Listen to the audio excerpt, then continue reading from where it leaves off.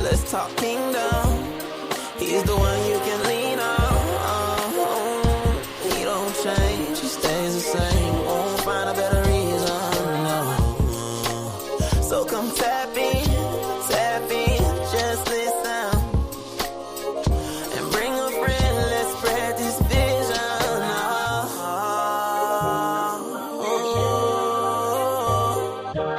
Let's talk kingdom. He's the one you can lean on.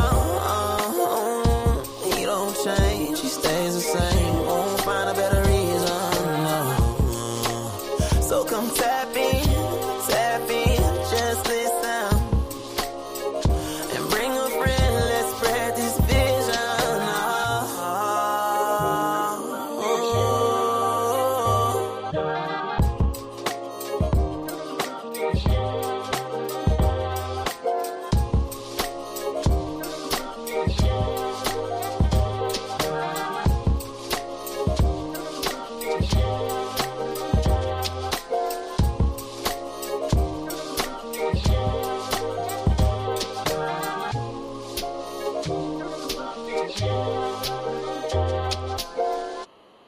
And shalom aleichem to each and every one of you. So glad to have you with us today. This is yours truly. Just desiring today to honor Shabbat, knowing what Yahweh would for you and I to do and how we need to be in him and what it looks like to honor him and worship with him in this day and in this time. Well, we got a few things for you to learn about, and we want to talk about how to Shabbat. Many people are asking, hey, man, I know you say you keep Sabbath. Well, what Sabbath look like and how do you do Sabbath and what is Shabbat all about? You know, what do you do with it? How does it work? Well, today we're going to start talking about those things coming in from the Bible, from the book of Bereshit, chapter number 2, Shemot chapter 16, Jeremiah chapter 17, Shemot 20, Isaiah 58, and Mark, Luke, and then the book of Hebrews as well. Hey, Rav, dude, good to see you with us, man. Did you have a question or thought you wanted to share something, sir? I saw you raise your hand there. I'm going to give you an invitation to speak. Good to have you with us today. Everything okay? How are you, sir?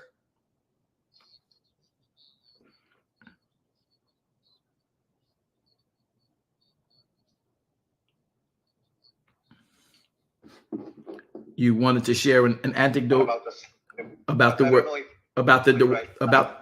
if I'm hearing you correctly, you said you wanted to share an anecdote concerning the name Darash, the Hebrew word Darash. Go ahead. An anecdote. Yeah. Okay. What you got? So it has to do with the rabbinic censorship in a rabbinic book, in a lexicon, a Hebrew lexicon from the 1500s. Mm-hmm. That was composed by a Jew and a Christian together in Germany. This was the first Hebrew print in Germany, founded by a Christian reformer, a very famous one, Paul Faggi. Yes. Later he fled from Germany to Britain, and he was a professor for Hebrew in Cambridge. And he had a very friendship with the biggest Hebrew grammarian of the time, named Elia Levita, and many books together. One of the books was a Hebrew lexicon with the name Tishbi, what is a nickname for the prophet Elijah. Correct. And they published a Hebrew and Latin version side by side, Hebrew and Latin. And in the introduction, in the book, in the entry of, it has 712 entries, the book, like the numerical value of the word Tishbi, of the name of the book. And in the entry of Darash, there is an entry of Darash or Darshan, or Darash. Correct. And Levita, the Jewish scholar, wrote in this entry what the Darash means, a preacher or something. And then he says, in this town, Izny, small town in Germany, the Darshan here in Izny is the Christian preacher and pastor Paul Faggi. By the way, this church exists still today. It looks the same as it looked 500 years ago. The library and the office room of Paul Faggi and all the books that they published together, everything is there as it looked like in the 1500s. So it's a long story. I published, I have a long article story not published yet but I just wanted to share with you this darshan thing. But in later Hebrew editions of the book, this paragraph was censored, as you can understand yourself why. I don't believe in censorship. Right. I just want to share this anecdote. Yeah, I'm with you on that. I don't like to share the censorship is an issue for me. That's a control mechanism. But at end of day, the reason that we were given that space in the Hebrew to deal with that word darash, because it's also a word bachash, which is another word that is associated to darash. And many people see darash with an A, and then there's darash with an A-E-S, daresh. And they both mean, that's a very good anecdote too regarding those rabbinical figures you mentioned are pretty popular. And the one that went to Britain, I did read a part of a book he and another correlated on together, and those are facts. The thing that I love about darash is most people don't get it, is that it means in essence to seek. It's a process of seeking, which is why the ministry, Darash Kingdom Ministries, for those who don't know Hebrew, the translation for the English, and that's post 15th century, is in fact sought out. And David cried, I think it was in Psalms 105, and you get me off the top of my head with this, even though we've made this as a part of our ministry. Psalms 105 verse 4, where he was like to seek out Elohim, search for him while he is near, call upon him while he is nigh. And what Elohim has always wanted us to do is to search for him. And that's what Shabbat, I love so much about Shabbat and the Moedim, is that when you come into the day, you're searching for him. And you're not like we would typically do in certain types of settings where we feel ceremonially obligated to do things of religious orientation, to say, God, come see us. Elohim, come see us. Yahweh, come see us. Adonai, come see us. Ruach HaKodesh, come see us. Instead, he has given a time and says, search for me while I'm near. Call unto me while I can be heard.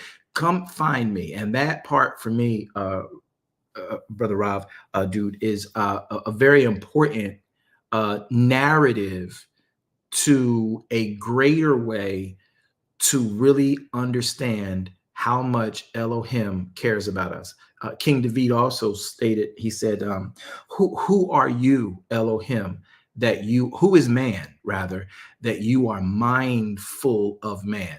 Who is man that you, watch this, visit man?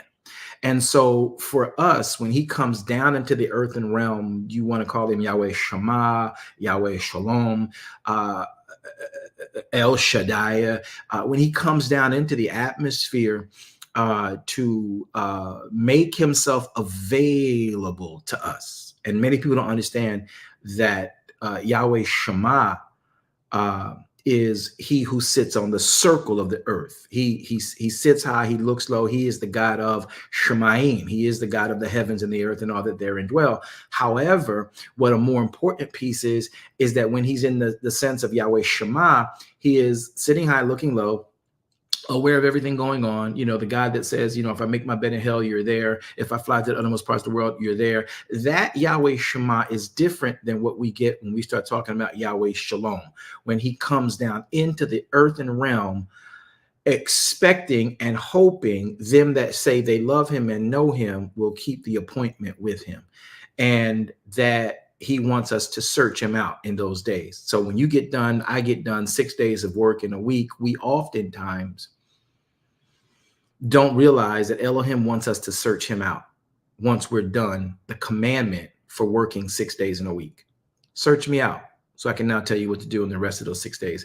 Rav, dude, man, I appreciate you, man. I try to get into some of your rooms when you start them, but usually I'm in other sessions across the world and my time zones be off. So maybe one day I can catch one of your rooms, man, and just pop in and just sit and listen to the wealth of wisdom you guys present, man. And I'm honored that you're here with us today. So if you got a question or thought or anything while we're studying today, just feel free to just say your name. Our moderators will catch you and put you in queue, and we welcome you here into this space. Yahweh be praised for your life. All right, everybody. So yeah, to that daresh, bachash. Many people don't realize it. It means sought out. That's what it means, sought out Kingdom Ministries. We're seeking out his kingdom. We're not trying to make one and then call it his. Maybe we should make that a quote. What y'all think? Darash Kingdom Ministries is about seeking out his kingdom instead of us making something and then saying it's his kingdom. How about we seek out his way, seek out his will? Because he did tell us, my thoughts are not like your thoughts. My ways are not like your ways. As far as the heavens where I sit, Yahweh Shamayim, right? Yah Shamayim. The heavens where I sit, El Shamayim, the God of heaven, where I sit, that's how far our thoughts are from yours. You're made from the earth. I created the heavens and the earth. Your thoughts are not quite like mine, unless you're taking my words in and making them your thoughts. And that is what we need to understand about our quote unquote activities in the faith of he who hung on the cross. So we welcome you all here to the broadcast. So glad that you're all there. Darash Kingdom Ministries. We're here to help, to teach, to learn, to study together so that we can be pleasing to the Father. And so that we can all prayerfully hear him say in the expire of our lives, well done, my good and faithful servant. And that goes for any of us. But the only way we can actually please the Father is by faith. And as we understand through arduous and very steep study that faith comes by hearing, and hearing comes by the word of Elohim. And if we don't have his word, without faith, it is impossible to please Elohim. So creating an environment that says, oh, we're about Elohim, and not actually building by his word, except he build the house, they that labor in vain. If we're not building by his word, his instructions, which are really simple, they do not change. And though the world is changing, if you know his word that doesn't change, you can navigate the changes of the world that the word said the word will change. The world will change, but the word does not. And you can navigate better from a place of proper orientation and without you getting dizzy, spinning around on all these changes and like a pinball in a pinball machine. I might be dating myself with that. You can actually get your bearings because the word of Elohim created everything that's moving around you, blowing around you, slithering past you, hopping on top of you, even the blessings that are overtaking you. It's all rooted and grounded in his word. And when we seek out his words, we are doing what Darash means, seeking him out, requesting or asking, and sometimes in a very persistent manner. Darash typically means to search and inquire. And in the context of that, you're seeking knowledge, or like the great king Solomon did, he says, give me wisdom and understanding that I might rule your people well. That's what Darash is about, seeking to understand what we think we know about Elohim. And that's a key thing to always embrace and accept. Well, thanks again for that beautiful kickstart, Rob. Listen, the rest of you, we're going to go ahead and take a moment to pray. I know it's sort of kind of late, UK. We were rocking it a little bit earlier, and it was great conversations we had. Those of you on the West Coast, what it do? How are you? Well, those of you with me on the East Coast and in Jamaica, those of you also from South Africa, those of you in Mali and Sri Lanka, those of you also from Ghana and Uganda, hoping that all things are well with you. Can somebody tag my dear brother and Prophet Mike and his beautiful wife for me, and Minister Walker? I don't know if you're out there anywhere, but I think you might be, Apostle Walker. We're going to go ahead and take a moment to pray. Let us bow our heads in reverence of him. Take a moment to really just stop what you're doing. And I'm sure some of you have, but let's just do it again and acknowledge him in all of our way, so he can direct our path. Father, Yahweh, we come before you in the mighty name of Yeshua, who is our Hamashiach. We know you have given a child to be born so that your son could dwell within him to teach your creation how to honor you. We're asking you today that in this moment, we give you permission to come into our homes as we've done in Shabbat, the beginning of Shabbat. Some of us are even out of Shabbat. However, those of us still in, we give you permission to come into our homes. We are seeking your understanding. We are seeking your words, not our pre-made sermons, not our ideals, and not our preconceived notions about this, that, or the other. But whatever those ideals are, like Apostle Paul, we want to bring those thoughts and imaginations into the obedience of your word. We're asking today that you please feel free to roam in our homes, in our garage, in the ductwork of our home, in the HVAC, and in our kitchens, in our bedrooms, on our lanais, on our second deck, in our eaves. You can be wherever you need to be in our space, in our washrooms, in our dens, our office spaces. We give you free and total roam of our home. And more importantly, we give you free and total roam of the home you put in the earth as us being your tabernacles. Flow throughout our blood, our heart, flow throughout our marrow and our bone deposits, flow and have whatever freedoms you desire dwell within us, dwell within our tendons and our ligaments, reign and dwell within our organs, every single organ of our body, dwell within the sinew of our body, dwell within the brain matter and the lungs. And we just give you permission to do whatever it is you need to do. We ask you for total restoration. That's what you here to give us, and we rest in that fact of your word for why you gave humanity the seventh day.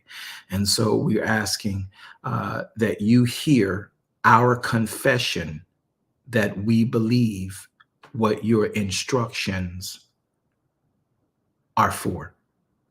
Help us to understand them better and to learn to comply with them the way you intended. You are the author and you are the finisher of our faith. And we dare make up something and then say, God bless this that we made up. We'd prefer to come into what you made.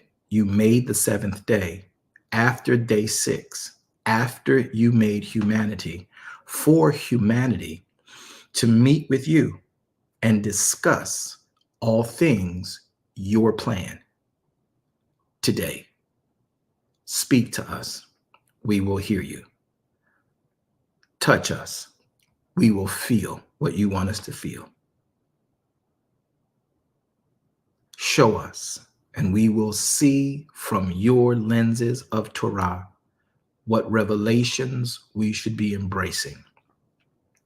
Thank you for peers and strangers who are of same faith with you, same ideal of you, that we can share together in a commonwealth of your word that created everything we know and associate to wealth, health, prosperity, wisdom, understanding, or autonomy.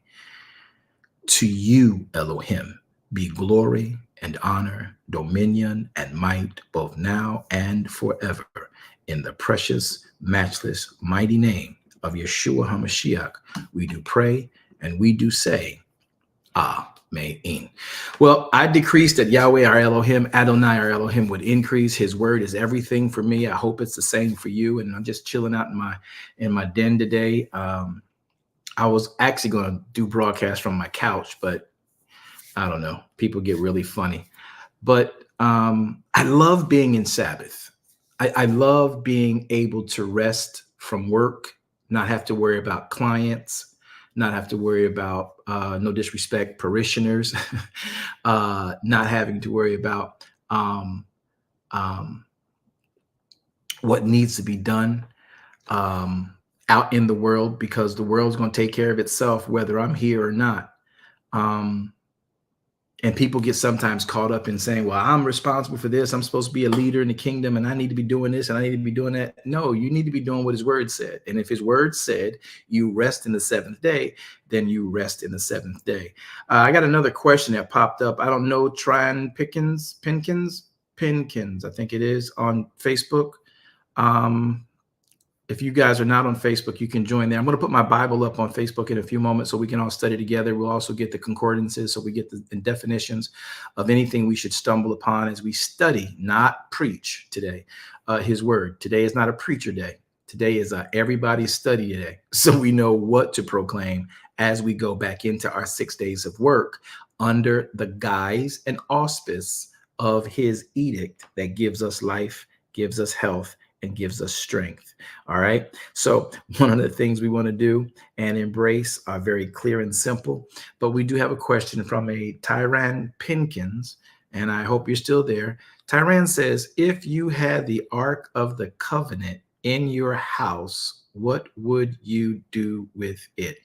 Well, the Ark of the Covenant is in fact a very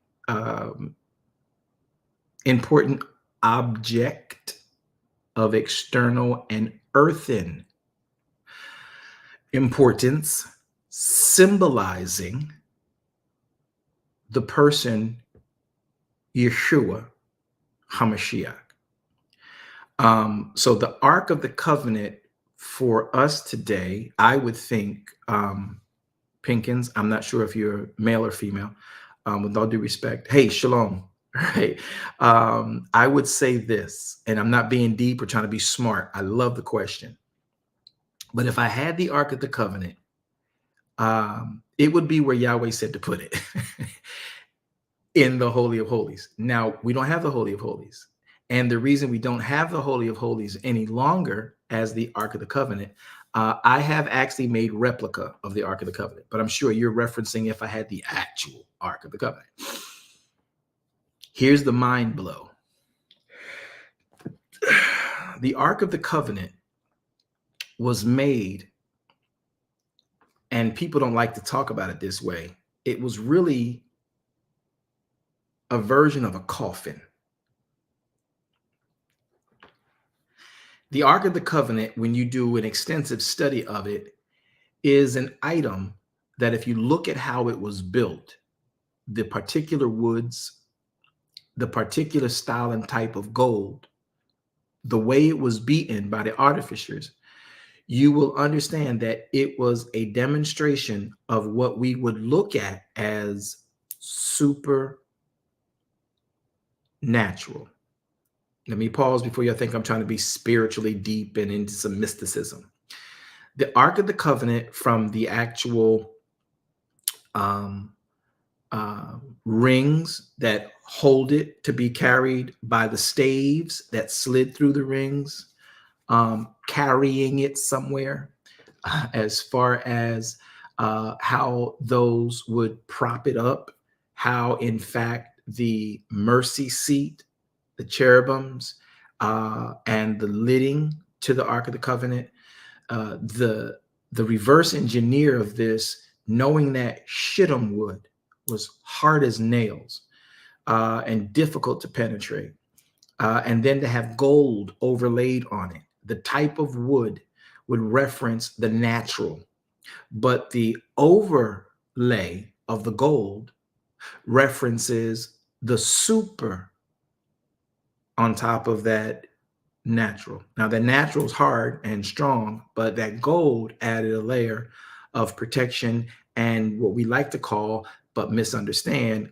glory. And there's a glow to that. So the gold is pure. It's not 10 karat, 14 karat, 18 karat, like, you know, people like to walk around with on their rings and on their necks and the earrings and stuff. So this was a significant symbolism of Elohim showing you that if you honor the word that's in the ark, you will have me cover you in the natural, the way this gold covers this wood that carries my word. Now, so if I had the Ark of the Covenant, what would I do with it? First, I would find out what he wanted me to do with it. But because Messiah has died, and if you pay attention to the symbolisms If you pay attention to the symbolisms of the ark is about 5 foot or so when you get past the cubits measurements and translate them to the English or the metrics, right? Metric system. It's about, I'm English. I'm American, so we use the foot and the yard. We don't use metrics. Well, now they're trying to, whatever. So it's about 5 foot and some change. So it's basically a coffin. It's long enough for a human body on average, and it's wide enough for a human body on average. And people don't like to talk about it this way. But that ark also has on top of it a mercy seat where cherubims have their wings connecting, and it is a place where you ask for mercy. So here's the next piece. So Messiah is actually the Ark of the Covenant. That's why you can't find it nowhere. You may find somebody may have it, whether it's in Ethiopia, whether it's in some place that's the different people that they talk about, that have ravaged the temple and took it and hid it and all that they're going on with that, right? But the Ark of the Covenant no longer matters because Yeshua HaMashiach is the Ark. Watch. Everything in that Ark, from the rings, the piercings. So when you and I put piercings on our body, when you put an earring on, you have to pierce your body to get the earring on. Watch, stay with me. You got a nose ring, you pierce your body to get that ring. You got rings everywhere else on your body, right? So if they do that now, the staves going through those rings are to help stabilize and carry. So everything about that ark represents the human body. But here's the catch. It particularly speaks to Yeshua, because in the Ark of the Covenant is the Torah. Also in the Ark of the Covenant is also the bread of life, the manna. Inside the Ark of the Covenant is also the rod that budded.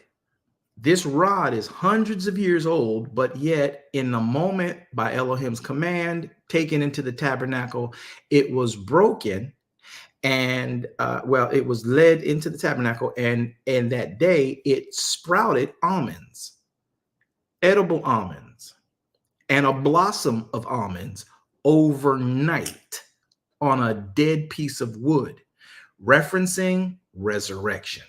The Ark of the Covenant contains the word of life, the bread of life, and the resurrection life. That's the Ark of the Covenant symbolically, behind a veil. Yeshua ripped that veil. Our new access to what's in the ark is through the veil of his flesh, the new and living way. In the ark, once you get past the veil, is the mercy seat. We can't come unto the Father but by him. On top of the ark is the mercy seat, our access to the Father.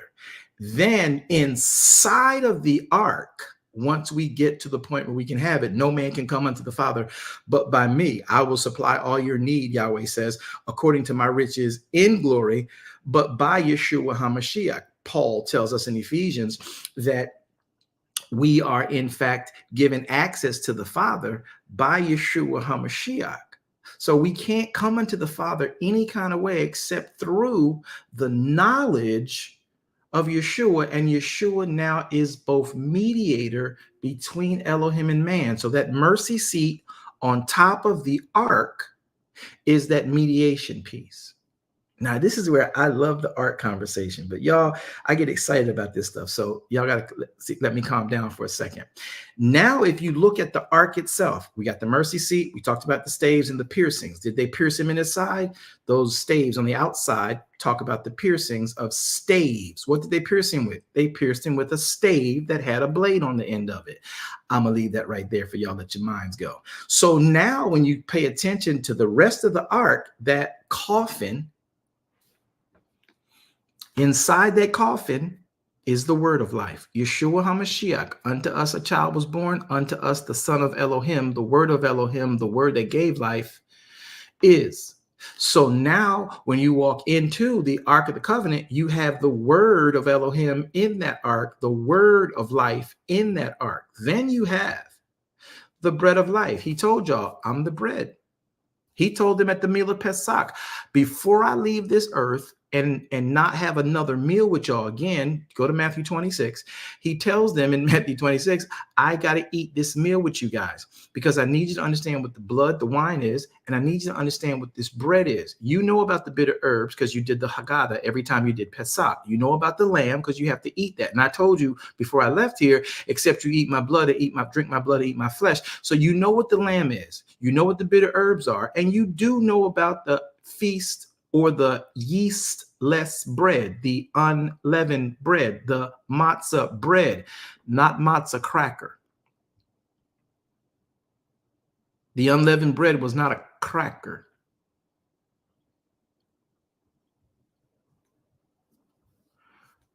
I'm going to say that again. The unleavened bread was not a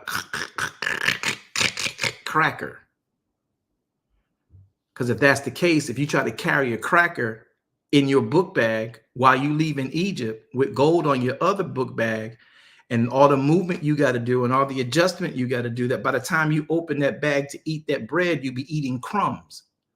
So the unleavened bread was never a cracker. That could be crumbs while you trying to get away from Egypt, running across the Red Sea on dry ground, because Pharaoh's army is chasing you, walking off of a beach. Do you know how much damage can be done to a set of crackers trying to get you out? So the unleavened bread was never a cracker, contrary to what y'all eat at communion, what y'all been told by the Catholic Church, and all of that goes with that. There is no cracker. This is unleavened bread. You have to rip that bread. That means if it's a cracker, it does not have any moisture in it. Crackers are dough without moisture. The word of Elohim is going to keep you pliable. So he says, I am the bread of life. That manna requires the word. And so in that bread of life that you rip, it's pliable. Messiah says, I am the bread of life. So guys, before I go away, here is that meal. Here is what the bread is. This bread is my body, which is broken for you. I know you've been doing it for the unleavened bread. Now you know why it's unleavened, because I'm without sin. See, Messiah is the ark. That's why we can't find it nowhere. And to seal it, inside that ark, the word of Elohim, the bread of life, and the resurrection of life. All three. That's Yeshua. There's no other way to look at that. But it's fun. Hey, Pinkins. Okay, they say spoken with grace. Thank you. You're welcome. I hope that it answered your question. I really do. And I hope it's good for you. But for some of you who may have been sitting with me for a long time, and y'all know how we teach and learn this stuff, but for some of you, like, you know what, I still never got that part. And I'm so glad that you do. Did anybody learn anything by that? I love those kind of questions. I love questions. I love questions.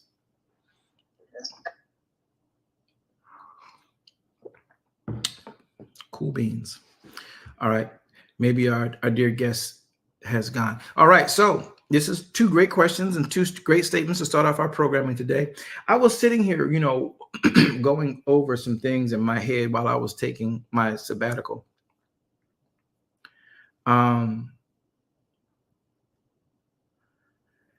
If we really want to learn about Elohim, we have to seek him.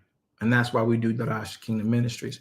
We want to seek him out, not make something that we think he would like, and then tell him, this is my worship to you, God, Elohim. And we want to be able to give him what he wants. Can y'all just type that in on the platforms, Clubhouse as well? I only got 8 comments on Clubhouse. Can y'all all just type in, Chrisla? Hey there. I want y'all to type in,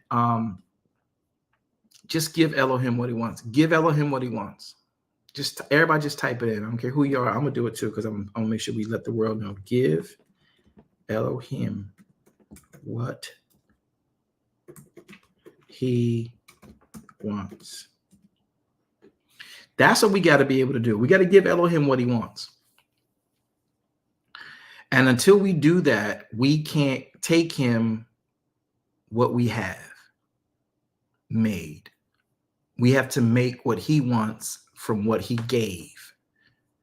And he gave his only begotten son, that whoever believes in him would not perish, but have everlasting life. So giving him his word back is the greatest gift you can give to Elohim. I'm going to say it again.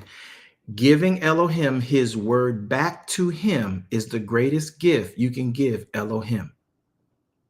I'm a big believer in gift giving. And my thing is, I think that's why I despise that holiday of humanity around the 25th of December, because if Messiah gave his life for me, the greatest gift I can give him, first off, is to him, right? Not to somebody else, you know. That's like me. I'm gonna read some names off here. That's like me coming in and saying, "Oh, Messiah, I love you. Elohim, I love you." So I'm gonna read some names off here. I'm gonna give Sister Willie a gift. I'm gonna give Brother Eric a gift. I'm gonna give Sister Longsworth a gift. I'm gonna give Dr. Stewart a gift. I'm gonna give She Confesses the Word a gift. And that's me giving you a gift, because I'm gonna give them what you should be getting from me, because what you gave me the ability to get these gifts. So I'm gonna give them gifts to show you I love you. Craziest, goofiest thing on the planet. I don't even know how we came up with the idea, but somebody did, and we all took it hook, line, and sinker, and been doing it for centuries. But it's ridiculous. So when you talk about gift giving, I take my time. If I value in my life, if I value you in my life, and I give you a gift, the gift that I'm going to give you is a gift that I know from what I have heard and seen of you that you're going to use. I don't get you a gift based on what I think would look nice on you, what I think might smell good on you, what I think, you know what, you should own this item because it's popular and it's trending and everybody's got one, and I want you to have one so you can be a part of the crowd and look like you're relevant. I don't give you a gift that I think you should have.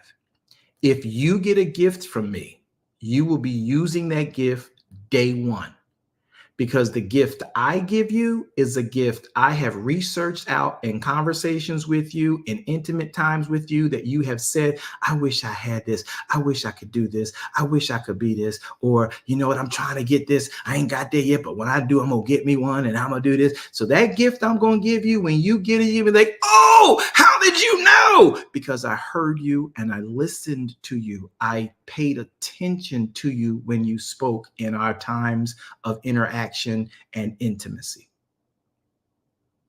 Now, for the ones of y'all who can't get your brain around the word intimacy and relegate it only to lewdness and or some sense of immorality, intimacy is into me, I let you see. Intimacy has nothing to do with the introduction of intimacy has nothing to do with sex. Intimacy is the gift that Elohim gave to marriage, right? The gift that Elohim gave to relationship, not just marriage. But marriage isn't relegated to just masculine and feminine coming together to procreate and make children. Marriage is a relationship that creates commonwealth. So intimacy is what Elohim gives you in a relationship of fellowship. Into me, I let you see. Now, I'm not trying to be your friend, but in times that we are together, if I'm seeing that you are having trouble with me in this ship paddling, and you're like, my muscles aren't growing, I'm going to buy you some protein. You're going to take that protein because you said, I want my muscles to grow. I'm going to aid you in that process. You're like, how did you know? Well, 3 months ago, before your birthday came, you had mentioned you wish your muscles could grow stronger. So here's some protein and here's some exercises. Here's my gift to you. Didn't cost me $1 million, but it was valuable to you, priceless to you. The fact that you know someone thought enough about what you said you needed and produced what you had not time to go get yourself. Somebody just type in, that's priceless.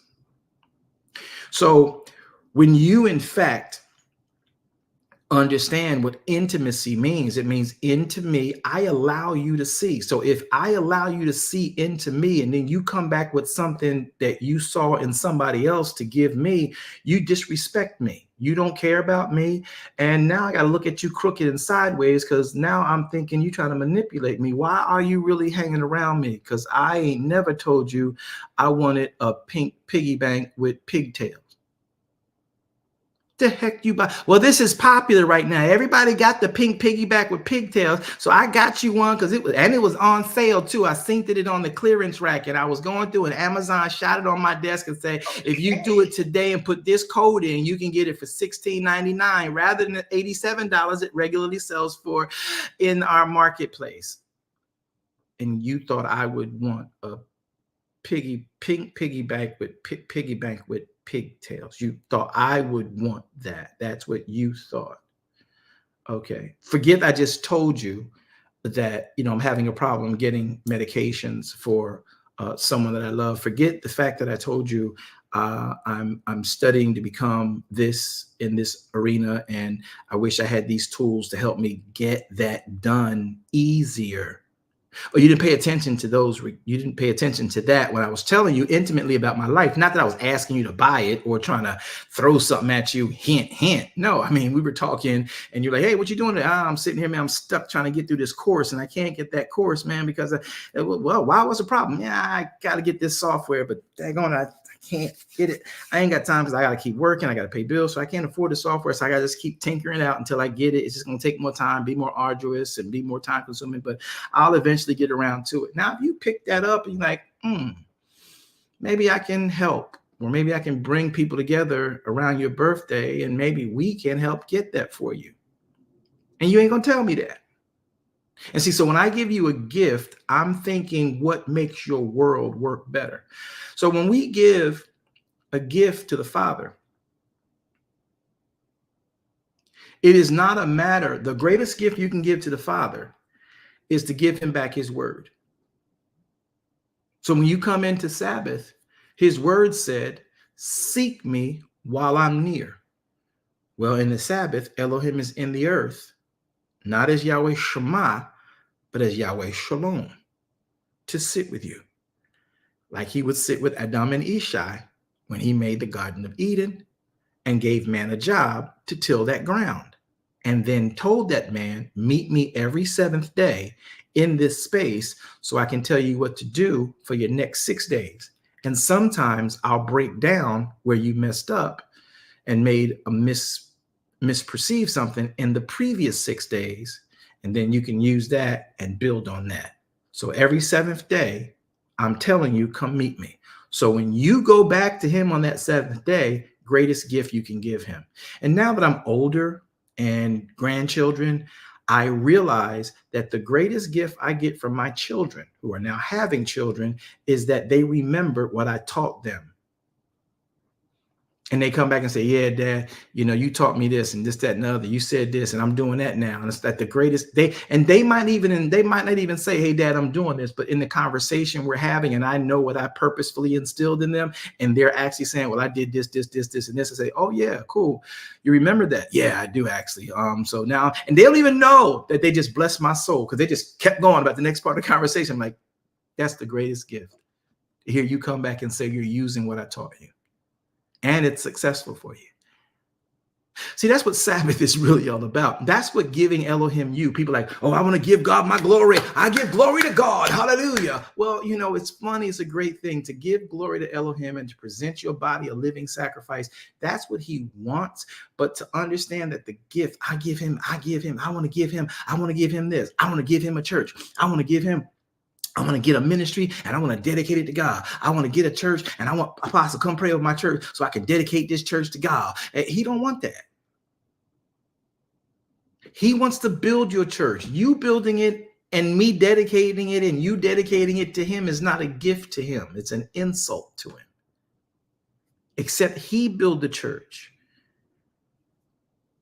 They that build in vain. It's okay to say wow if y'all want to. If y'all don't want to, I can make some, I got some sound effects. I can use them. Wow.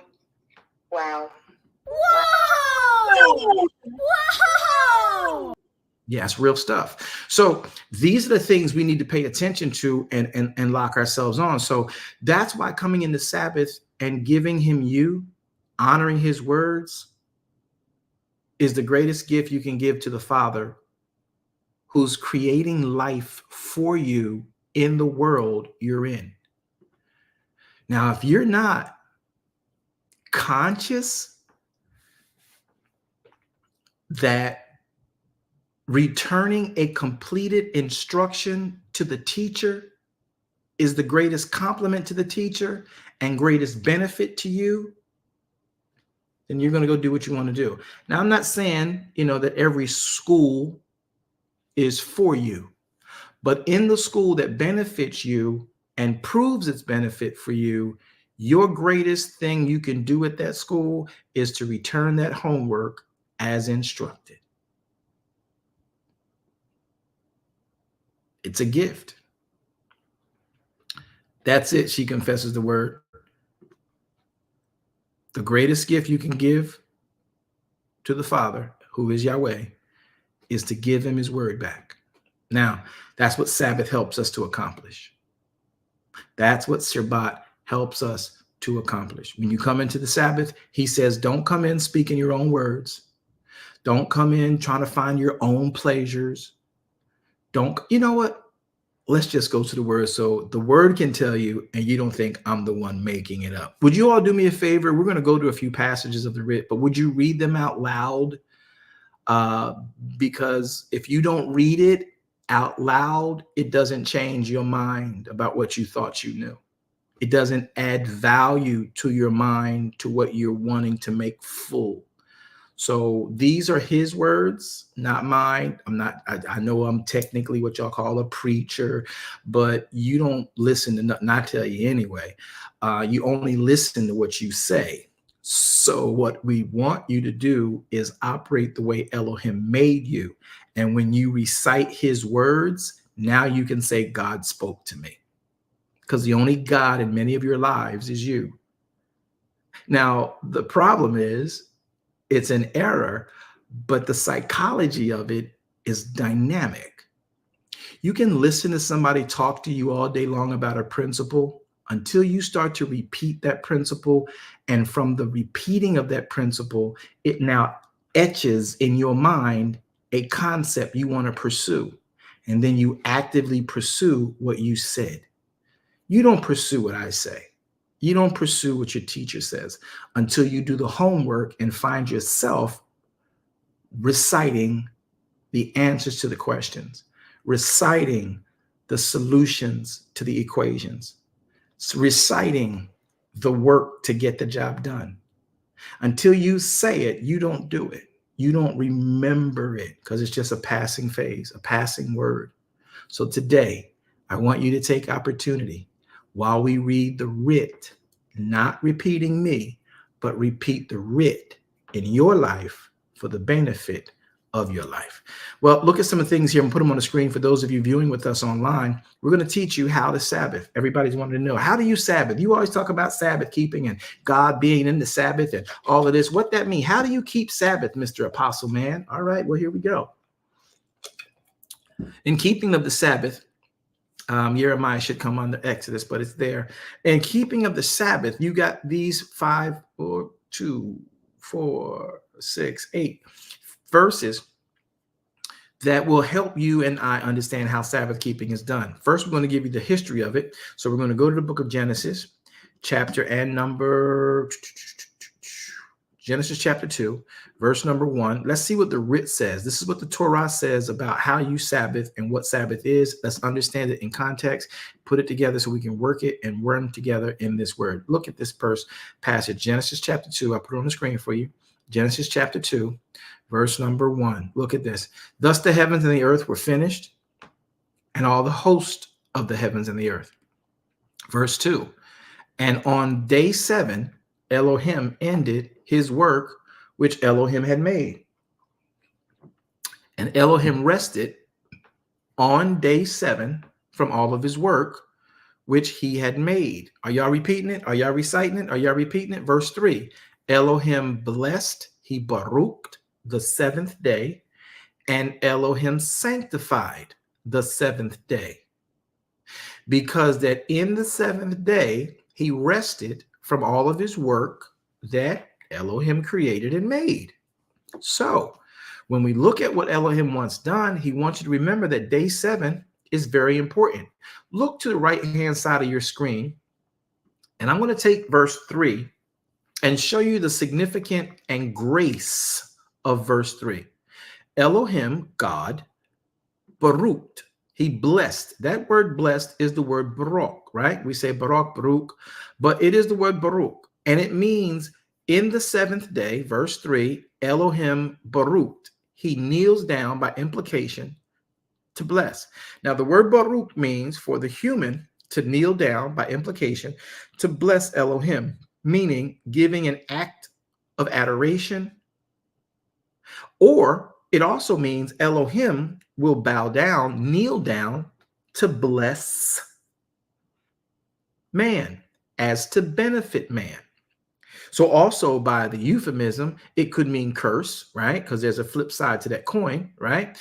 It could mean, hey, this is an act of treason, right? So there's a flip side to that coin. But typically using this passage, the word baruch, it means abundant, altogether, at all. Blaspheme, again, the opposite, but bless, congratulate, curse, an opposite, greatly, indeed, kneel down, praise, salute, make still, give thanks, be gratified for, right? So this word, Elohim says he baruched the 7th day, meaning he filled it, he blessed it, he empowered it as a benefit for humanity. He blessed the 7th day. Now the 7th is the word shabi, right? Shabi is the word for the 7th, or meaning the 7th as in a time. So this word comes from 7651, meaning 70. So you know exactly what we're talking about by that word. But from 7651, the word Shibra means it is a number that is sacred. It is a sacred number. We know it as the number of completion. So in verse number 3, Elohim baruched the Shabi. Now we know it to be the 7th day, the Shabbat, and he sanctified it. So that word sanctified is the Hebrew word H6942. Look at the right side of your screen. It is the word for Kodesh. So Kodesh means that this word is the root, primitive root. A primitive root means to be causatively, make, pronounce, or observe something as clean, both ceremonially and morally. It means to appoint. It means to bid. It means to consecrate. It means to dedicate. It means to, in a negative, opposite side of the coin, it means to defile something.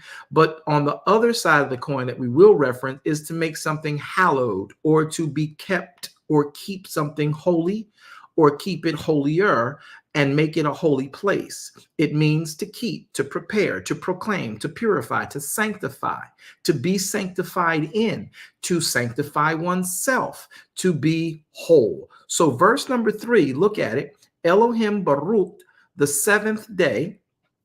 Elohim baruched the day of completion, and then he kodeshed it. He made it clean.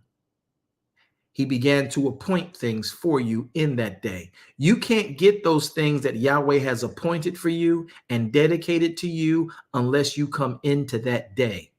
Because, verse 3, that in it, in that day, he had rested. So in this blessing of the completion of this that he has deemed sanctified, clean, dedicating, hallowed, prepared, and proclaimed for you, he now has rested. That word rest in the 3rd verse means the word Shabbat. That's why you hear me say Sabbath, Shabbat.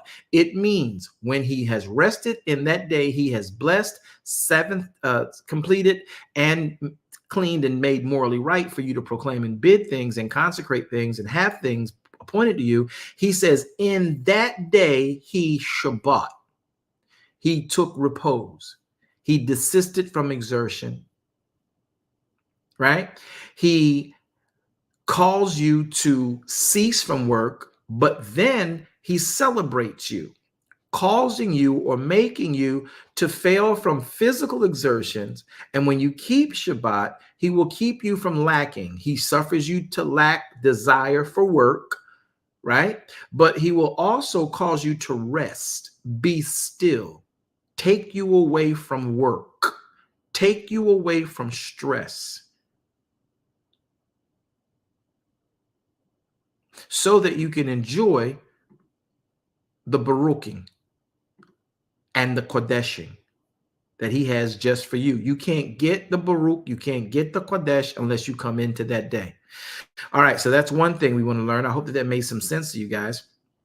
And I hope that it was a blessing for you. Now, the next thing we do, if you're looking on the screen, the next phrase you want to go through is Exodus chapter 16, verse number 20, because it's very important. So when you look up Shemot 16, this day is how you do that, right? So now you know what's expected from Genesis chapter number 2, Bereshit chapter 2. Now look at when you do it, and we're going to explain why you do it. So now we're here in the book of Exodus, and it's going to be Shemot 16, and we're going to go down to verse number 20. Matter of fact, let's just go down to verse 12. Can I read a little bit for you? He says, I've heard the murmurings of the children of Israel. He says to Moshe, speak to them and tell them at even they're going to be able to eat the flesh that they crave, they say they want. In the morning, I'm going to fill your stomachs with bread. Verse 13, it came to pass that in the evening, he caused the quail to come up. And in the morning, he caused the dew to lay around about the host. Verse 14, when the dew lay around the host and it was gone up, behold, on the face of the deep, there was on the face of the wilderness, there was left to lay a small round thing, as small as a hoarfrost on that ground. Verse 15, when the children of Israel saw it, they said to one another, it's manna. So what's manna? Manna is the Hebrew word H4478. It is monon, right? We call it manna, but it's called mon, right? It literally means whatness.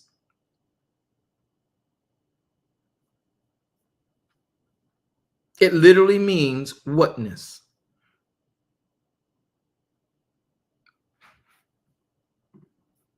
It literally means whatness. Whatness? Does that connect itself with Yahweh being the I am that I am? Or Yahweh saying, I will be that I will be? Whatever that is. Somebody say whatness.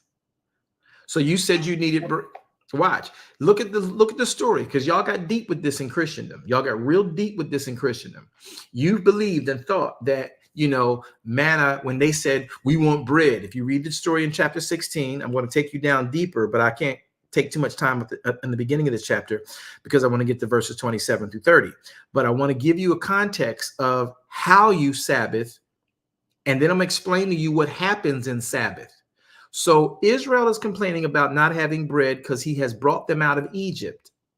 The unleavened bread they took out is now gone. They don't have any grain to make bread. They are also without a lot of meat, trying not to eat their sheep. But Yahweh says, all right, y'all gonna keep murmuring and complaining. You're fresh out. You're fresh out of Egypt. You're fresh out of jail. You're fresh out of bondage. You're complaining because you're used to your slave master always providing for you. But I'm not your slave master. I'm your creator, and I provide differently.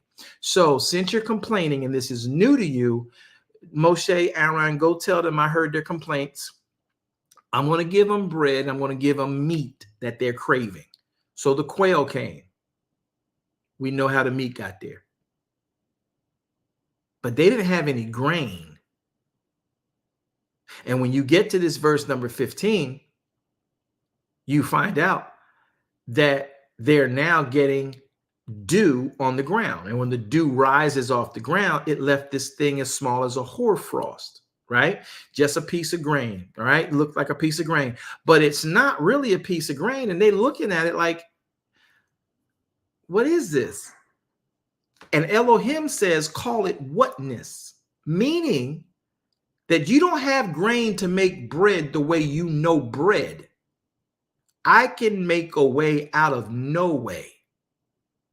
So what Elohim did was he gave them quail. They knew that meant meat.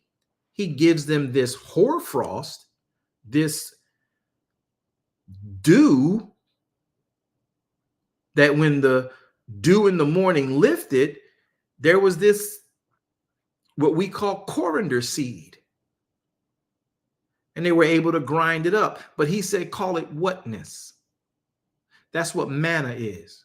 So when you cry and talk about, oh, God's sending down manna from heaven, if Yahweh is sending you manna from heaven, that means whatever it needs to fill your gut, whatever it needs to be to fill your fullness, whatever it needs to be to get you where you go, it will be that whatness. So manna is whatness, the whatness of God. Oh, y'all like to say the righteousness of God. Well, now you're going to learn the whatness of God. That's what manna is. That's why it was in the Ark of the Covenant. Whatever they needed, that manna would remind them that no matter what jam I'm in, Elohim will bring me some whatness. What the what? Yeah, the whatness of God. Y'all not going to talk to me today. Somebody say, what the what? What the what?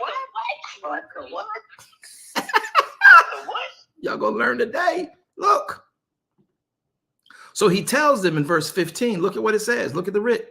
He says in verse 16, and when the children saw it, 15, when the children saw it, one said to the other, this is whatness. The word, look at it is manna, for they wist not what it was.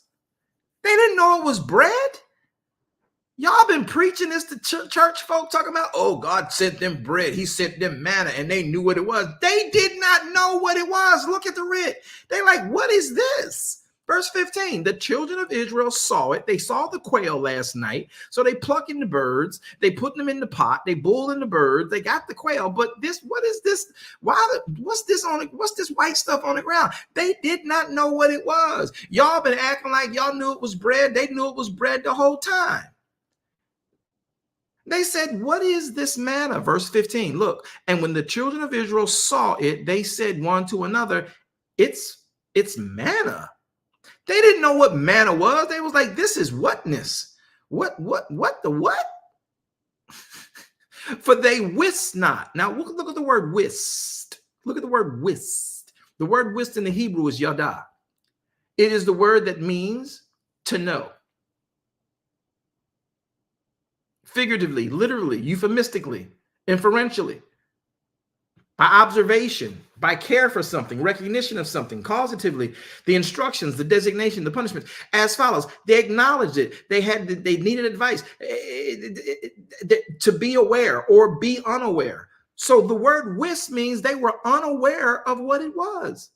They wist not.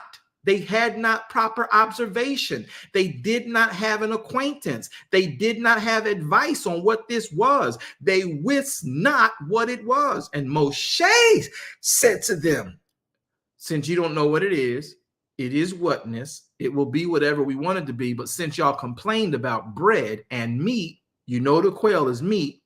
So this is the bread. But this manna can be more than just bread. Wow.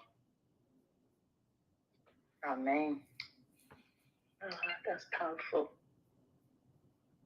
And this is the whatness that Yahweh promised. He said, who's delivering us, Moshe? Tell them, Yahweh said, tell them the I am that I am. Tell them the I will be that I will be is going to be bringing them out. So this is a part of his whatness. The whatness that is the bread which Yahweh has given you to eat. All right. Y'all got that part? Yes, sir. Can I move on? We're still here in Exodus chapter 16. We're going to go down to verse number 27. But watch this as we move quickly into this next part. Watch. So in Shemot chapter number 16, we're on verse number 16. And this thing which Yahweh has commanded, I want y'all to gather of it every man according to his eating. I want y'all to gather an omer for every man according to the number of persons. I want you to take every man a omer for every man in his tent. And the children of Israel did it. Some gathered more because they had more people in their tent. Some gathered less because they had less people in their tent. Verse 18. And when they did meet, measure it with an omer, they gathered much and had nothing left over. And he that gathered little didn't have anything lacking. They gathered every man according to their tents eating. Verse 19. Moshe then said, let no man leave this whatness until the morning. Notwithstanding, they did not listen to what Moshe said. Now, how are you going to have whatness? Whew, can I talk about the whatness of God? Please do. Talk about it. Moshe told them, this is manna. Right now, we're going to call this bread, since that's what y'all complained about. Now, you don't know what all the whatness of this manna is. This whatness, it's whatness. It's whateverness. Moshe said, we're going to call it bread because Yahweh gave us this to eat as an answer to your request for bread. He sent you quail. So this is the fulfillment of your meat and bread. We're going to use it to make bread. Don't let this whatness, after we used it for bread daily, be left over because it's going to turn into something else. Why would you have whatness and not use it for what you asked? You asked for bread to eat today. You ain't asked for bread to eat tomorrow. You asked for bread to eat today. So the whatness of Elohim, I love his humor, is that, look, it's bread. Use it. Now, don't leave it to leave over to tomorrow because I don't know what it'll turn to tomorrow. Okay. Not enough what in this conversation? What the what? What the what? Exactly. What the what? So he says in verse number 20, notwithstanding, they did not listen to Moshe. Look at verse 20. But some of these people that go to this church and go to this ministry and sitting out there begging for bread and meat, they got what they wanted. Now they're not listening. Some of them still left it until the morning. Talking, he don't know what he's talking about. It's bread. We done made this stuff. We don't know what kind of bread it is, but it's bread. So they left the whatness after they turned it to bread and left the whatness overnight, and it bred into worms and it stank. And Moshe was hot with them. Verse 21. Then they gathered, watch this, every morning according to their eating. And when the sun waxed hot, the whatness melted. Verse 22.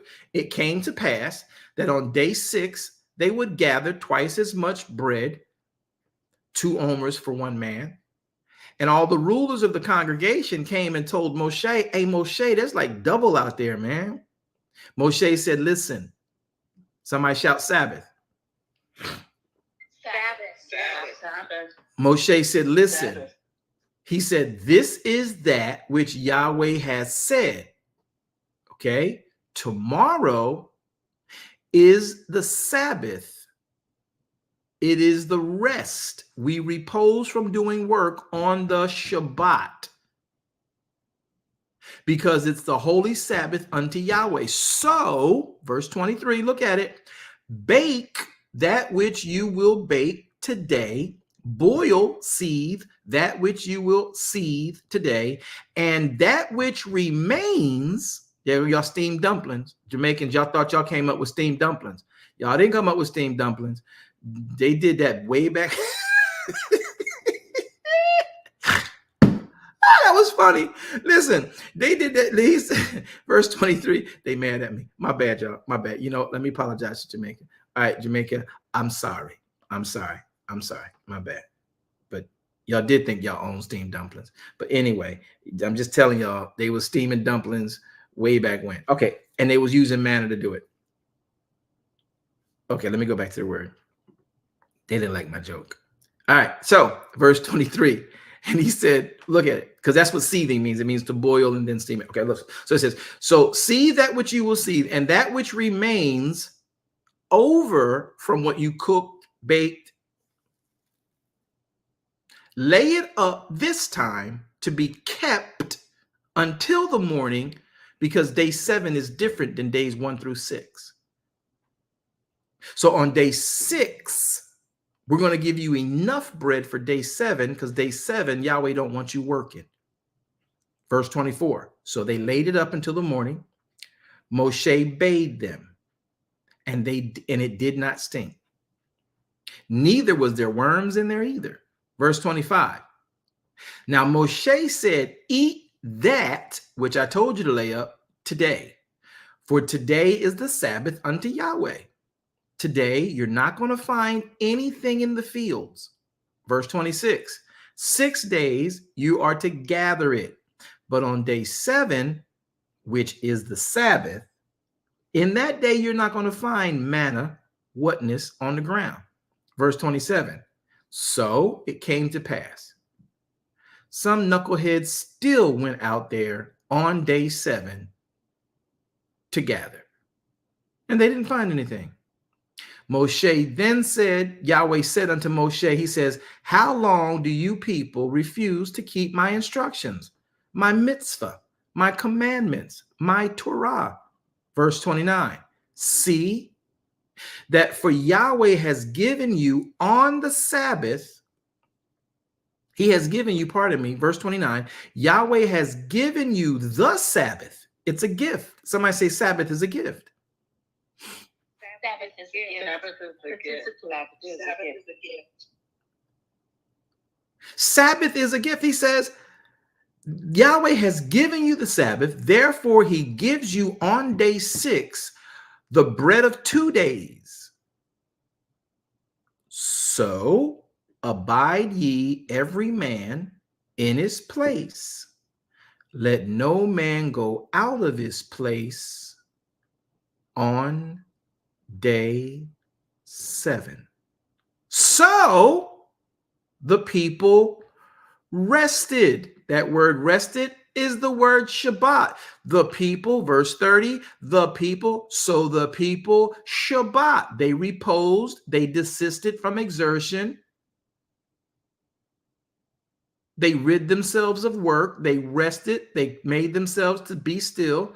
They took themselves down. They put themselves away from work. They rested. They Shabbat on the 7th day. They didn't go out nowhere. They didn't go try to find nothing to do. They just walked around their property and enjoyed the day. They didn't do all that other stuff. They rested on the 7th day.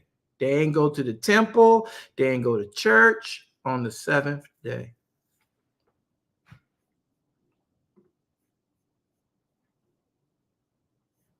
So now you understand that Yahweh has a way that Sabbath is done.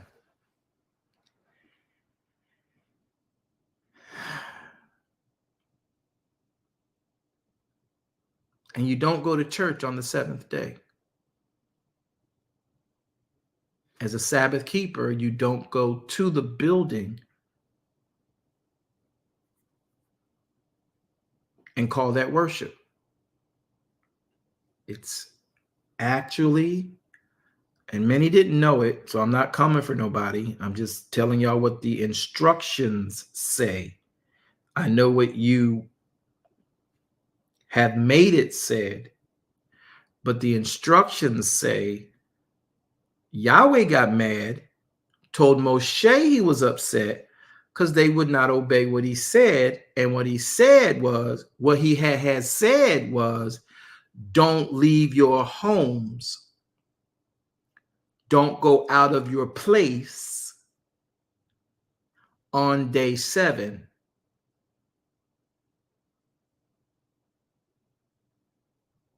He didn't just say, don't go and gather on day 7.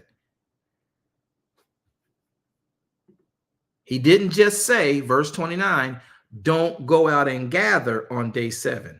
What he said in verse 29 was, do not leave your place on day 7. So let me ask y'all a question. Unless you live on church property,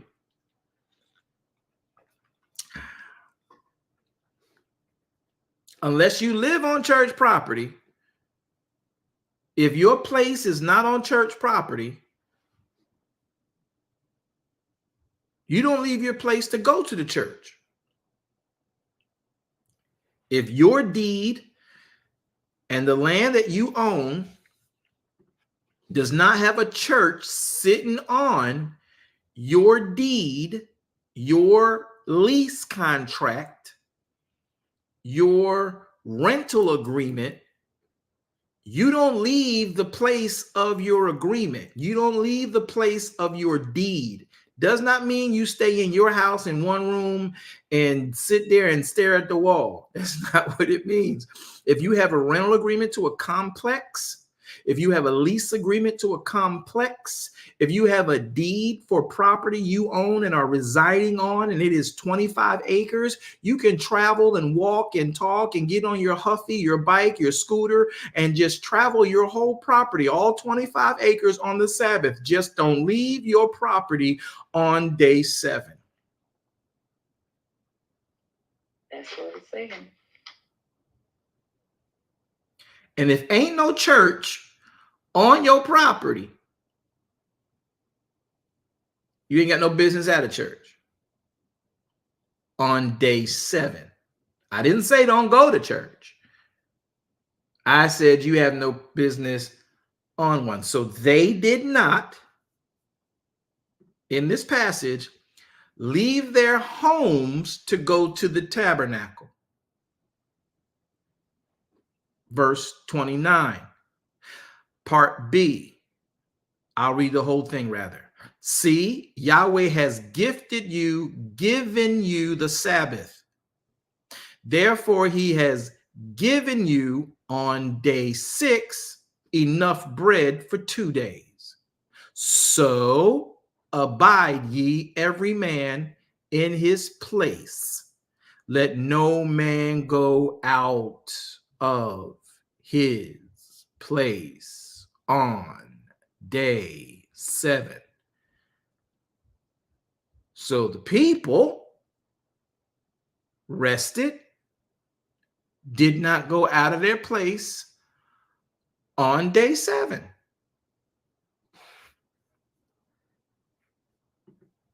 Did I make that up?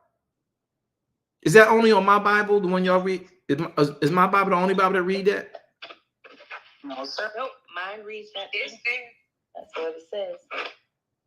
Pickens hit it right. It's written. It is written. We didn't make it up. So that's the instructions for Sabbath. All right. So I don't want nobody to get mad at me because people get mad when we talk like this, but I really don't care. I just care that we know the truth and what we do pleases the Father, because without faith, it's impossible to please the Father. So if we're not pleasing the Father, what's the chances of him saying when we come to see him, well done? I asked the question again. If we're not pleasing the Father by not following his instructions, and we be absent from this body and we go to see him, what's the chances of him saying, well done? None to none.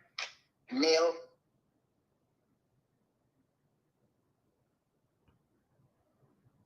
It hit different, don't it? Okay. Yes.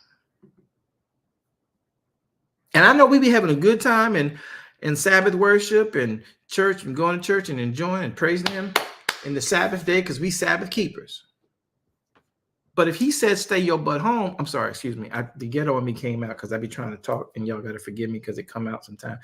If he says stay your butt home, isn't that like a disobedient child? I told you don't touch those cookies. Those cookies are up on the top of the refrigerator for a reason. And let me settle this. I know some of y'all people think that the top of the refrigerator is not a shelf. Well, I grew up in the hood and it was a shelf for us. That was where my mom hid stuff from the short people of the world, the little people. So they put...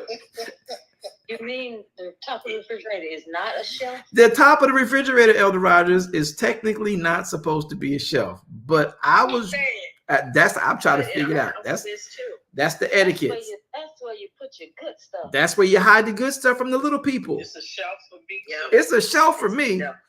So I think it's for black folks. It's a shelf. I got a black thing. it ain't just a black thing. I got some Latinos and some Caucasoids who be putting it up there. I'd be like, wait.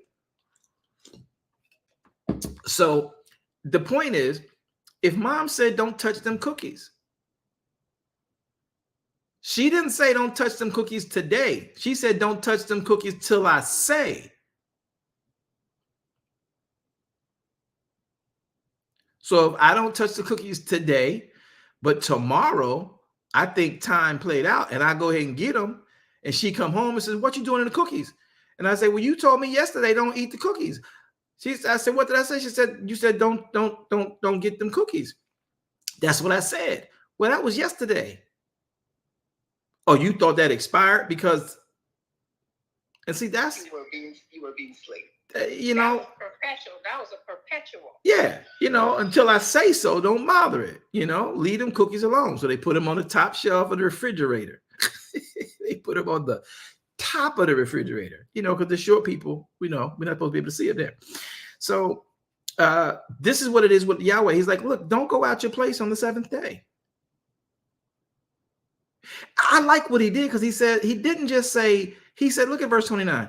He said, we're in Genesis, Exodus chapter number 16, verse number 29. See, Yahweh has given you the Sabbath day. He's given you 6 days of bread. He's given you 2 days worth of bread on day 6. So I want you, look at what he says. Look at part B. Look at part B. He says, abide you, every human, in his place.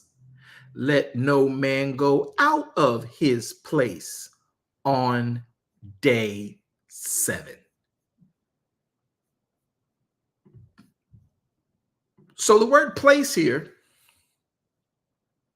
look, is the word makom. It is a Hebrew word H4725. I can't make this up. You're reading it from the dictionary and the concordance. He says the makom. He says, don't leave your makom on day 7. Well, what is the word makom? The word makom comes from the Hebrew word 6965, but it is the actual word 4725, properly meaning a place that you're standing in, i.e. a spot, but used widely of a locality or general or specific. It means of a condition of body or mind. Don't leave your country. Don't leave your home. Don't leave your place. Don't leave your room. Don't leave your space whithersoever. So we got some whatness and some whithersoevers. Whithersoever you travel. Does this make sense to anybody but me? Now listen. Yes. Look, no, y'all, no, what we're not going to do is act like nobody got offended. Now, listen, to my Jamaican friends and my UK Jamaicans and my American Jamaicans, I was having fun about the steamed dumplings. Y'all ain't talked to me since I made that joke. So is we good? I need to know, because if I offended y'all just trying to prove to y'all that y'all wasn't the only ones that came up with steamed dumplings, I need y'all to tell me right now, because I'm feeling some kind of way. What good, Apostle? That's the UK chimed in. Where y'all at, America? We ain't making dumplings. I ain't talking. I'm talking about American Jamaicans. You American, you are African American. You have nothing to do with this conversation. I'm talking to my Jamaicans who have come stateside. Where are my Jamaicans stateside? Okay, Beverly Phillips. I know you in New York, and you from Kingston. So you real Jamaican. So yes, she good. All right. So all right, cool. How about my Jamaicans in Jamaica? How about my Jamaicans in Jamaica? Y'all good?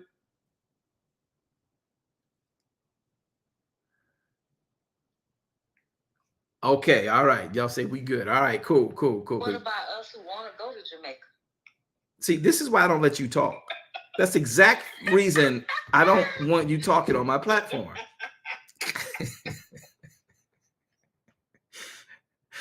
All right. So, do y'all understand that he says, don't leave your place? We can't confuse that any longer. We can't act like we have not read that. He does not, you don't leave your place, you don't leave your makom on the 7th day.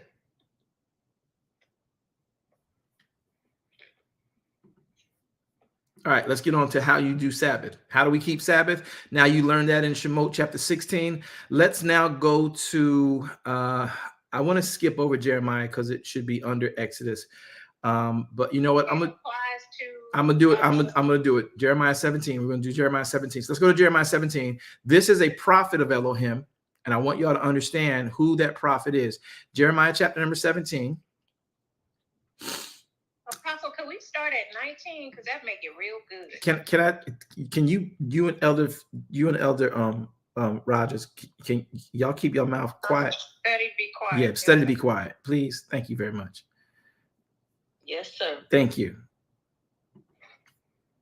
And the church said amen. All right, so we're going to go to Jeremiah chapter 17. And we want to get started in Jeremiah chapter number 17. Okay, here we go. Jeremiah chapter number 17. We're going to go down to verse number 24. But we always want to read up to make sure we're doing it where we need to be at it. And since we're going to talk about it, I'll go ahead and do what Minister Wanda asked. And we're going to go to verse number 19, which is probably what we do anyway, to read it in proper tense. All right. So verse number 19, it says, "Thus says Yahweh unto me, go and stand in the gate of the children of the people, whereby the kings of Uda come in, and by the which they go out. And I want you to stand in all the gates of Jerusalem." Verse 20. "And I want you to say to them, Jeremiah, hear ye the word of Yahweh, you kings of Uda and all Udea." Can y'all, somebody say, this is not Israel? This is not Israel. Woo, buddy, we just started a whole war right there. This is not Israel. This is Uda. He says, go down into Uda, the southern kingdom, and go and stand in front of all the gateways and the doorways. And I want you to go where the king comes in and goes out at. And then verse 20 says, tell them, hear ye Yahweh, you kings of Uda and all of Udea, and all the inhabitants of Jerusalem, that you enter in by these gates. Verse 21, thus says Yahweh, take heed to yourselves, and bear no burden on the seventh day, the Shabbat, nor bring it in by the gates to Jerusalem. Neither carry forth a bundle out of your house on the Shabbat. Neither do you any work, but hallow, sanctify your house for the Sabbath day, as I commanded your fathers. Does anybody know when he commanded them to do that? Exodus. Shemot, you just read it. Verse 23. But they obeyed not. Neither did they incline their ear, but made their necks stiff, that they might not hear nor receive my instruction. Verse 24.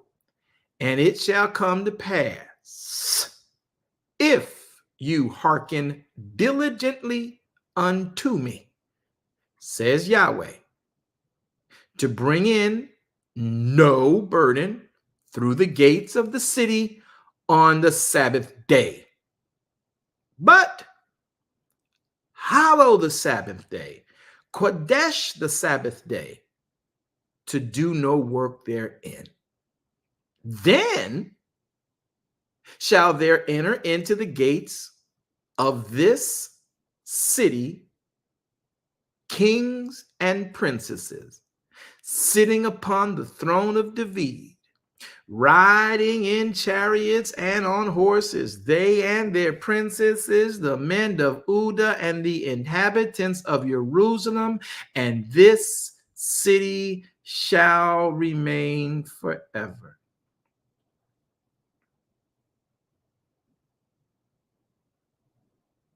Verse 26, and they shall come from the cities of Uda, and they shall come from the places about Jerusalem, pardon me, and they shall come from all the land of Benjamin. They'll come from the plain and from the mountains and from the south, bringing burnt offerings and sacrifices and meat offerings and incense, and bringing sacrifices of praise unto the house of the Lord. Oh, we bring sacrifice of praise unto the house of Yahweh, and we offer up to you the sacrifices of thanksgiving, and we offer up to you, Yahweh, the sacrifices of praise. Hallelujah, hallelujah. I'm sorry, it was a praise break. Verse 27. But if you will not hearken unto me to hallow the Sabbath, and if you will not hearken to not bear a burden, even entering in the gates of Jerusalem on the Sabbath, then I'm going to burn this place down. I'm sorry. Then I will kindle a fire in the gates you see me standing in, and it will devour the palaces of Jerusalem, and it will not be quenched.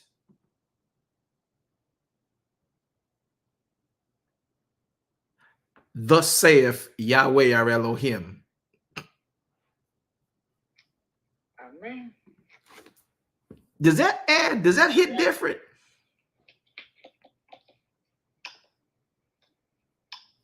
Yeah, it does hit differently.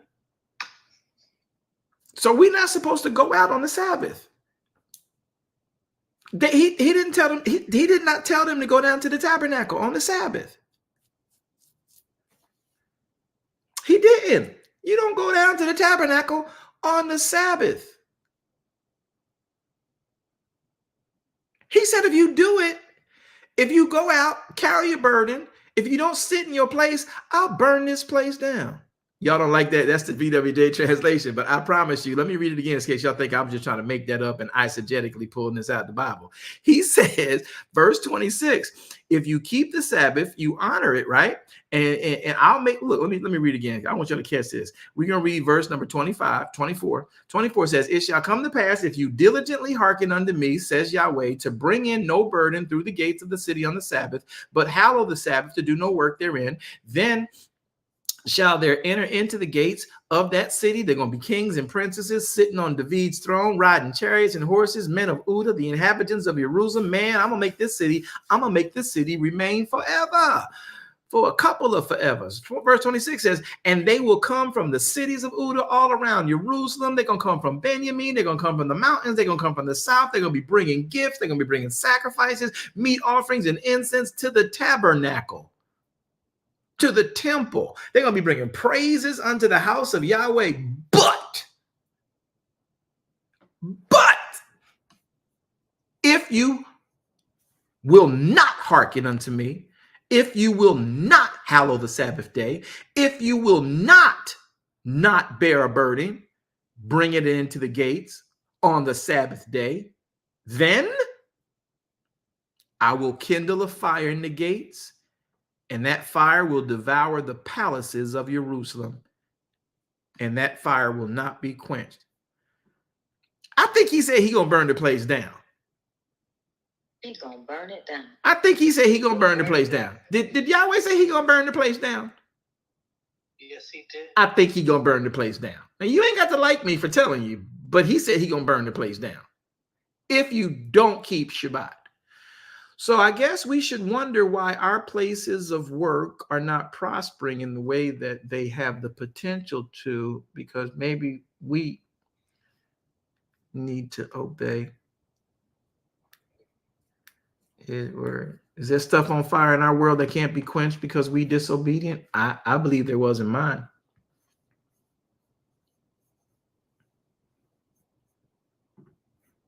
Yeah, I can't get past the fact that he said he's going to burn the place down. Am I tripping?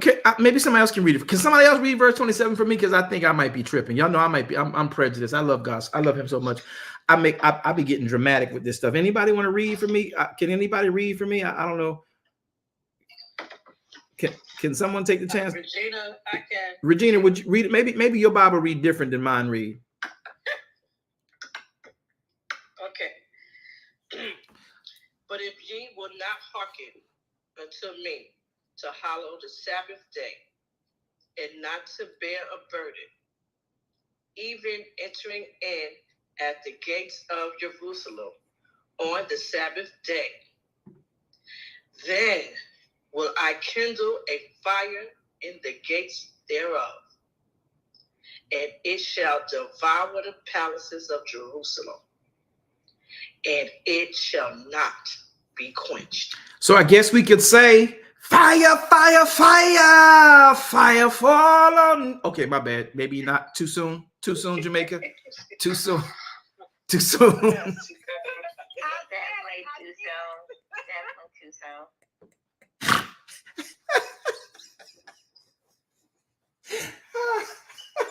Sorry. Okay. All right, my bad. Too soon. Fire, fire, fire. He said he's what he's going to do. It will not be quenched. All right. So now you understand that keeping Shabbat is not about going to church on the Sabbath, unless it's a Moedim. All right, we learned something from Jeremiah chapter number 17. Let's go to Shemot, back to Shemot chapter number 20. Back to Shemot chapter number 20. Thank you, Regina, for reading. Shemot chapter number 20. We're going to start around verse number 8. Okay, this is where you have in your Bible the 10 Commandments. Shemot chapter 20, verse 8 through 11. This is where you have the 10 Commandments. Let's read those right now. This is where many of you come from with that. Look at verse number, let's go up to verse number 1 so we make sure we're reading, you know what you're reading from. So Shemot chapter number 20, verse 1 says, and Elohim spake these words, saying, I am Yahweh your Elohim, which brought you out of the land of Egypt, out of the house of bondage. You shall have no other God before me. Thou shalt not make unto thee any graven images of any likeness of anything that is in heaven above, or that is in the earth beneath, or that is in the water under the earth. So what about these crosses we making, y'all? Is that an image? Yes. Yes. What about the fish? Is that an image? Yes. Yes. Yes. Anybody mad? No, that is true. I'm mad because I spent a whole lot of money on my jewelry. Listen, anywho. Now, hold on. He says, thou shalt not make any image, any graven images, or any likeness of anything that is in heaven above, or that is in the earth beneath, or that is in the waters under the earth. Thou shalt not bow down yourself to them, nor serve them.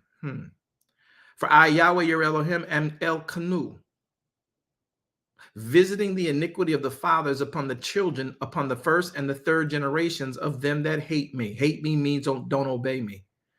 Verse 6, showing mercy unto thousands of them that love me, that obey me, and keep my commandments. And thou shalt not take the name of Yahweh your Elohim in vain. Y'all do know that when he said that, he wasn't talking about taking the name of Jesus Christ in vain, right? Yes, sir. Yes, sir. We do now.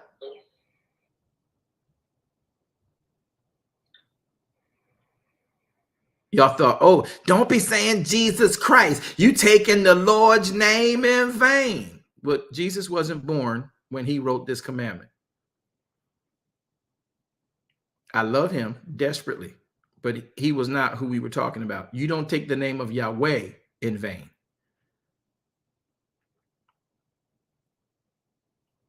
Okay, let me keep reading because that's not why we're here.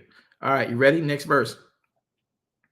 He says in verse number 7, thou shalt not take the name of Yahweh your Elohim in vain, for Yahweh will not hold that person guiltless that takes his name in vain. Remember the Sabbath day to keep it Kodesh. 6 days shall you labor and do all your works. Somebody say 6 days of work is a commandment. 6 days of commandment. Y'all got to give me a second because I got to type this in. I want y'all to get it. 6 days. I'm going to type it in. Of work is a commandment.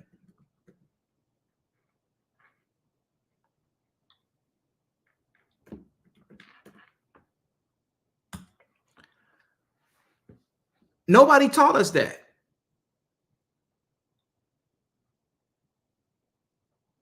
You work 6 days. You don't work on the 7th day. You have a dual commandment here. You work 6 days, and the 7th day you rest. Some of y'all thought the commandment was to work from Monday to Friday. And then you rest your way Saturday and Sunday. I want y'all to let that sink in. You don't know why I brought it up yet? You will shortly. 6 days is a commandment. Again, verse 8, remember the Sabbath to keep it Kodesh. 6 days shalt thou labor and do all your work. On day 7, that's a Sabbath unto Yahweh your Elohim.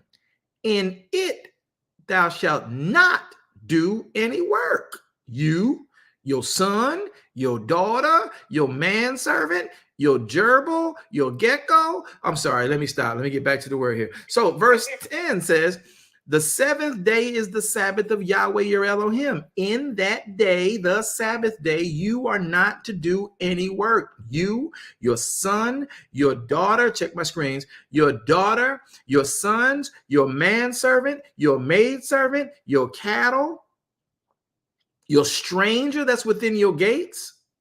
For in 6 days, Elohim, Yahweh, made heaven and earth, the sea, and all that in them is, and Elohim rested the 7th day. Wherefore Yahweh baruched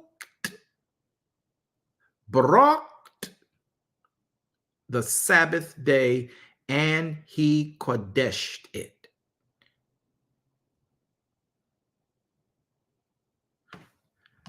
This is how you keep Shabbat. Why do I want to keep Shabbat and make sure I'm there on the 7th day? Because of the kodeshing.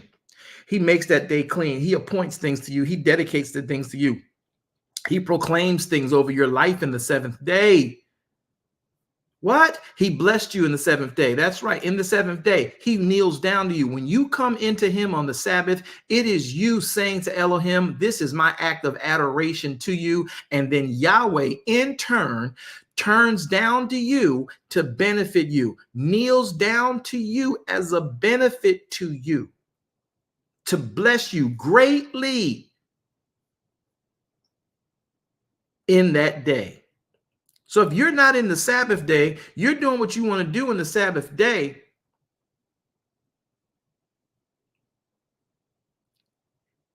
He wants to speak over your life. He wants to bid things in your life. He wants to declare things in your life. He wants to reset things in your life, but he can't because you too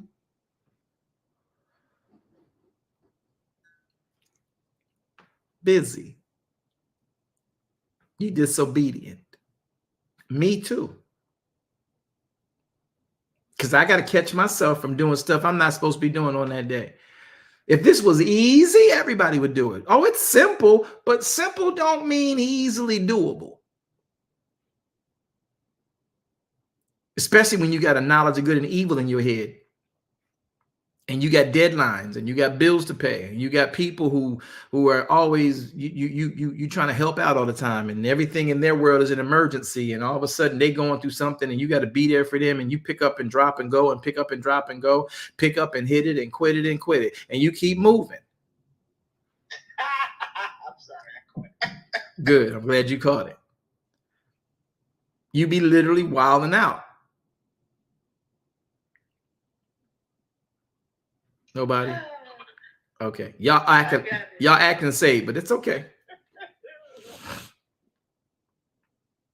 And so at the end of the day, Yahweh wants to bless you. He wants to baruch you. He wants to chodesh you. He wants to bid things into your life. But he can only do it in the Sabbath. But you're too busy trying to work and get your extra money and get your overtime on Sabbath. That is the dumbest thing on the planet. Do you know that the best second job you can ever have is the job you're working on full time? That's the best second job you can ever have. Your first job is to till the ground the way he said so. And if you hear in Sabbath, that should be your job that you were actually hired for. Wow, Apostle. Oh, wow. Your part-time job is the job you work 8 hours a day. Oh, my God. Oh, snap. Your full-time job is kingdom. Your full-time job is kingdom living. Well, I got to work another job so I can make some ends meet. You want ends to meet? You want ends to meet. How about you come into Sabbath where he makes those things happen? The reason the ends don't meet is because you broke it.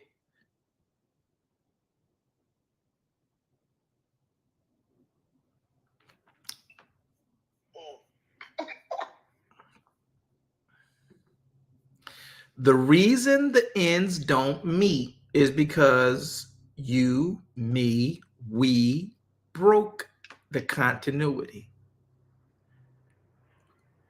Because we got this knowledge of good and evil and we think we know it all.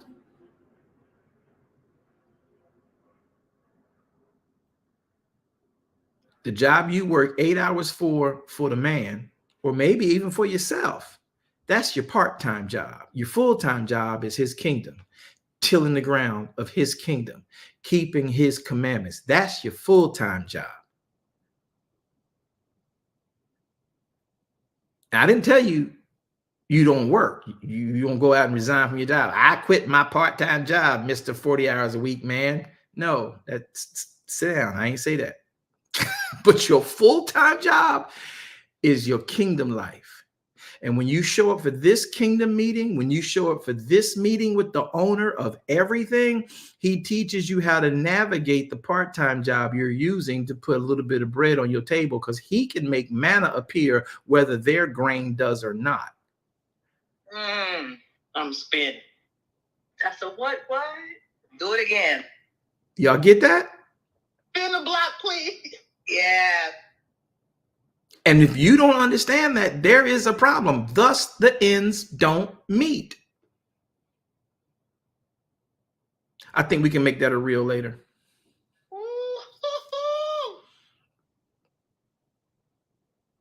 So if you want what he's got for you, you want what if you want what I want everything that God got for me. I'm going to go up to the enemy's camp and I'm going to take back what the enemy stole from me. He didn't tell you to do that. That's not I don't know where y'all got that from. There's a song. I used to love the song by Ron Canoli. Well, he redid it, but it was another song. I don't know who actually did it, but the song was going up to the high places, going up to the high places, going up to the high places and tear the devil's kingdom down. Okay, so that reference going up into the groves as King Josiah did, and tore down all the places of idolatry worship in the groves, right? So that part was cool. So that song is not the one I really wanted to say. But when we talk about, I'm going to go up and bring back and take back what the enemy stole from me.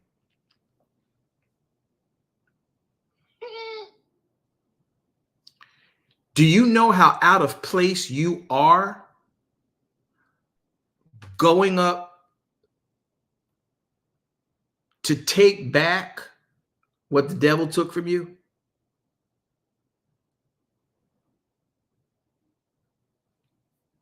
That ain't your job.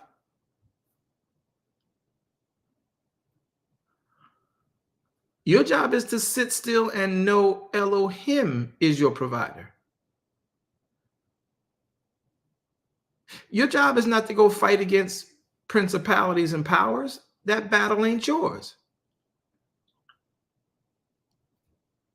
You're supposed to just dress and look pretty. You're supposed to dress and look like he's able. You're supposed to dress and look like you an army, a soldier. You don't have a fight in that war. You got a fight in your head. obeying these instructions. But if you obey the instructions, Yahweh takes care of that rest. And some of y'all on this, I can take care of myself vein if you want to. Well, you know what amazes me with the world, especially this new genre of people who got their opinion and got a platform to talk from, and talking about y'all waiting for some God to come down and deliver y'all. You waiting for some this, that, and other. You got to make it happen yourself. You do have to make yourself, bring your imaginations fueled by knowledge of good and evil into subjection of the word of Elohim. That's your job. But you got people trying to tell you y'all waiting on some mystical Jesus to come back, and all the stuff that they say, and ain't nobody coming to bail y'all out, ain't nobody coming to get y'all out. You got to get out yourself. Here's my question: how did you get here on the planet? Right. Did you schedule your day to be on the earth?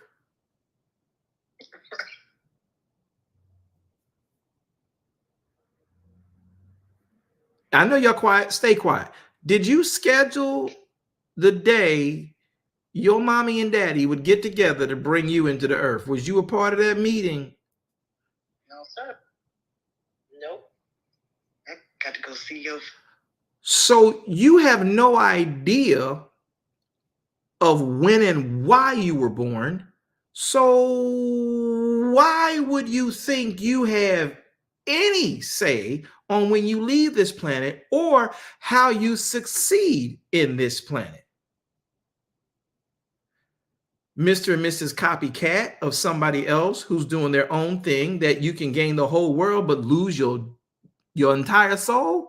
You have no idea how you even got to this planet. You don't even remember the journey through your birth canal. You don't even remember what you was dealing with when you was sucking on your mother's intestinal or all that goes on in that placenta, and you're sitting there living off of the umbilical. You don't know. You had nothing to do with any of that. How are you going to get out now, act like you know everything?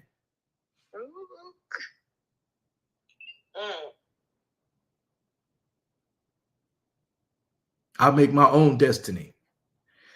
I hope that's a sandwich.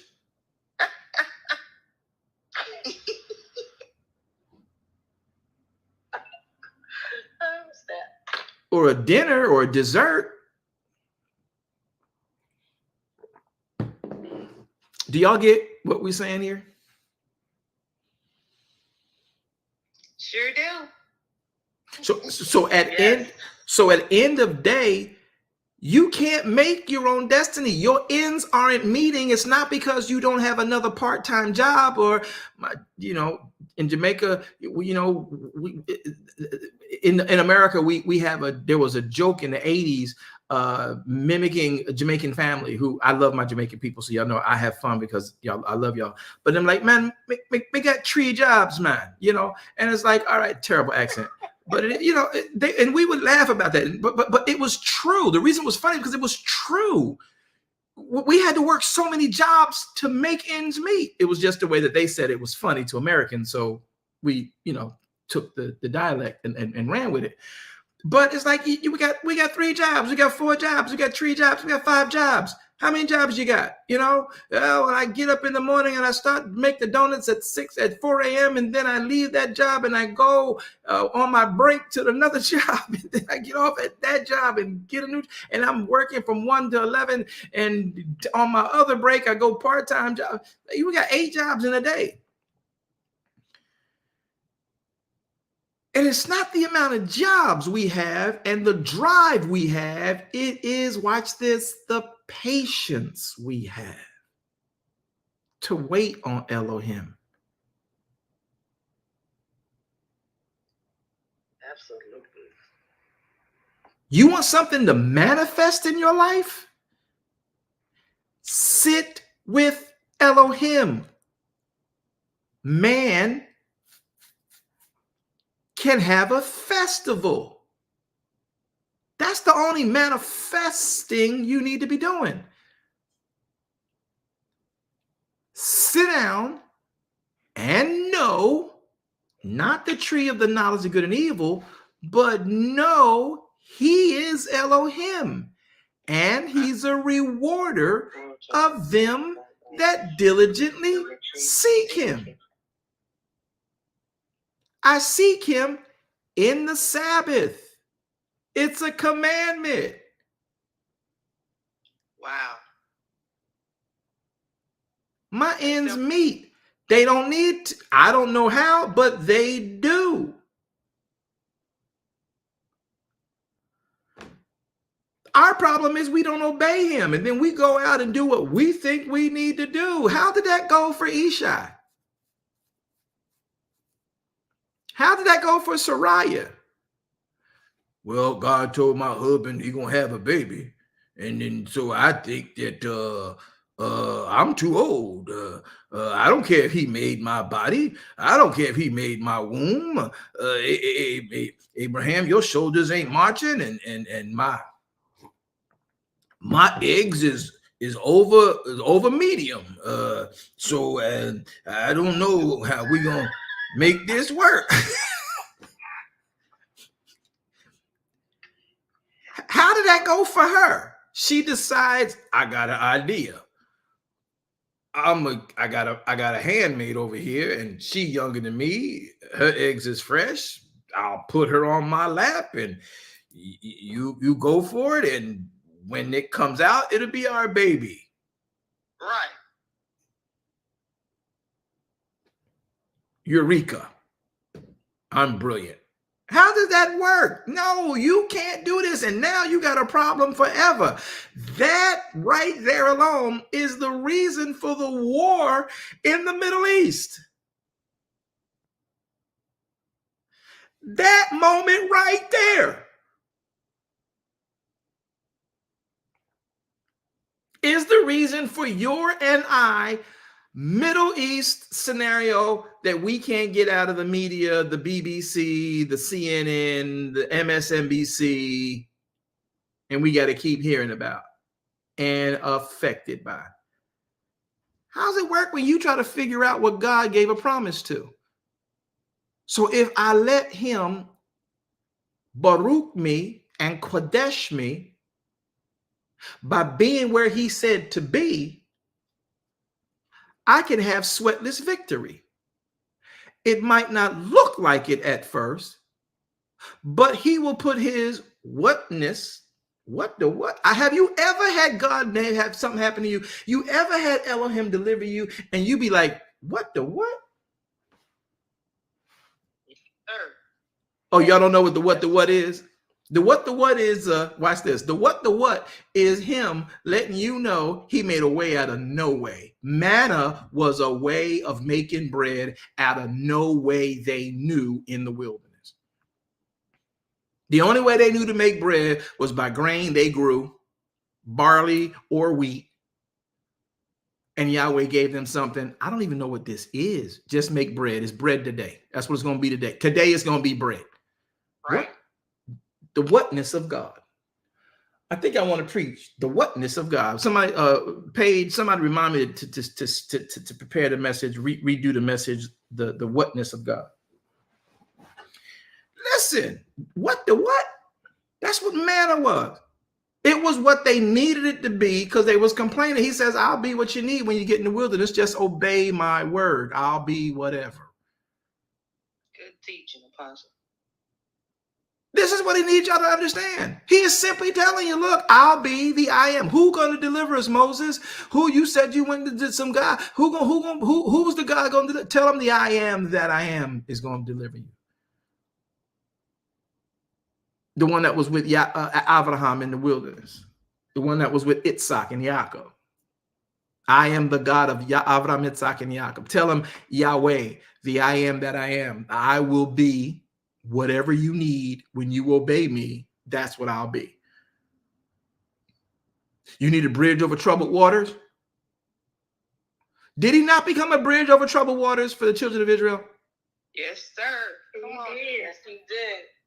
Yes, he did. You see how people get confused with this right here? Mm-hmm. Now he wasn't a bridge over no troubled water. Then There wasn't no bridge.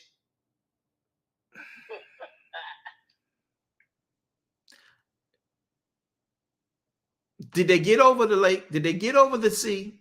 They got over the sea, but it was on dry land. They did. All right, so call it an inverted bridge, okay? Right. It was a bridge they walked through. It's a bridge they'll never see again. Just obey me. That's all I ask you to do. I was in a situation. I was sharing one with this with a group this morning. I was doing a little bit of study with a group, and I had the whatness of Elohim in my life. Then I'm like, your hand was on my life. I should not have gotten out of that. When I looked around, and they couldn't do now. I was like, what the what? He will do it. Somebody say the what? The what? Can y'all say what the what? What the what? What the what?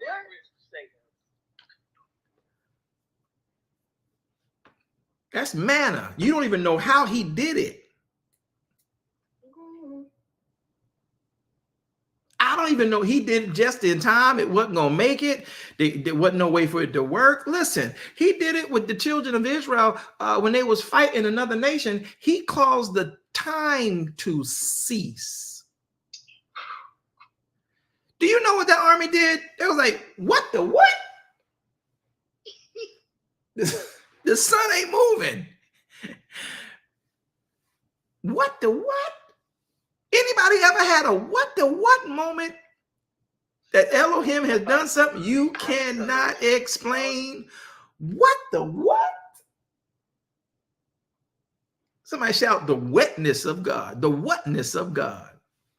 The whatness of God. Hallelujah. Hallelujah. Church folk don't know it, but that's called manna.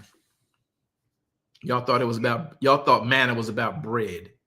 Yeah, good teacher. Yes. You thought manna was about bread. That's what you thought. It was bread. Well, that's what they told me in the Bible. That's what I read in Bible study in the Sunday schools. They said, we don't even know what this is. He said, well, right now, because you needed bread, it's going to be bread. Be careful, because it can stink too. Be careful, because it can turn to worms if you don't do what I told you to do. Right. Think about that. Let that sink in for a second, y'all, before you think I'm being religious and crazy. That's good, Apostle. We don't even know what to call it. We wist not what it is. What is this white stuff on the ground? Did you get your quail last night? Yeah. Why'd you get quail? Because we were complaining about meat. What else you complaining about? We needed bread. Okay, well, this is going to be bread then. You in the wilderness. Who brought you out of Egypt? Yahweh. What that mean? The I will be that. We needed bread. So he's going to make this that.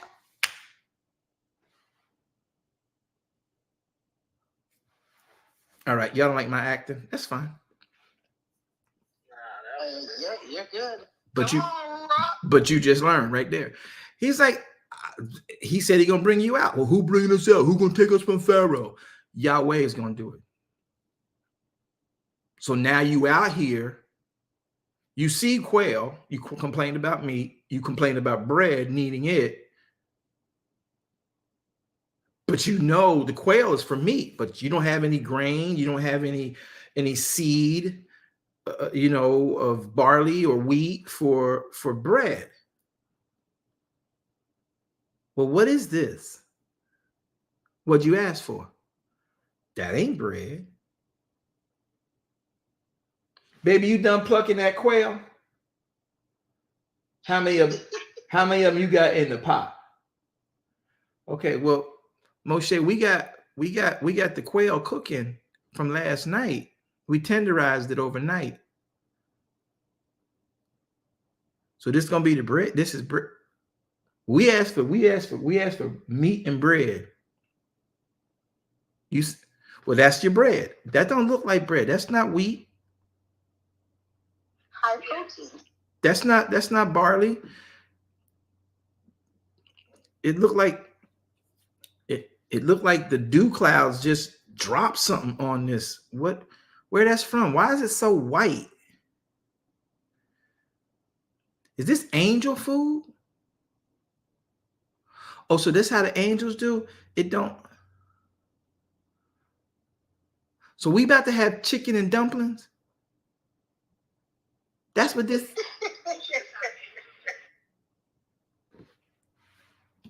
It's okay to laugh, y'all. Y'all so deep. Nobody want to laugh no more these days. It's hilarious. You be cutting up. I'm done. I'm so done. That's what this is. Chicken and dumplings. They had chicken and dumplings in the wilderness. Let's get our boys. We get our boys.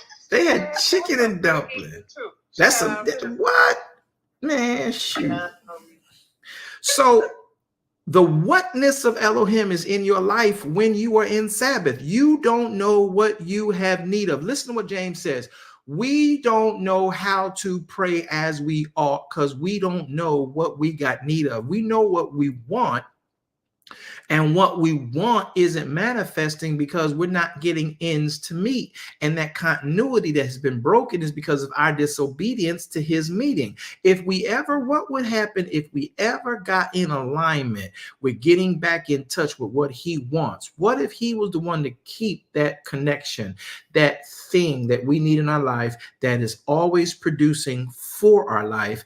And then when we're sitting with him in obedience, regardless of our own personal proclivities and failures and propensities we give into, we're still honoring him in Shabbat. He can fix, correct, mend, restore, redo, remake, repolish, refurbish, reset everything in our life just because you kept Shabbat. Whoa, that's good. That's good, yeah.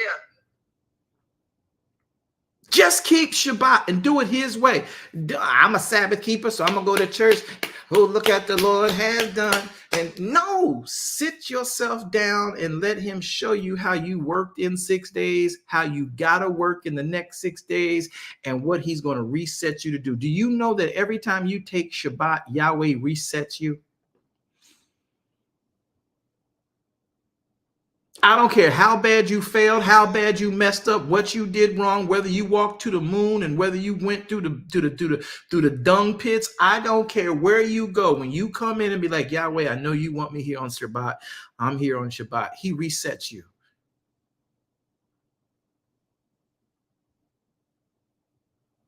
Did y'all know it was put into the week? Every time you tripwire. It's like a tripwire. When you come into Sabbath the right way, you trip your whole week and reset yourself. He cleans you up. He resets you. The clothes you got tore up, dragged out, ripped up, messed all up, he resets you.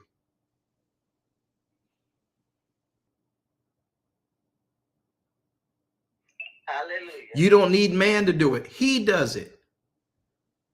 The problem is sitting you down and making you sit still and know him and stop thinking from the knowledge of your head, from the knowledge of good and evil you got from Father Adam.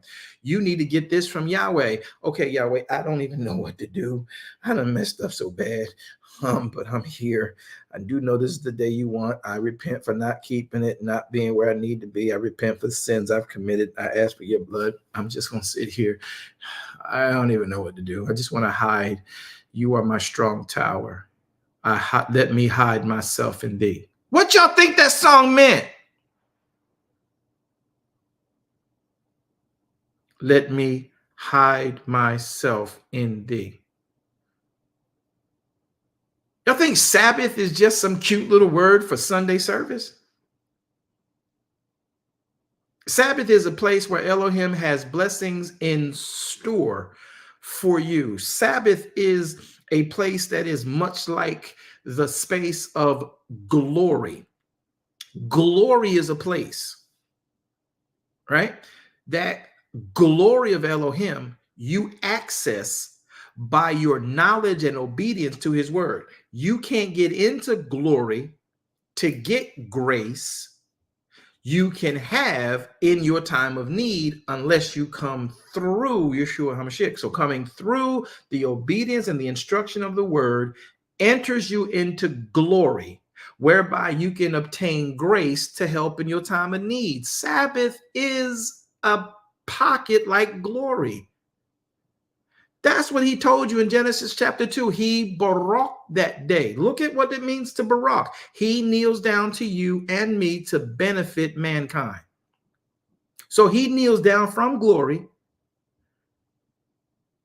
because I kneel down to give him glory. He kneels down from glory, vice versa, to benefit me, to benefit you. When you come into Sabbath and say, you know what, Elohim, I don't even know really what all I need to be. I do know this is your day you made. This is the day Yahweh has made. I will rejoice. I will be re-strengthened. What is the joy of the Lord? The joy of the Lord, the joy of Yahweh is your strength. So to rejoice means to be re-strengthened. So when I come into Sabbath, this is the day, Sabbath, Yahweh has made for me to rest. I will be re-strengthened. I will rejoice and be glad. Who is not glad when you've been reset? Knowing you was in a deficit before the reset. Anybody not glad when you get reset? I'm glad. Did I do too much? Too much? That was too much? Too soon? Okay. Oh no, you're right on time. So you still got tree jobs, man. All right, man. Yes, a tree. Yeah, I got a tree, man. So when we understand what Elohim is trying to get us to realize and see,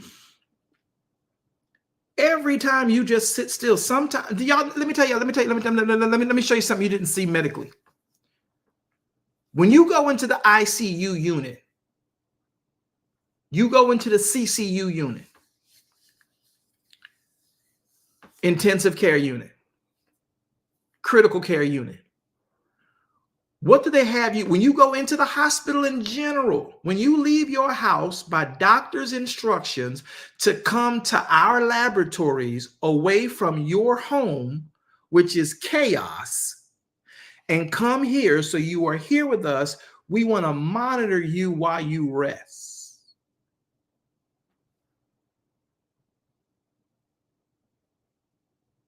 If the doctor prescribes you to come into the CCU, the ICU, or the hospital for rest, when you get done resting, are you reset? Have they checked, basically, if we do this in a utopic way, have they checked all your blood panels? Have they checked all your fluid panels? Have they checked all the different things on you and have now given you a proper diagnosis of everything wrong with you so you can budget what you need to get looked at next, how you need to work on these next few things, whatever it is you need to do? So when they tell you, come on in, let's get you set up, look at this record. This is where your cholesterol is. This is where your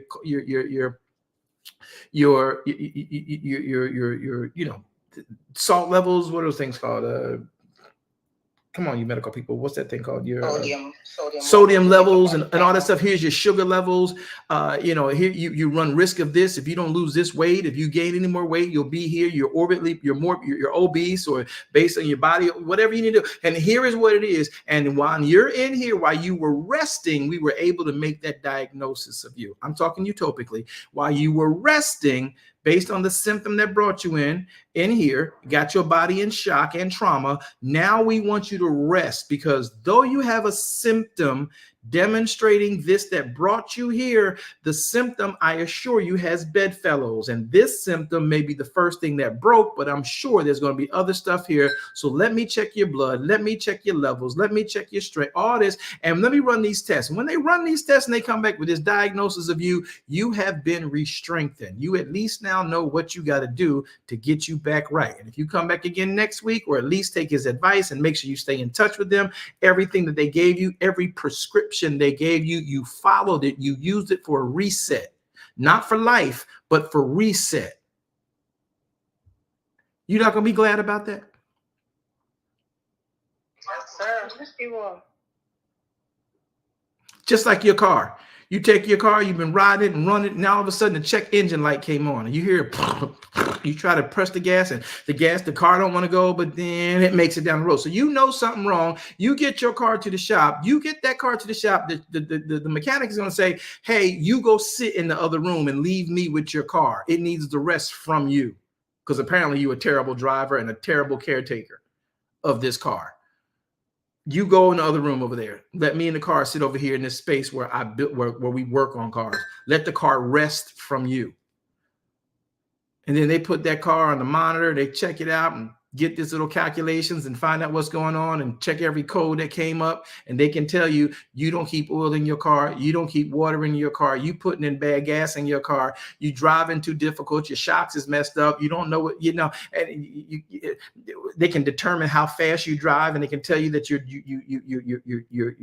don't know how to use your gas pedal right. They can tell you everything from the diagnosis that they get on how the carbon comes out, how all this thing happens out of your tailpipes, all that's going on with your catalytic converter, and all that happens with that, whether you got battery or a gas vehicle. And they can sit there and get that diagnosis and then come back to you and say, listen, that symptom has now led us to these other major issues. Here's how we reset you. You can go, oh, so did you fix the sputter thing? Yeah, we fixed that, but that's a symptom, but it led us to tell you something else is wrong. Now, that's not a safety concern yet, but take this full diagnosis, look at it. This is a safety issue you need to have done in a month. This is a safety issue you got about 2 months, maybe 3 months on it, depending on what's going on. You can budget to get these things done. Don't you feel more in control and more empowered? Don't you feel glad you now know what's wrong so you can determine whether you want to trade this car in or just budget to get it done so you don't have to get a new car, a new debt that you really don't want, but I can budget for this. I can cut back. My doctor did say my cholesterol is wrong, so now I can cut back on my ice cream trips to Cold Stones, and maybe if I save, a couple of weeks of ice cream eating, I can probably pay for this particular part to get that done on my car. So my doctor and his diagnosis of me and the work I need to do on that prescription, if I follow that, I'll have money to fix this other part of my life, whereas a car, and I need it to get me back and forth up the road so I can keep making money. So resting my body and now resting my car, I have a new outlook for the rest of my life. What the what? Okay.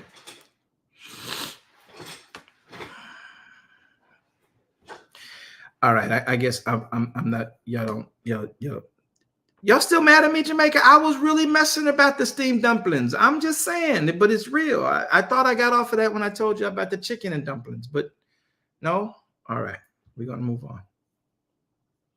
So now let's talk about what we got here when he says this and how do we keep Shabbat? What is keeping Shabbat? So we got all the way down to Exodus chapter 20, verse 11. So Yahweh wants you to know what he wants to have done. He lets us know how he needs it to be done. But look at what he does in Isaiah chapter number 58. It's so important to realize what he has always desired us to do. And he's always had a plan. And this is the part that I love about him. It's so important to rest with him because look at what he does. Isaiah chapter 58, verse number 13. He says in verse number 13, it's very important. Look at this, Isaiah 58, 13. He says, if you turn away your foot from the Sabbath, meaning from doing your pleasure on my holy day, and if you will call the Sabbath a delight, holy of Yahweh, honorable. The day is honorable. Somebody say the day is honorable. The day is honorable. That Hebrew word for honorable is kabod. So that day is honorable. It is kabod. What does that mean? In a good sense, it is a day that is numerous, can make you rich. It is honorable, make you weighty. Y'all always talk about the weight of God fell on me. Well, when you honor him in the Sabbath, that day is where you get your weight and you get his dropping. You can boast in him. You be rechargeable. Watch this. Look at this. Let me look at verse 13. Look at verse 13.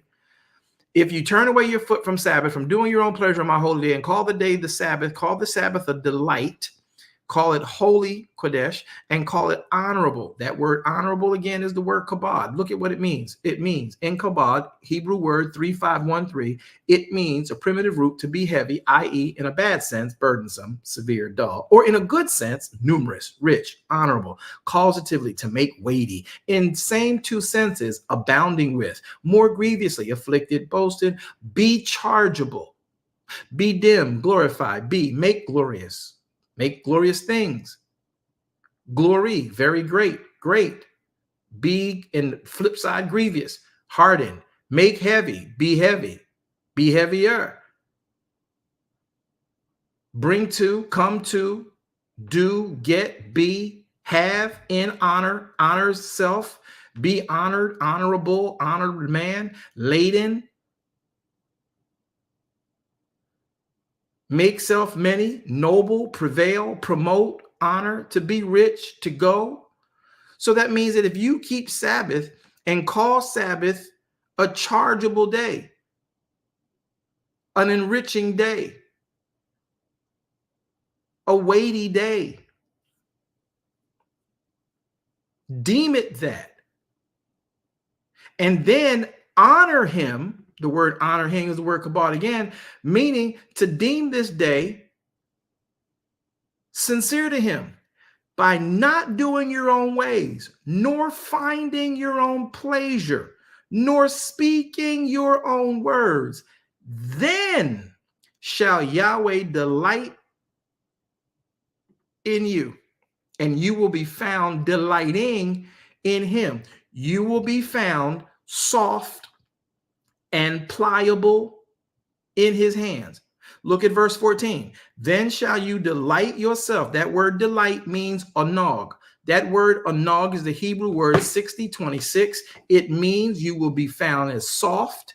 You will be found as pliable to him, to him, to him. You're not soft to the man. You're not soft to the world. You're not soft to the society. You are soft in his hands, meaning he can work you how he want to work you. You become pliable to him. He can make you, stretch you. He can make you short to get under a problem. He can make you elongated and turn you into stretch to stretch you out of a situation. He can also cause you to connect things together. You are pliable in his hands. He then deems you effeminate, or in a more beautiful instance, he makes you luxurious. He deems you as delicate. He then delights himself. He sports self with you. You are in his hand. When you delight yourself in Yahweh, somebody say, I'm pliable, Yahweh. Somebody say, I'm a nog, Yahweh. I'm a nog, Yahweh. I'm pliable. Do you realize if he can use you, how he want to use you? Because that's what you want. If you can use anything, yeah, you can use me. Show up the Sabbath. Well, I go to church on Sabbath. He can't use you. I'm singing in the choir. Was you off key? Well, I did have one bad riff, so he wasn't using you.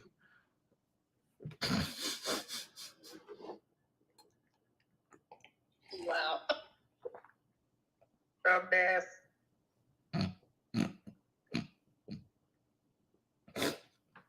Did the usher get on your nerve? Then he wasn't using you.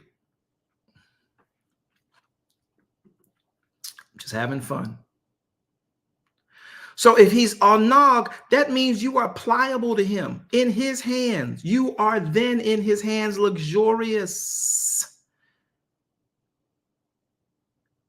He delights in you. Look at verse 14. He says, then shalt thou delight, oneg yourself in Yahweh, and I, Yahweh, will cause you to ride upon the high places of the earth.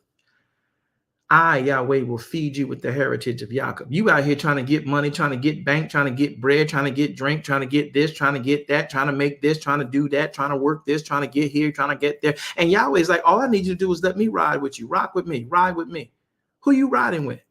Sit down with me in Shabbat. Let me take you upon the high places of the earth. See, in order for you and I to get to the high places of the earth, we got to go through the guards that are actually the gate watchers in that realm. So whoever made a mansion or a palace that you think you should be a part of, you trying to get in their circle, you got to go through their gate. You may have to kiss their ring. You may have to kiss their back. You may have to constantly do things for them that compromise you. You don't have to. Yahweh says, I'll ride you upon the high places.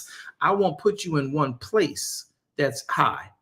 That place, those people you think is worth it, that's just one place. I will cause you to ride upon all the places, all the high places of the earth. You just trying to get to that one place up high.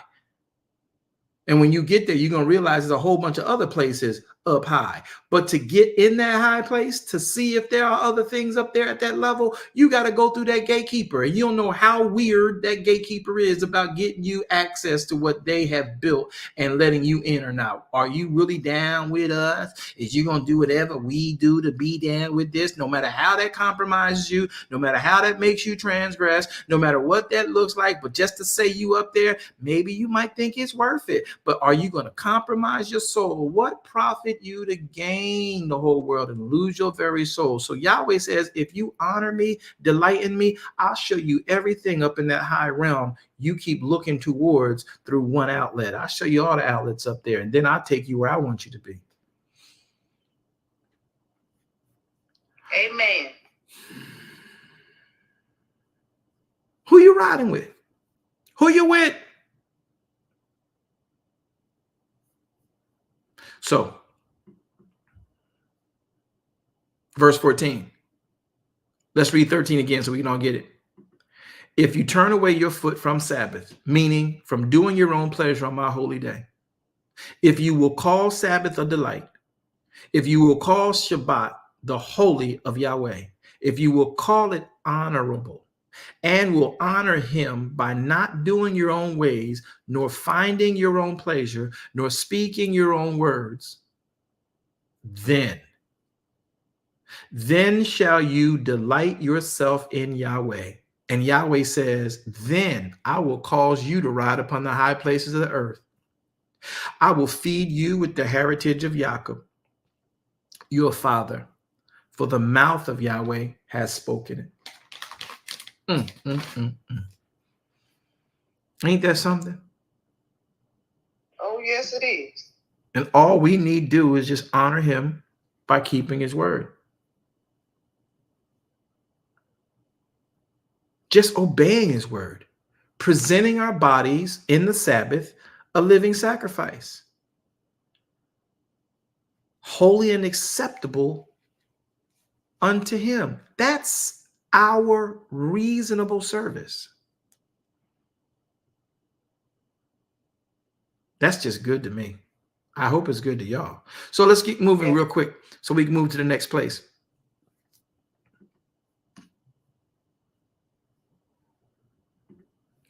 So let's go to Hebrews chapter 4. I'm going to skip through some of this other stuff. I want to run over to Hebrews chapter 4, verses 4 through 12.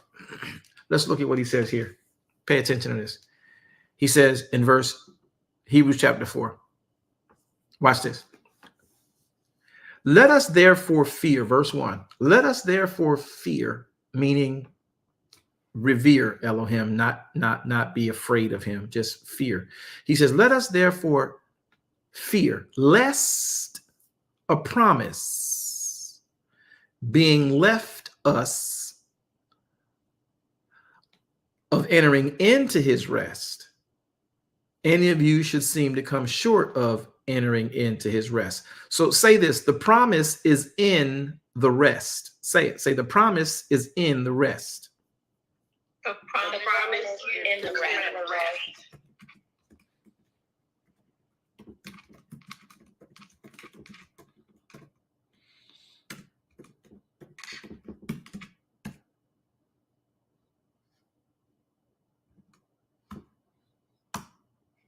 Now, I had to type it in because I want this to be somebody to catch this.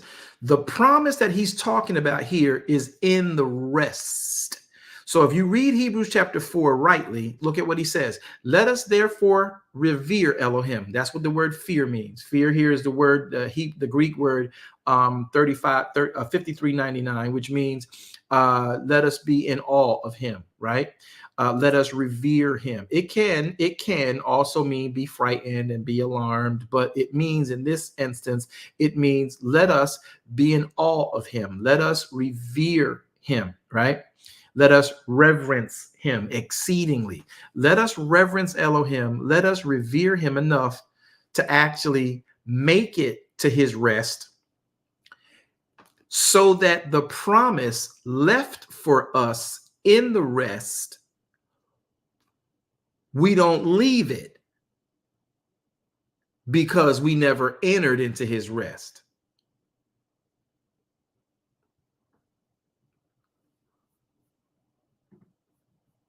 Nobody? Nothing? Let me read it again.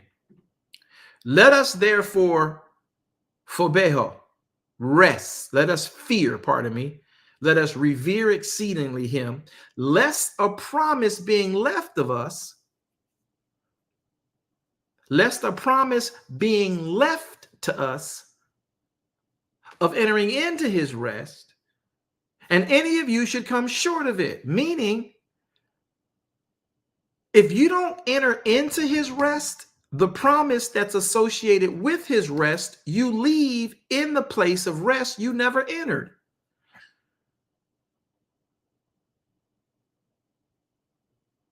So somebody made y'all think that what this said was, let us therefore fear, lest the promise being left us of entering in. Like the promise is entering in. The promise isn't entering into rest. The promise is in rest, but you got to enter in. That you don't need you can go in, lest the promise of entering in. No, you have to go in. The promise of Elohim is found in the resting in Elohim.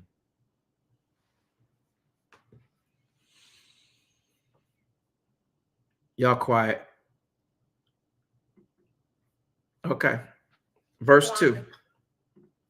Verse 2. Oh, Wanda, go. You have a question? So, yes. So is it like leaving a promise on the table? Yeah, but you never went into the room to even see how the table was dressed for you. Every day you come into Sabbath, people, the Sabbath is dressed for you. The Sabbath is set up specifically to the specificities of you. Though we're all doing it, when you let him into your home and I let him into my home on the same day, my home is different from your home, and whatever the specifics of the phase of life I'm in, and the difference in the time of life I'm in versus you, whatever I'm in need of, whatever you're in need of, will be sitting in your space when you enter into the space of rest. Everybody gets something that is uniquely and wonderfully made for them and their purpose for why they exist in the earth.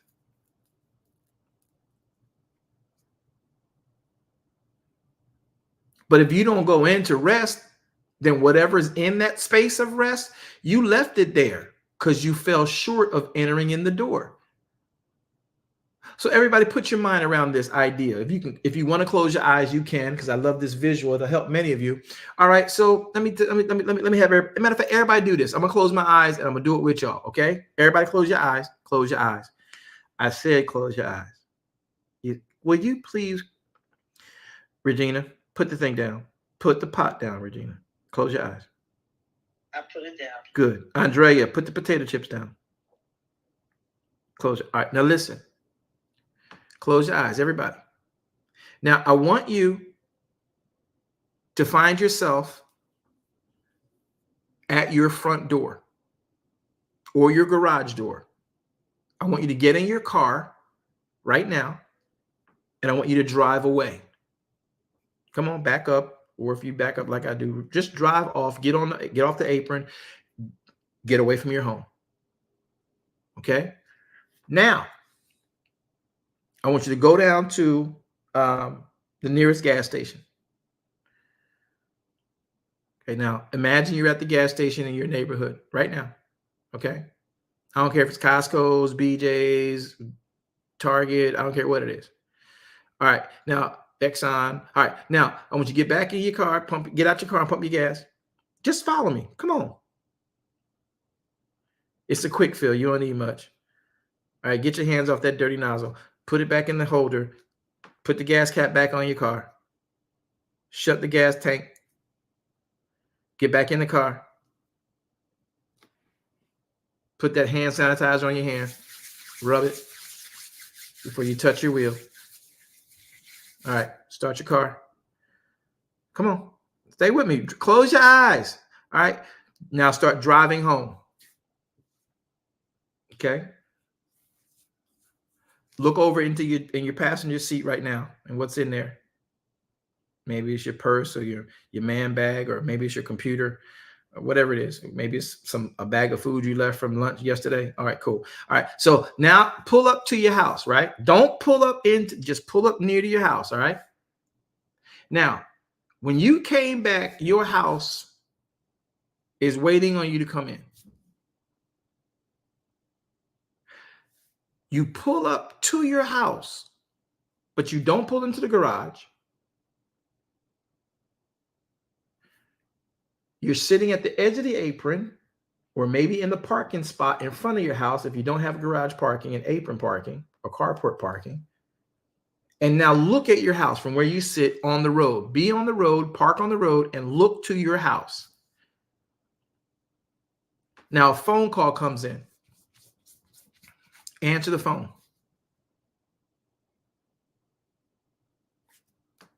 It's one of your best friends. They said, come by, we cooking in the backyard. And then you hang the phone up and you pull off. Now, you came to your house, but you did not go in. Right? You went to your house, you could see in your mind your home, and you did not go in. While you were gone, Elohim is waiting for you to come in. He has reset everything in your house. He's got the blessings you're going to need for the next week sitting on your table, and everything you needed in the seventh day for your next day's week was sitting in your house. He's already come in. His presence is there waiting for you to come back home to him. And that would be your obedience to him. But you took that phone call. You came short of entering in. Everything you needed was inside. But girlfriend told you she had something. Brother told you he had something down in the man cave, or she had something at the she shed, and you should come over here and we're gonna play cards and do whatever else we do, some eggnog. The promise is inside your house, but you never went in on the seventh day. You never came to rest in the Sabbath. So you don't know what he had redecorated your house with for you to get.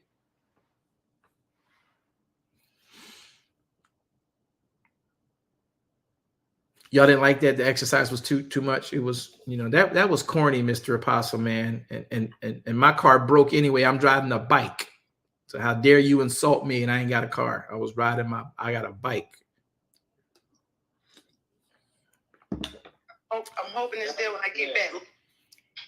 Here's the problem. Here's the problem. Here's the problem. It won't be. It won't be when you get back, because you have to pick it up that day. That's what Sabbath is about. Now you can come back next week, because that'll be another day, but you'll be at a different phase of life. This is what it means. You come short of entering in, lest a promise being left. The promise was left in your house. You chose to go to somebody else's, whether it's your church, your friend, bowling, movie theater, prime outlet mall shopping. You took on a debt of time when Yahweh was giving you a promise for life in your home if you just come and sit with him and rest with him in the Sabbath.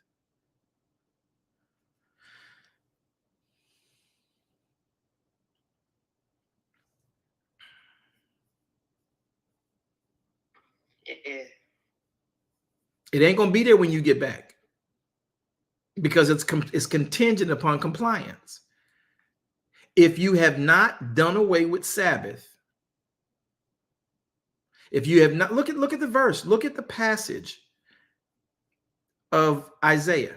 Look at the passage of Isaiah 58. I'm going to do it one more time. I want y'all to catch it. Isaiah 58 is so important. He says in verse 13, look, he says, if you turn away your foot from Sabbath, from doing your own pleasure, if you take that phone call, when you pull back up to your house, pulling back up to your house began Sabbath at sundown, right? The gas station wasn't a part of Sabbath, right? You're coming home now, and your girlfriend called you at the beginning of Sabbath while you was pulling up to your yard. Your homie called you at the beginning of Sabbath, pulling up to your yard, and then you answered their phone and you went to their event.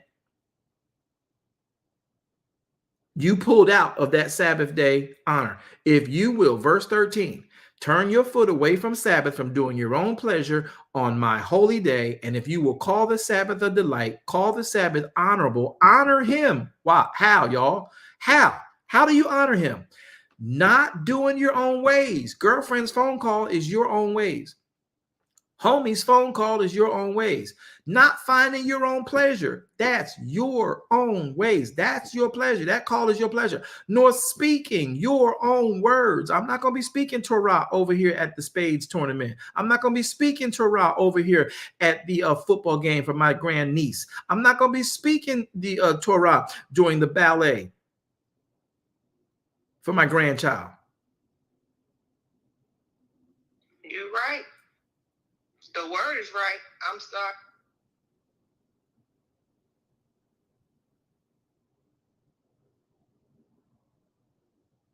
Do y'all get that? Yes, I get it. Hit different now, don't it? Smack. So now when you read what Paul wrote in Hebrews, he wasn't tripping. He was endorsing what Yahweh had already told them in the days of Moshe, as well as with Isaiah the prophet, remembering and reminding us what Yahweh's always tried to tell us. He says, let us therefore fear, let us reverence his word enough, lest a promise being left us. So when we left the house and to come back for Sabbath, he's already set the house, he's already set the stage for you and I to have this blessing when we walk through the door. It's like a surprise party when you walk through the door, honoring Sabbath and its construct. That blessing is sitting there waiting for you. Surprise! But if you don't enter in, you, as he says, you come short of it. Let us therefore reverence him, lest a promise of being left us, a promise left for us that we can receive by entering into his rest, that any of you should seem to come short of entering into his rest.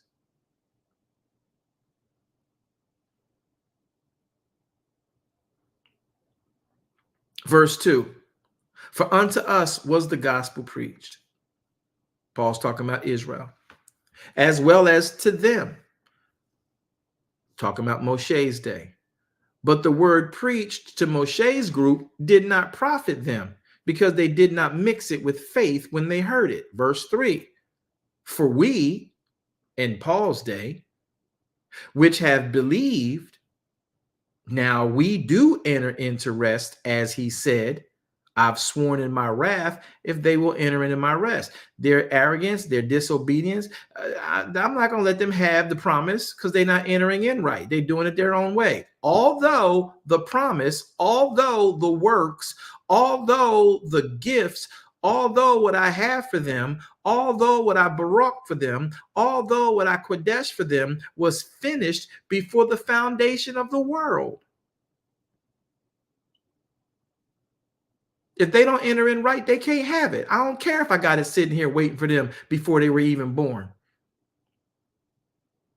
To get it, they got to obey me. To get it, they just got to show up, be still, and know that I'm Elohim. I'll do the rest. Verse 4, for he spake in a certain place on day 7, and he spoke on this wise. Elohim rested on the 7th day from all his works. And in this 7th day place again, he says, if they shall enter into my rest. Therefore, seeing this, understanding this, please know the Sabbath remains, so that some must enter therein. And they to whom it was first preached, well, y'all, they didn't enter in because they didn't really believe. So again, let me remind you, he limiteth a certain day. Look at the word limiteth. The word limiteth here. Look at what he says here. The word limiteth here is the word horizo. He, verse 7, again, he marks out, horizo. Look at the word, look at the word, look at the word on the right-hand part of the screen. He horizo, he marks out or bounds out or makes a horizon so that he can do what? Appoint, decree, specify, declare, determine, ordain things for you that enter into that day. Oh my. Again, he limiteth. Again, he horizos the Sabbath day. That's what a certain day means, a Sabbath day. Saying in David's own words, today, after so long a time, as it is said, today, if you will hear his voice, harden not your hearts. Then Yahweh will appoint, decree, specify, declare, determine, and limit and ordain horizo things in your life. And by the way, for those of y'all who thought that Jesus did it all, he says, for if Yeshua had been the one giving them rest, then Yeshua would not have afterwards spoken of another Sabbath day. Meaning, he is not the end of all Sabbaths. He shows you how to go into every Sabbath. There, because of that, remains a day of rest, the Moedim, the seventh Sabbath, the seventh-day Sabbath. There remains, therefore, rest. That word rest is the word sabbatimos, which comes from the word to repose. Sabbatism. That sabbatism comes from the Hebrew word Shabbat.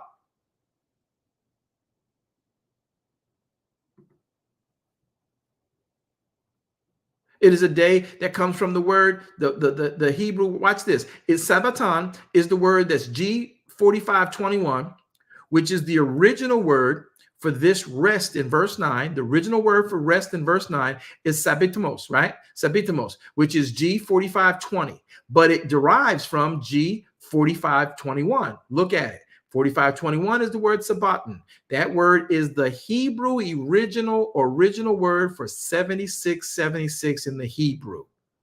That word, 7676 in the Hebrew, is the word Shabbat. It is the day for your weekly repose from secular avocations. How did we blow this? The word sabbatimos, right? It means the Sabbath. It means the repose as a type of heavenly rest. Coming from the word 4521, sabbatan, which means a day of weekly repose. So verse 9 says, there remains therefore a rest to the people of Elohim. For if he that is entered into his rest, he also has ceased from his own work, just like Elohim did from his. Verse 11, now the admonishment. Let us labor because of this to do what? To enter into that Sabbath rest. Lest any man fall, basically meaning fall short, and fall for the same dumb act of unbelief Verse 11 again. Let us labor, therefore, knowing this Sabbath day is so important, to enter into that Sabbath day, lest any man fall after the same example of unbelief. Why is that important? Because in the Sabbath, that's the day you only talk about the word of Elohim. And the word of Elohim, remember what Isaiah said? When you come into the Sabbath, don't speak your own words. So verse 12 here says, for the word of Elohim, which is all you're supposed to speak in the Sabbath, that word of Elohim is quick. That word is powerful. That word is a two-edged sword. That word will pierce, even divide asunder of soul and spirit. That word will divide the joint from marrow. And that word you only speak in the Sabbath is a discerner of the thoughts and the intents of the heart. That means if I honor Elohim in Sabbath, only think and read and talk about his words, those words will help me to discern the people's hearts and their thoughts and my own intents as I move forward in days I got to work under the covenant of 6 days of working.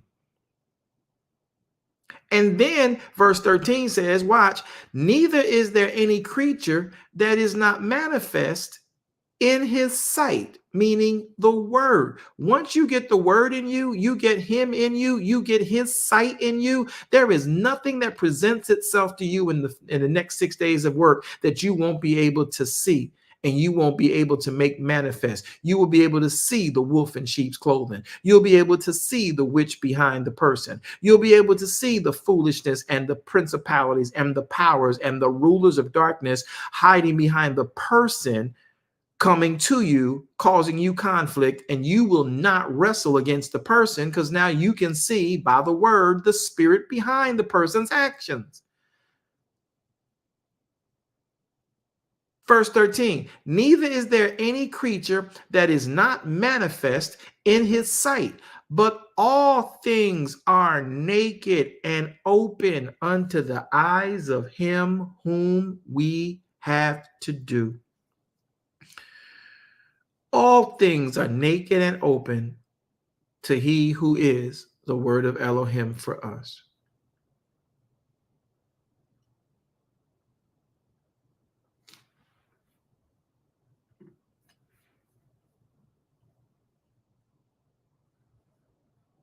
Somebody say, I want to see.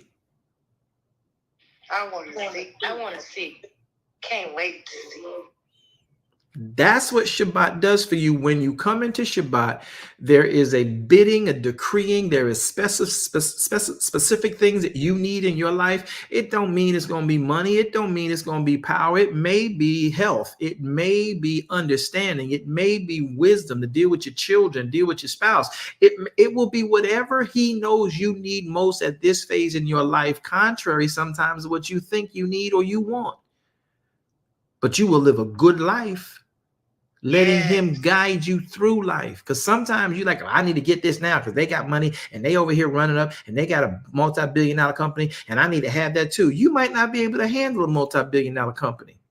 You might lose your entire soul because you wanted a multi-billion-dollar company. You don't know what from hell and what from heaven goes on in that arena until you get there. And though you like, well, I'm ready. You ain't. If you was ready, he'd have you there.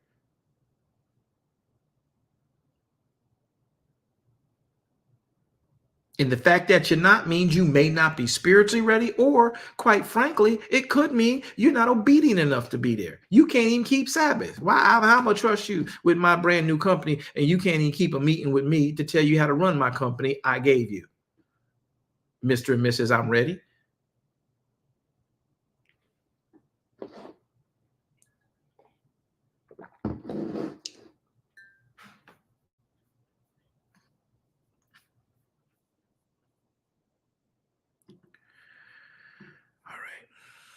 Well, it was fun talking with y'all today.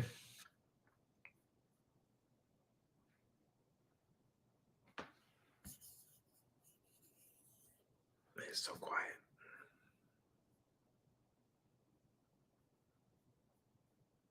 I want to see. So we've read all through that and all down with that. Now, are y'all still there? Want to see? So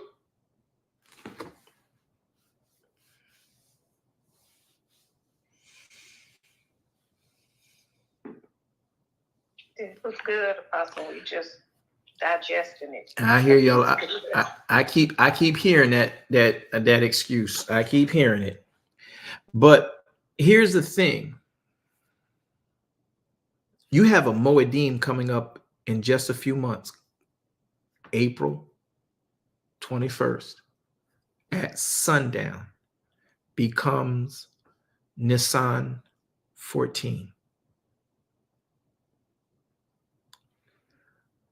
Please labor to enter in. Get all of your compliance in line. You are less than 4. You are 3 April. This is January, February, March, April 21st. You are 4 months away from Pesach, the season. That's a whole new set of blessings. Don't not enter in. The seasonal blessings are different than the weekly blessings. The weekly blessings get you through the week. 6 days of work, you got it. But the seasonal blessings, since you want to cry, it's my season. It's my season. You don't have a season unless Elohim has given us a season. And his seasons are the seasons he does things in your life in. You don't get to pick and choose because you woke up today talking about, I sowed seed all last week. It's my season.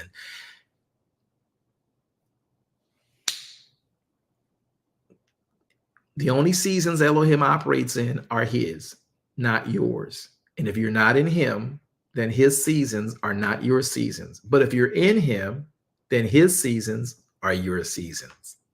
And now you can say, it's my season. Do you know how important that is? Because he even tells you in Leviticus chapter number 23. I'm going to pull it up so you can see it. Don't think I made it up. Look at Leviticus chapter 23. I'm just going to drop it on the screen for you all to see it. Look, here's what he says. You have to be in his seasons. Why is that important? Because he wants you to proclaim his seasons when they are in. And when you proclaim his seasons when they are in, they become your season. And now you can say, it's my season for grace, for favor. It's my season to now reap what I have sown. You can't just wake up on Tuesday and ask the hamburglar, can I have a hamburger today? I pay you Tuesday. No, you don't just pick up and say, it's my season, because some prophet blew in and told you, oh, in this season of your life and all of this, there's a phase that you're in life, and then there are seasons of his in your life. And you got to know when they are. Let me help you understand that. Look at verse number 27. Chapter 27, the book of Leviticus. And Yahweh spake unto Moshe, he said, tell the children of Israel, watch this, tell the children of Israel and say unto them concerning the Moedim of Yahweh, the feast of Yahweh, which you shall what? Proclaim to be holy convocations. Even these are my feasts. You're going to treat them like a seventh day, but they're deeper. 6 days shall work be done, but the seventh day is a Sabbath of rest. And these feast days are your holy convocations. You won't do any work in them, just like a seventh day Sabbath. It's the Sabbath of Yahweh in all your dwellings.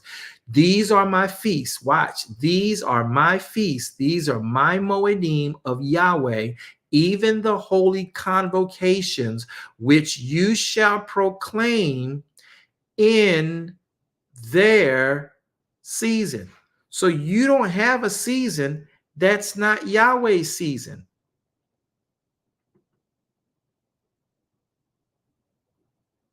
You can't proclaim spring in the summer. You can't proclaim winter in the fall. You don't have a season. Yahweh does.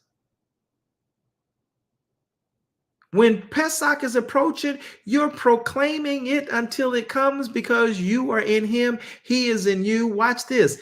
In him I live. In him I move. In him I have my being. So whatever seasons are his, if I'm in him, are my seasons. I can't have a season and then get in him and tell him to honor what I think is my season. Who told you you had a season, Christian?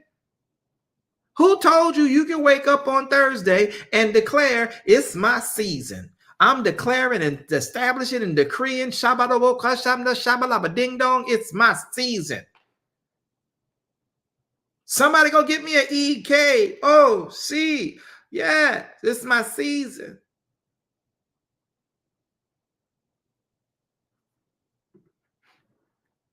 He declares the seasons. And if you ain't in it, you don't reap what you have sown.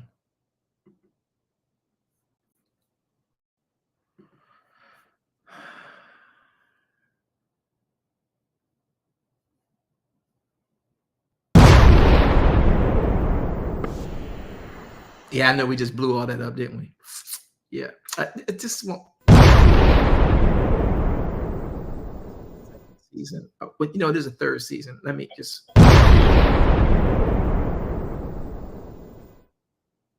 Who told you you had a season?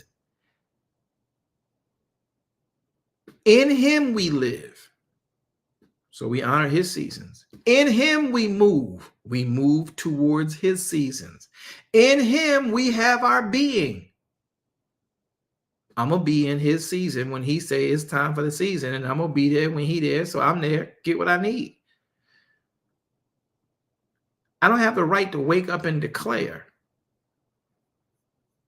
The only thing I'm supposed to proclaim is, watch the word, verse 4, these are the Moedim of Yahweh, even his holy convocations, which you shall proclaim in their seasons. I ain't make that up. Let me put it back on the screen so y'all don't think I did. It's right there. You got to read that to yourself. Can't make it up. Yahweh spoke unto Moshe, tell the children of Israel, say unto them concerning the feasts, which you shall proclaim to be holy convocations. These are the feasts of Yahweh. These are the holy convocations, which you shall proclaim in their seasons.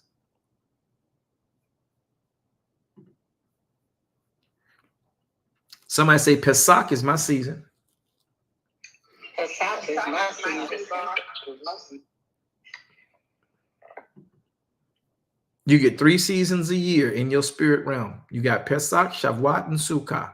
And if you proclaim them as they come, and then you participate in them when they come, and you comply with them when they come, you receive everything that has been decreed, and put forth in specificity for your life in that phase of life, in that season of life, in that time of life. Yahweh made this real simple. We made it very difficult. And now we're fighting back and forth with who's in control of our life.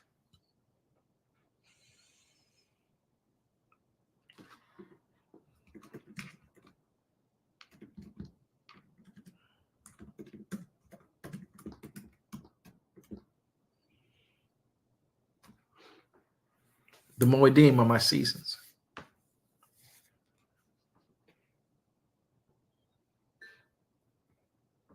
That's when I get those promises of Elohim. Every 7th day Shabbat is when I pick up the promises left to me. Now, if I don't comply, then I fell short of entering in. And if I fall short of entering in, do I pick up the blessings that were in there for me? If you don't go into the building, if you don't unwrap a gift, do you get the gift?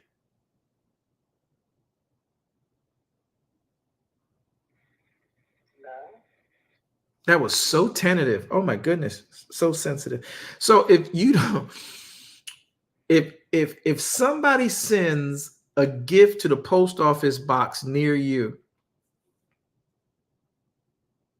and you don't go down and pick it up,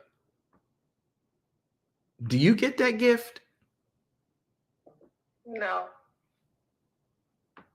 No, you don't.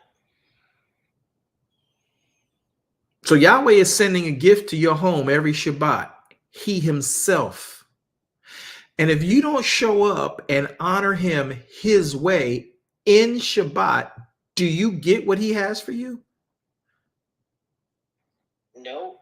Don't y'all dare be religious with me. If your children don't finish their chores the way that you had desired them to get them done and they keep not doing it, do you get what you planned to bless them with to them when they're disobedient or when they're obedient? When they're obedient. And every phase of life. What can I put this in context for some of y'all? I need permission. Yes.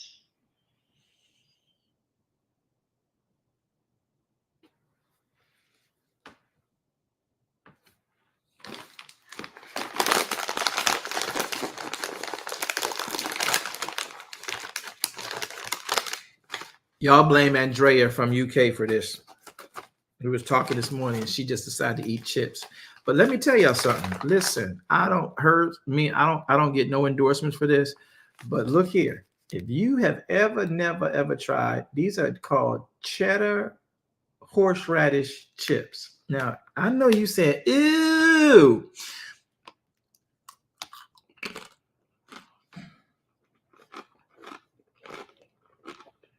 No, that's awesome, actually.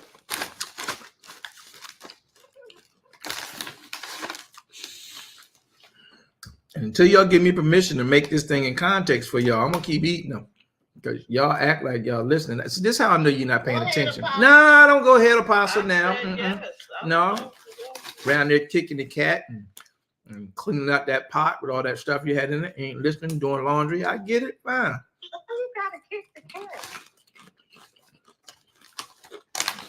I'm not a fan of cats.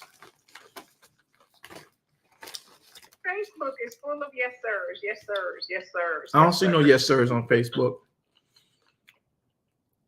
Oh, Facebook.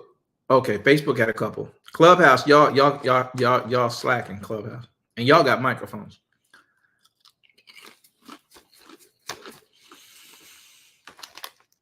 Oh, Yes, please, Apostle. Yes, please, Apostle. And what the cat got to do with it? Come on, we can have pass the chip. But while he's chip. Can you pass the chip? So we can chew while you explain it.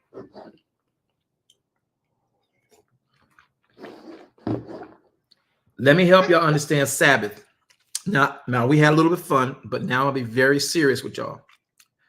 Pay attention is all I'm going to ask. Pay attention. I want to show y'all something we look at, think we understand it, but we really don't get it until it's too late. I can't do them neither, Paris. I'll tell you the story about my cats one day, and I lived with 20 of them at one time, so I know cats way well than y'all think. I know they cute, but y'all know them cats. Them cats will turn on your butt in a minute. Oh, no. Mm-hmm. All right, anywho, let's get to the point. Here's how Yahweh, this is how he helped me to understand Sabbath and the benefit to Sabbath and the benefit to keeping Sabbath the way he said to keep Sabbath. So in Isaiah chapter 58, he says there's a certain way you should keep Sabbath, right? 58:13 says, if you will turn from the Sabbath, from doing your own pleasure on my holy day, and if you will honor the Sabbath, deem it a delight, call it holy, honor it by not doing your own pleasure, finding your own pleasure, speaking your own words, then you delight yourself in Yahweh, right? So I wasn't with 20 cats at one time. It's just that we had cats that kept having litters.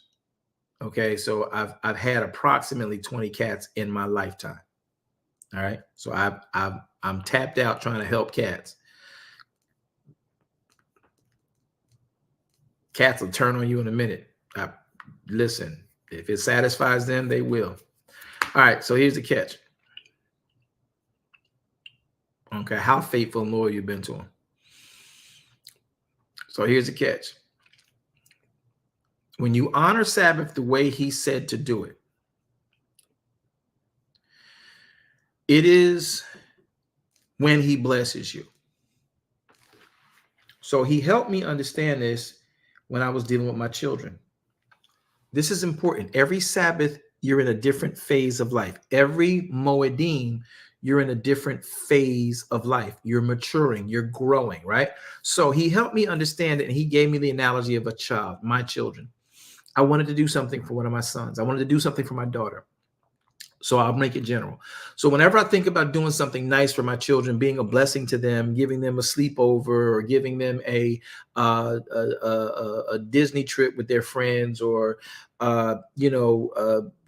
whatever, laser tagging, or bowling, or swimming, or something, and or get them something I know that they wish they had as a toy, and they were very specific. And just being a blessing to them, and thinking about coming home and surprising them, right? So as I'm preparing in my head to be a blessing to my children, but yet my children are not keeping the chores and the commandments in our home, then that blessing gets put on the back burner. Now, though I want to give them this blessing at this phase of life, if they keep being inconsistent with the chores, I'm not just going to pour that blessing on them. Now, I'll be there for their birthday. I'll be there for, the days that we celebrate them naturally. But that one special thing I'm thinking about doing for them, yeah, it changes, because now I'm not giving that them, not even on their birthday. But I'm watching how they're honoring or dishonoring the chores, myself or their parent, their mom. And I'm like, you're not doing what we asked you to do, and you're doing it on purpose. I know you know what to do. You just ain't doing it. You give me every excuse in the book. All right, fine. No problem. You don't know what I got in my mind about what I want to do for you. No problem. And I don't tell them that. It's just the way I'm thinking. And now I'm thinking like a dad. So now they don't get it this year. Well, this year is 1 year. Next year, when I think about doing something for them, being a blessing to them, because I love to bless my children, they don't need that I was going to bless them with last year. Because they're growing. They're at a different place. Now something else trumps the importance list than that thing. And I'm like, I can bless them with this now. Then okay. I still want to do something for them, but I'll bless them with this. Now they show up this year to do things all right. Boom. I bring that in. It's not the gift from before, because they were at a different phase of life then. See, every time you come into a different day of Sabbath, a different week of Sabbath, a different Moedim season of Sabbath, you're moving into a different phase of life. That's why you can't want the gift you left, because you fell short Sabbaths past in this Sabbath, because you're not back at that place mentally, emotionally, spiritually, and in the physiology of life. You are here. So the gifts for here are in this time. The gifts you need for where you are in this. You can't go back and get them. You got to be here in this. So he let me understand, every time you would think to bless your children and they would keep disobeying, and they went through this little season of rebellion, you didn't just bless them. And when they finally got it together, then you would think about blessing them based on the phase of life they're in. And wow. you make your gifts conducive to that. Does that make sense, y'all? Oh yeah, that's confirmation. Yeah. So every time you miss a Sabbath, you miss what you might need to get through. Some of y'all be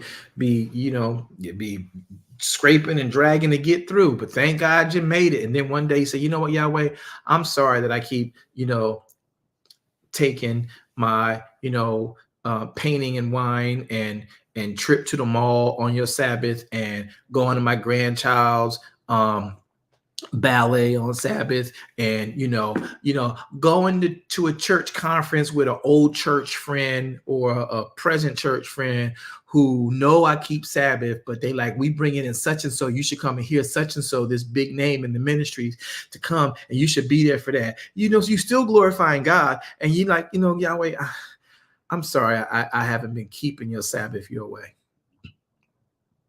Then you repent. And then the next Sabbath, you keep it his way. You labor to enter in, sundown, I'm in.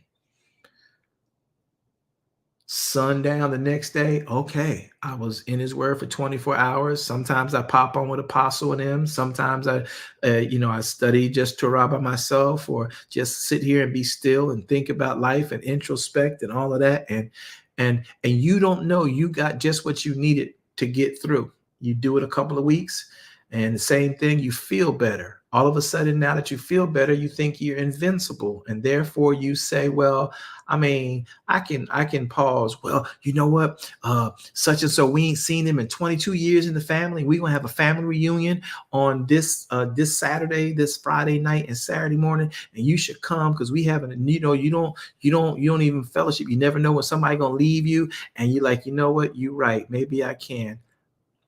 And you go, and you and I too, you miss out on what he has for you at that phase of life. And you come back and you find that this week was a little bit more difficult to get through than the last few weeks. You got more stuff hit you and blindsided you this week than did the last few weeks. And it might not took you out, but it sure enough frustrated you. And it might have frustrated you enough that, next Sabbath, you just, well, I'll get there when I get there, Sabbath. And see, sometimes Yahweh got to drag me down. I'm not talking about none of y'all. I'm talking about me. He got to drag me down like, oh, so you know what I'm asking for. You still going to take your time about getting in here, huh? And you teaching it to people, and you still going to try to act like that was worthy of an ox falling in the hole scenario. Really, Jones? That's what you're going to do? All right, well, son, I had something for you, but here you go. I mean, it's on you. And see, y'all think that Yahweh's looking to be punitive. He's looking to be, penal with us. No. He's looking for us to comply so he can be abundant with us. All he wants us to do is just show up. And when we leave, we literally can blow up. Because we're going to be living in sweatless victory, being able to see every spirit coming at us through the flesh of this person opposing us. And we can tell it ain't you. I'm not mad at you. But there is a principality behind you that's trying me. And you know what? I hope you get free of that principality. May Yahweh bless you. And you go about your business, ain't got no stress, no care in the world. This stuff plays out so practically in our lives. When I sat down this last 2 weeks, I sat down, I was like, you know what, Yahweh? Stuff went really rough for me for a good month there because I was doing it, teaching it, keeping it. But, sometimes you try to justify stuff and, like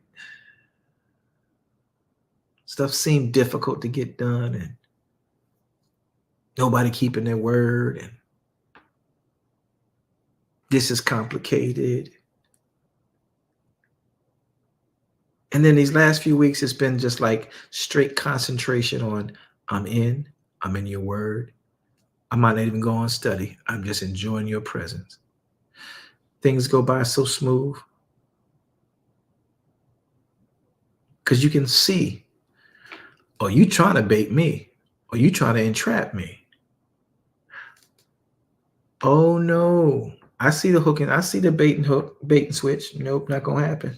Not going to work. Not today. And I see the angels. They got their guard all about me. Does that make sense to y'all? Yeah, that was a nice picture you painted.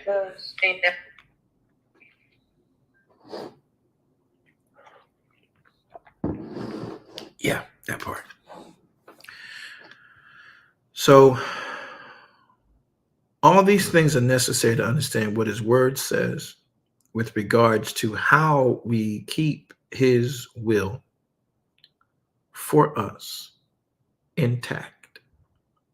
You don't have a season until you comply with his. And those literally are the facts. All right.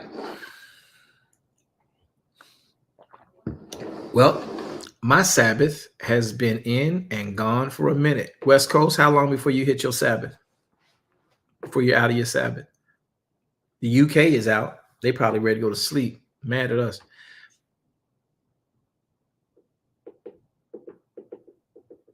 Are y'all learning anything? If you are, give me a thumbs up. Yes, sir. Can I, Sam Tanner, can I ask you a question? Sam Tanner, shalom. What you got? I don't even know if this is just really a question. It's just amazing to me how the Holy Spirit just really be working. Everything you be talking about be just dead in. It be straight confirmation. It be and it's funny because I be to myself, you know, you in your own head and you quiet, you by yourself, and you think maybe you crazy, but then you come around people that you think are upper echelons, I guess, in the spiritual world, and find out no, you ain't really crazy. You was really hearing too.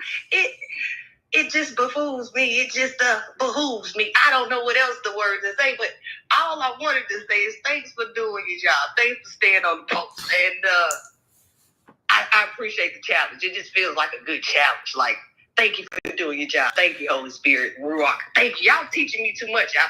I'm going to shut up. I just want to give you your flowers real quick. Well, thank you, and those flowers you render me, I give them to Elohim, because I am just like you. And though I have traveled in those upper echelon circles and still do, I have learned, searching him out, Darash Kingdom Ministries. I have learned I am not more than anybody else. I am just as much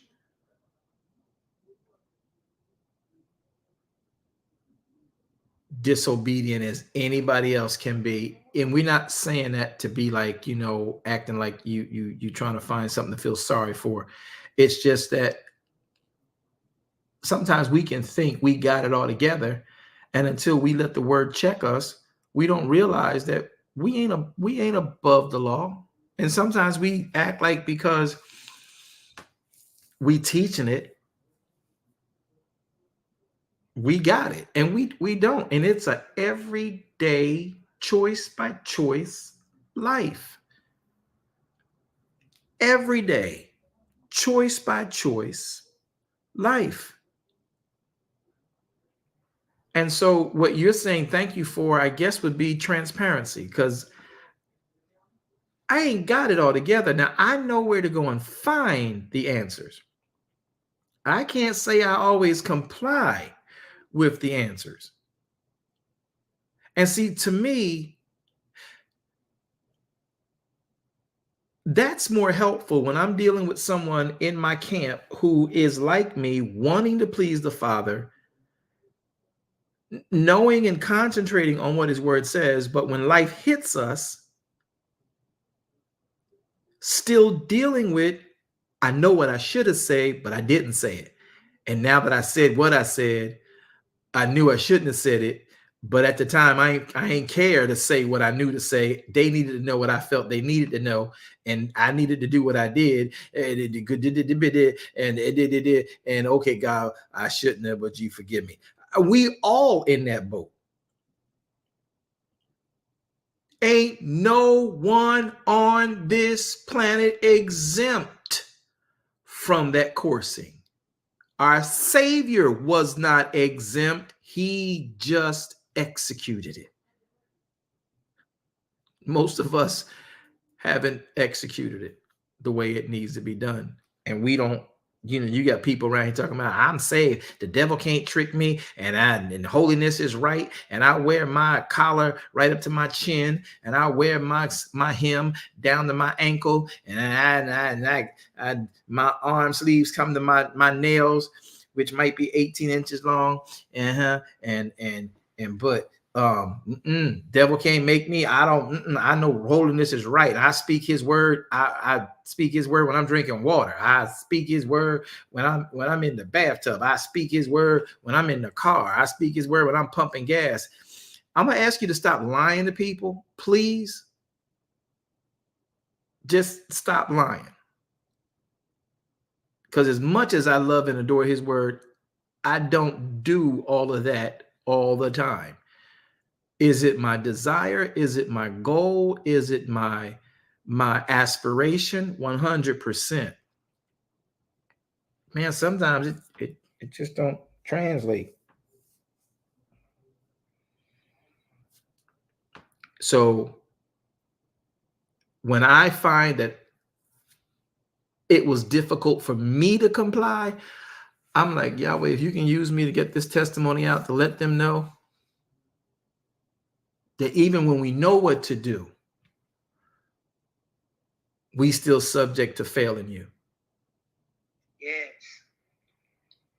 Ain't nobody but me and Santana gonna say nothing about that. Y'all really not gonna, we gonna do that. See, I did all that church. I did a whole church scheme. I did the whole holiness is right, and I did all of this stuff, and I preached hard against the devil. I talked hard about your drinking and your cussing and your sleeping and your sexing and your stuff and everything else, and found out that in dark moments you could find yourself entrapped in the very same thing you were spewing your breath about. And the next thing you know, you sitting on your face with egg on your face. Not just egg, you got the whole hen on your face. Forget an egg, you got a basket, you got an entire chicken shack, chicken coop sitting on top of your head, smeared all over your face, and you still gonna act like. Tell it, sir.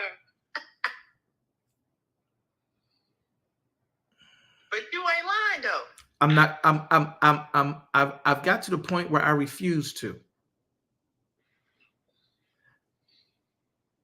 Because in lying, you leave yourself even worse with the non-compliance. And then see people who are really churchy, saved, you know, the Christian saved, they're like, well, you don't have to be telling people that. I think the problem is we haven't been telling people that. And that's what makes this atmosphere we got right now in social media so charged with every opportunity to cut down and kill and shoot rather than heal the wounded who we put up on pedestals and fell and broke their shoulder and their collarbone. They still have a chance at life, but we see them in pain. And so we take the shotgun and then we just kill them, like you put down a horse who has broken its leg and can no longer walk. So we're shooting those who can be healed because they're wounded. And you think your murder of someone who could have survived is going to get you into heaven. That's it. And you live in an environment now where we're saying, well, as Christians, we like, well, should nobody be talking like that? You can't talk about the devil got power over you. No, I never said the devil got power over me. I just said there are times I know what the word says and I don't do it. Come on now. Clubhouse, I need to hear some voices, because y'all not going to get me out here and act like I have lost my complete mind. No justifying of anything. But we need to understand what it looks like to keep things right there. And if you can't be tried, if you can't come through your particular issues like Yeshua did and know that you got to execute what the word says, the enemy is always going to try your faith. So the thing that you're saying thank you for is only the reality that, man, if I made it, I'm going to tell you about it. If I didn't make it, I'm going to tell you about it. If I didn't make it and had to rebuild again, I'm going to tell y'all how that was done.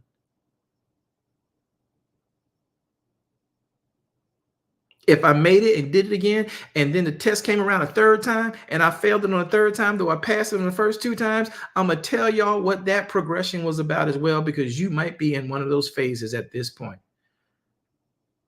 That's good. That's what a testimony is for, yes. This is what ministry is supposed to be about.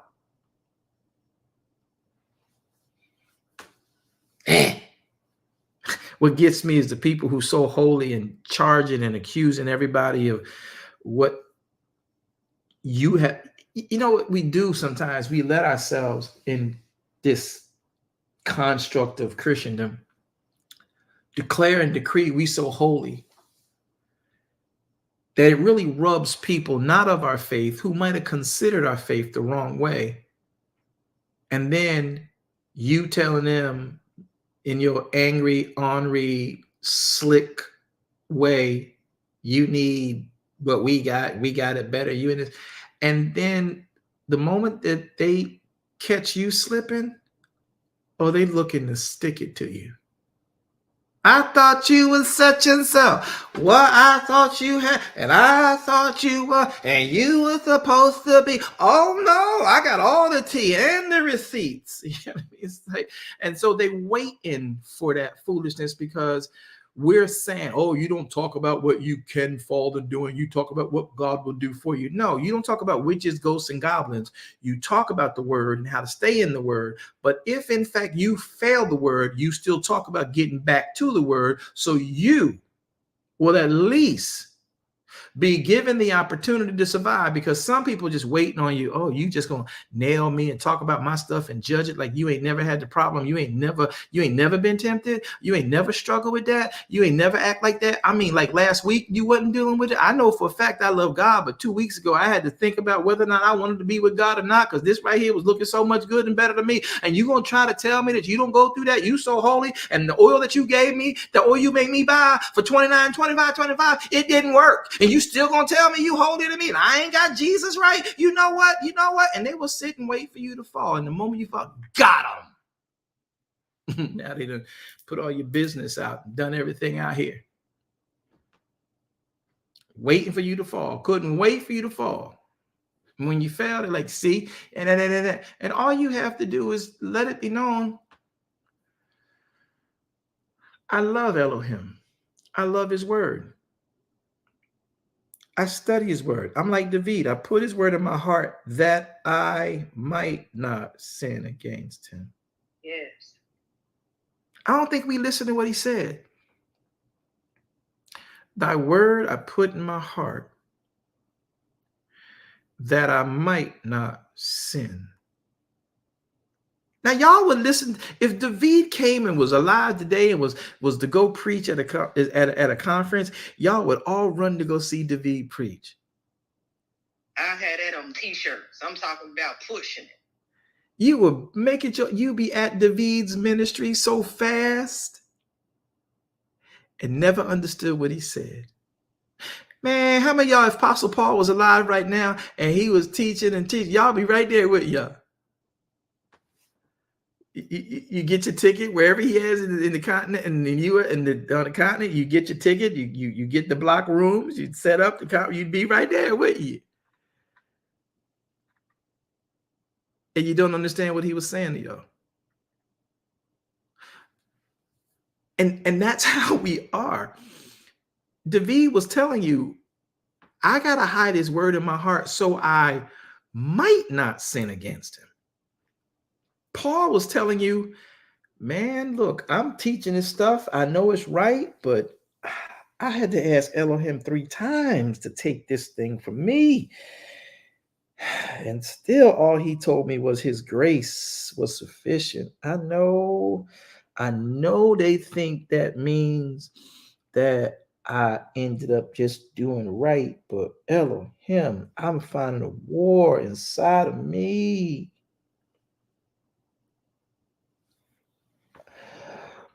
Fighting with what I would do and what I would not do, and that which I would not do, I find that I do, and I don't understand why I'm doing what I shouldn't do, but when I did do it, now I'm coming back teaching the people what it's all about. And this is where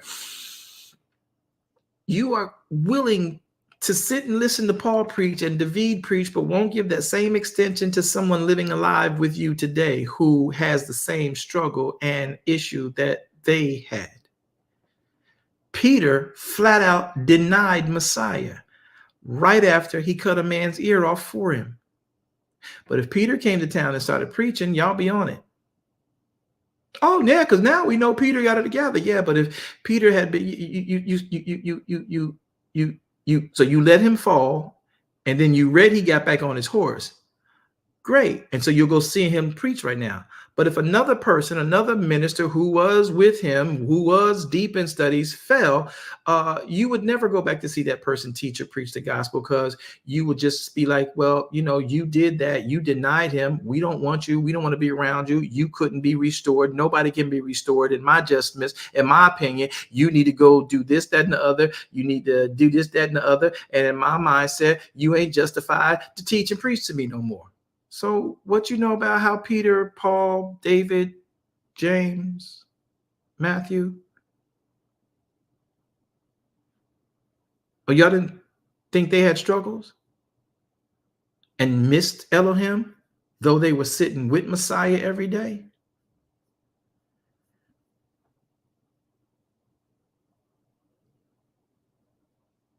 Their lives was in jeopardy at times hanging out with him. Peter almost died hanging out with him. They had to get him out the crowd. But now all of a sudden. Wow. But you would listen to Peter preach and Paul preach today. Timothy, you don't even know Timothy's story. Oh, you let him preach to you in a minute too. You okay, not? No, all you saw is the testimonials of the milestone events that were demonstrating faith, and then the small cues about what they did wrong, you disregard them. Peter was a competition guy. Peter would always wonder who doing what, who doing that. Why are you going to do that for him? Mind your business, Peter. Peter was a pain in the butt. Literal. And when he denied Messiah, nobody said, no, forget the fact that he cussed out and act like he don't know. Forget all of that. Forget that he denied, before he denied Messiah the first time, before he denied Messiah after the garden, he denied Messiah down at the Jordan. Now you go study that. Peter didn't want to have nothing to do with no Yeshua when he first met him. You know why Peter came on with Yeshua? Because he fixed his fishing business.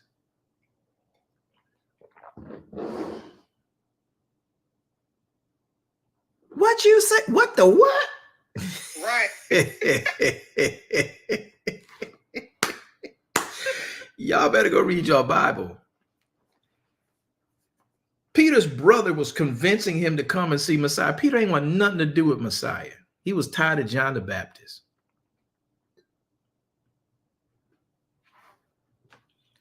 Yeshua fixed his fishing business. Then he was like, all right, maybe I should go talk to him. He pulled a what the what move on me. Now I got to figure out where it came from. You don't know the story. Why don't you go study it and then come back next week and ask me to explain it? Ain't nobody taught you that. Y'all forgot that he fixed Peter's fishing business. We didn't tour it all night. You trying to tell me how to fish? Oh, y'all didn't connect that? Okay. Peter was known as a man's man. He was tired of all the stuff going on. And that's a part of why Yeshua picked him, because everybody knew Peter's position.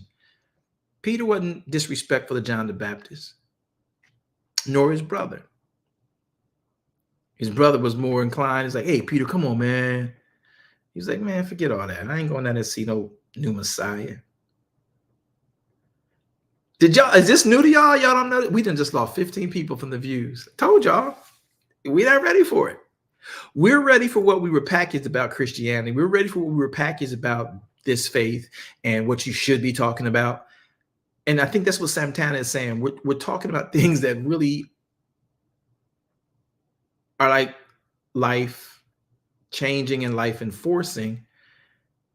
And if we can ever get past this fairy dust version of Christianity and how it's lived out, we might be able to save people who fell from grace. We might be able to, because the people who fell from grace are usually people who brought you into the faith by their much teachings, much preachings, right or wrong or whatever. And then as soon as they no longer fit that for you because of what's said that they did, you throw them away, you kill them dead, or you prophesy this, that, or the other, and now you run around the world with them. And now when you found out they might have been involved in something else, you just completely ignore them. Y'all need to know there is nothing new under the sun. And y'all keep saying, yeah. And y'all keep saying, oh, we living in the last and evil days. And it's just this, I ain't never seen nothing like this before. It's because you ain't lived in no other time. But there is nothing new under the sun. Failure is a reality of life. You can't even get success without failure. And you can't get... Did you know you can't even get failure without knowing what success is? Right. Y'all real quiet, and it's okay. I know y'all gonna. I know y'all. I know them little Baptist fingers just went up, and we creeping at the back door, walking backwards. You know, I get it. Looking like Homer Simpson on that meme, slipping into the green hedge brush on the fence, fading away. I get it. It's okay, but I ain't tell you no lie. Thank you for the accountability.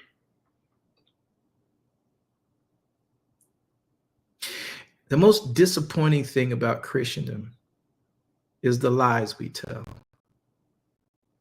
How we supposed to love our brother and love our sister. But when our brother went there out and did what mom told us not to do and started selling drugs, or when our sister went out and didn't do what dad said to do and got hooked up with this joker who pimped her out, and now she hooked on drugs, and now she in rehab. She's embarrassed the family because we got stories of what she's done in the streets.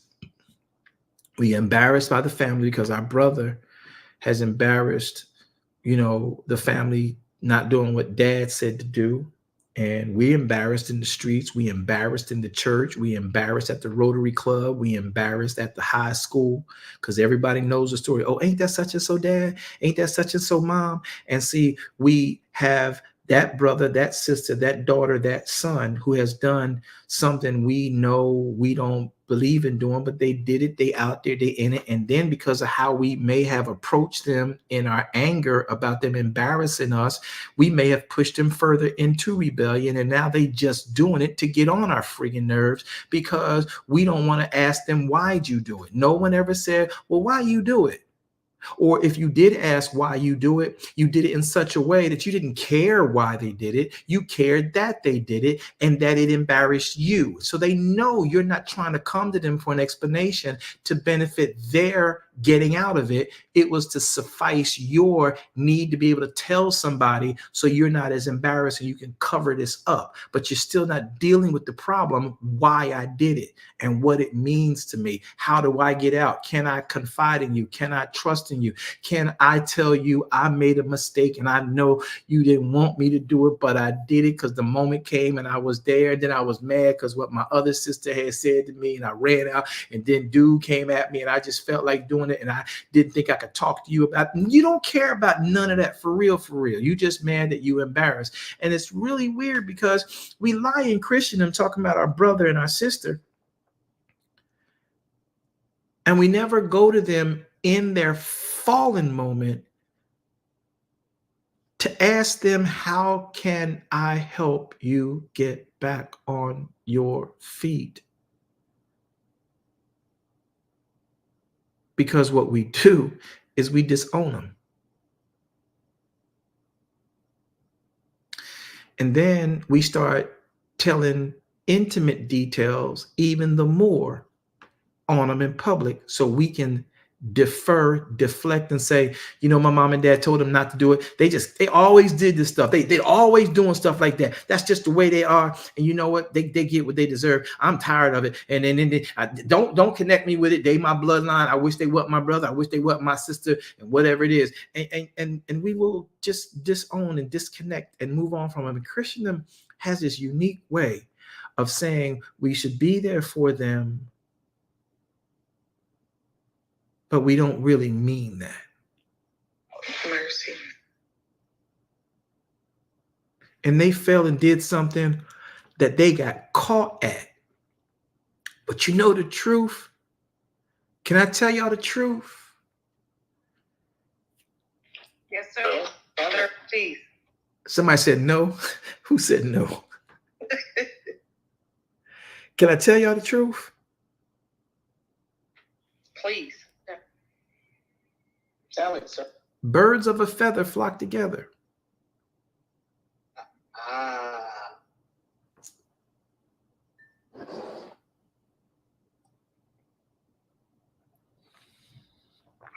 It's just some of them don't get caught. That's it.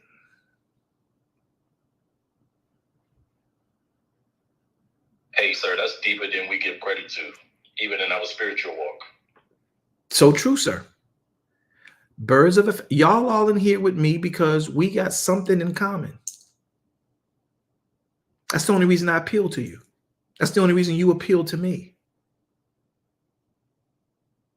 Now, our job is to line up behind the word together. And if you should fall to your proclivities, I better be there with a life dinghy to pull you back in this boat. Instead of saying, well, they told us not to jump out the boat. Let them drown. Jaws, here come Jaws. Wait a minute, is that Orca? Is that Squidward? That's so bad. Can't help it. Because that's what we do. We leave them there. Roadkill. Well, they chose to jump off. Let them go. But we're brothers together. You knew they had their proclivity because, well, I don't know their business. But what if their proclivity popped up and, you know, since birds of a feather flock together, you knew that could also have been you. You didn't have to know they did it, but you do understand that your job and my job isn't to be my brother's keeper, but I'm definitely not supposed to be my brother's murderer. Oh, wow. Wow. That's true. So true. And so now we're embarrassed. So we begin to kill them because we want to disconnect from them. And the truth was, it ain't out of you yet. Come on. And if anything, it should show all of us that we could be that.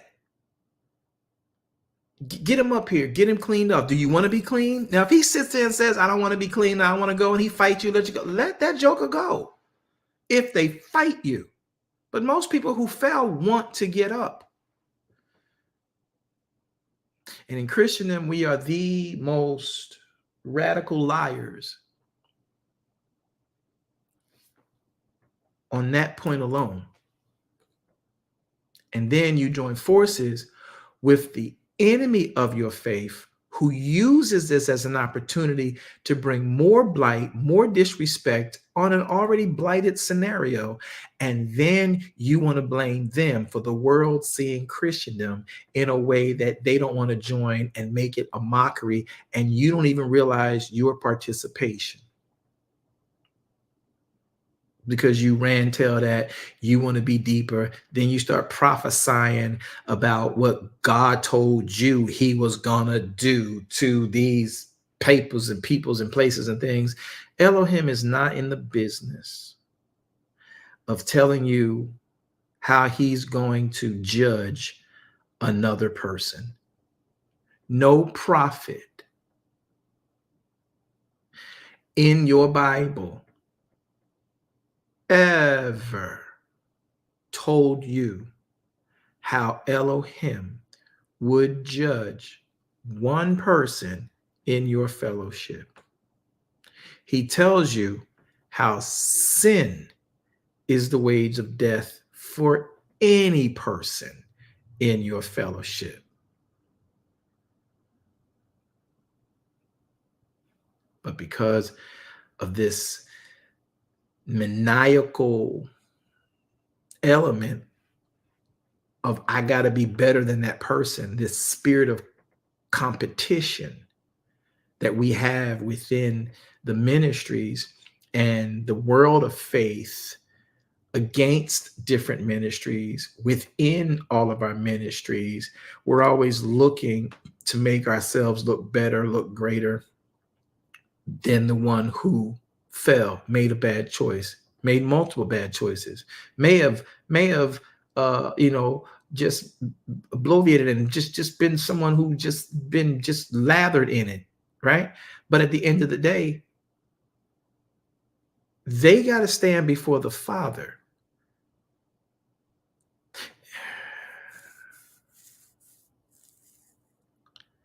They don't stand before you.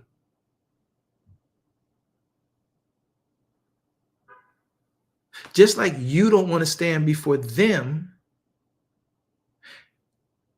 if whatever you do should get more light sprung on it. Right. Eric, that's correct. It's straight hypocrisy.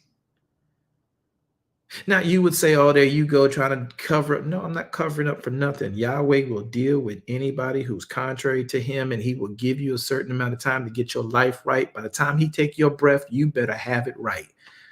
Ain't nothing I can do to you, no embarrassment social media can do to you that will be like the lake of fire.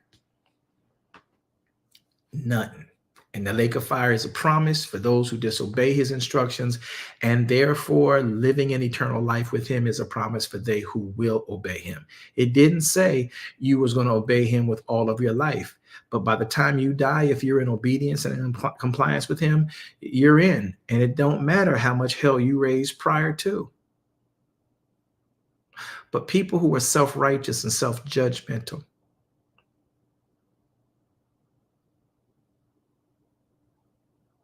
they take it upon themselves to build themselves off of the rubble and ruins by poor choices of another. Here's the thing I want y'all to remember. When you build your empire off of the rubble and ruins that you helped collapse another empire, remember, some of that material you stole out those ruins to build your empire are now in your empire.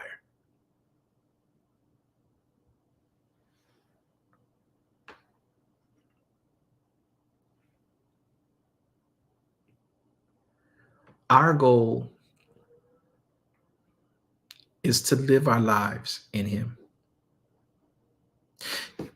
Y'all got a minute for me to take y'all somewhere real quick? Yes. Yes, sir. Yeah, we got the minutes. Y'all sure y'all want to know? Yes, sir. Sir, if you got time. Yes, sir. I'm going to do it. Go with me to Matthew 12. Go with me to Matthew 12. Let me show you something.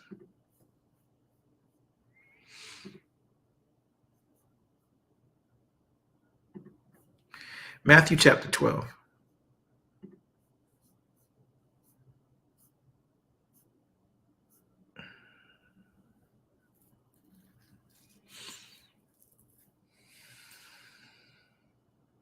This is sort of kind of scary because I want y'all to get this. Verse 1 says, at the time Yeshua went on the Sabbath day, somebody say a Moedim. So by the time that Yeshua went on the Moedim through the corn, and his disciples were hungered, and they began to pluck ears of corn and to eat them, the church people saw it.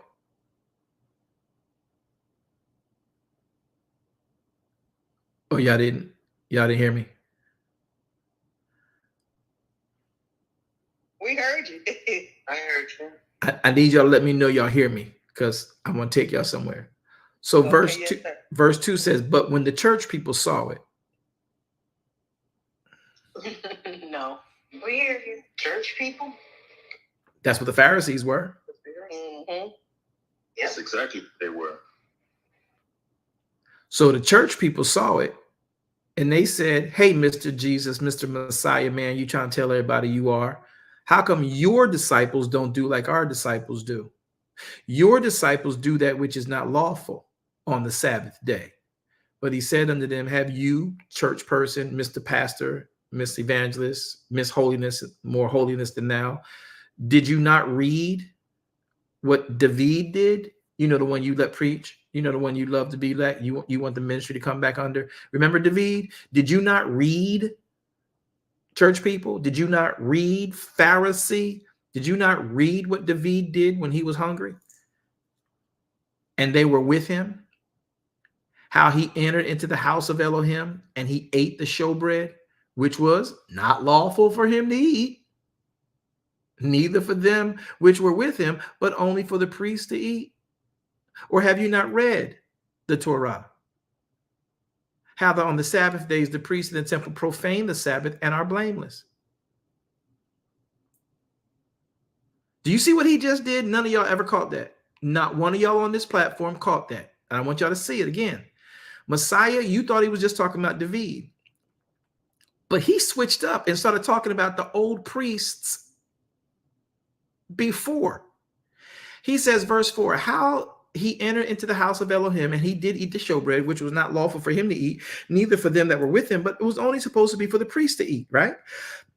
But did you, or he says, or have you Pharisees, because that's who you are. You're the priests of today, you Pharisees. Have you not read in the Torah how that on Sabbath days, the priests in the temple, they profane the Sabbath? And y'all ain't said nothing about that.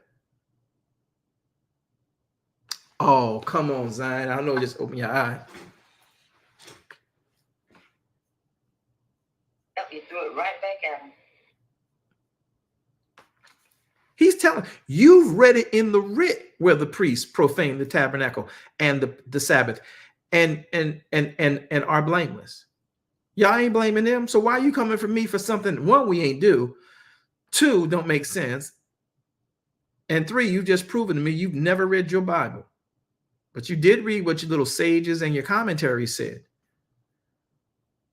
But did you not read the Torah? Look at verse number 5. Or have you not read the Torah? How that on other Sabbath days, you priests in the temple back then profane the Sabbath. Profane. What's the word profane in the Greek? Is biblio, meaning you desecrated the temple on the Sabbath. And yet they are blameless by what you guys, by your accounts, ain't nothing to think about.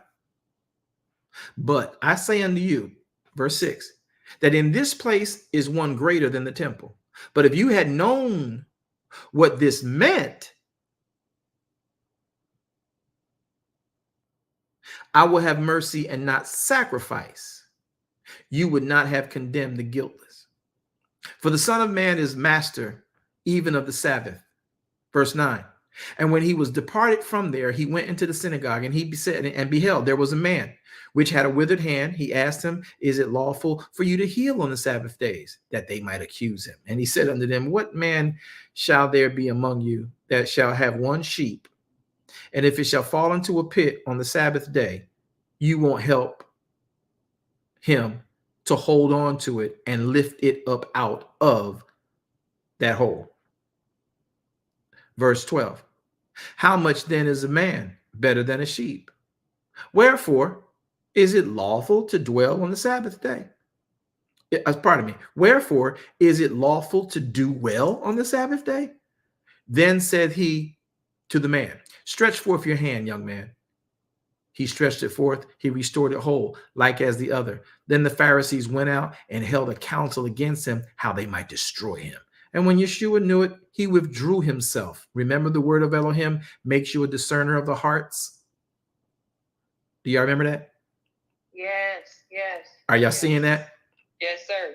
Yes. Verse 15, but when Yeshua knew it, he withdrew himself from there and the great multitude that followed him, and he healed them all. And he charged them that he should not make him known, that it might be fulfilled, which was spoken of by the prophet Isaiah, saying, behold, my servant, whom I have chosen, my beloved, in whom my soul is well pleased. I will put my spirit upon him, and he shall show judgment to the Gentiles. But verse 19 says, he shall not strive nor cry, neither shall any man hear his voice in the streets. A bruised reed shall he not break, a smoking flax shall he not quench, till he has sent judgment forth unto victory. And his name shall the Gentiles trust. What? Verse 12, 22. Then was brought unto him a person possessed with a devil, blind, dumb, and he healed him, insomuch that the blind, dumb both spake and saw. All this is on the Sabbath, y'all, the Moedim. Verse 23, and all the people were amazed.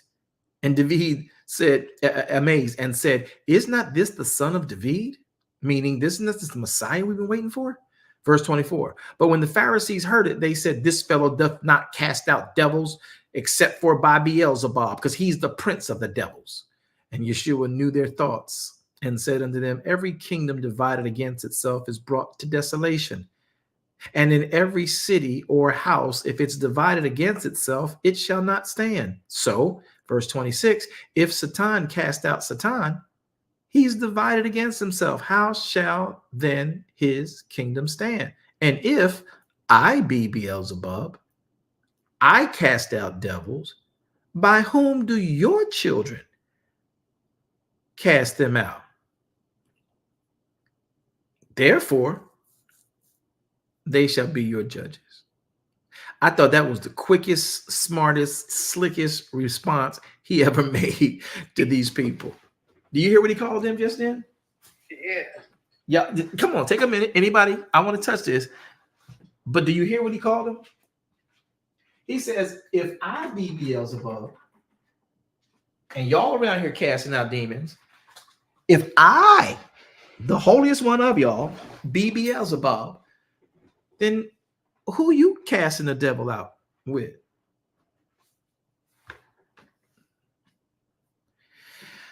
All right. Yeah, he was smooth on that. Yeah, it was so smooth. That was so smooth. It was smooth. And verse 28, but if I cast out devils by the spirit of Elohim, verse 27. So if I be Beelzebub and cast out devils, since that's what you said, by whom do your children cast them out? Because y'all worse than me. Therefore they shall judge, they shall be your judges. Verse 28, but if I cast out devils by the spirit of Elohim, then the kingdom of Elohim is come unto you. Or else, how can one enter into a strong man's house and spoil his goods, except he first bind the strong man?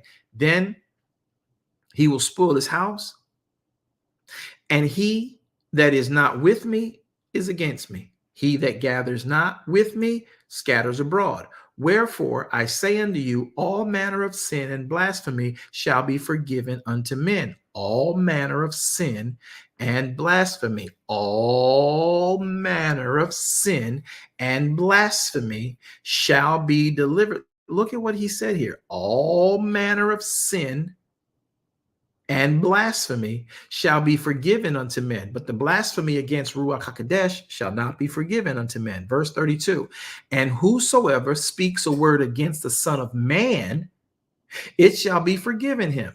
But whosoever speaks against Ruach HaKodesh, it shall not be forgiven him, neither in this world, neither in the world to come. Verse 33, neither make the tree good, either make the tree good and his fruit good, or else make the tree corrupt and his fruit corrupt, for the tree is known by his fruit. Verse 34, he's still cutting them down. You generation of vipers, how can you, being evil, speak good things? For out of the abundance of your heart, your mouth speaks. So do y'all know he's talking to church people? 100%. Yes. And these church people are accusing a leader of other faith people.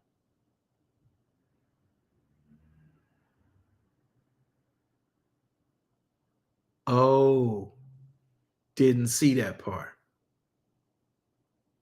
Because to the church, Yeshua was a cult.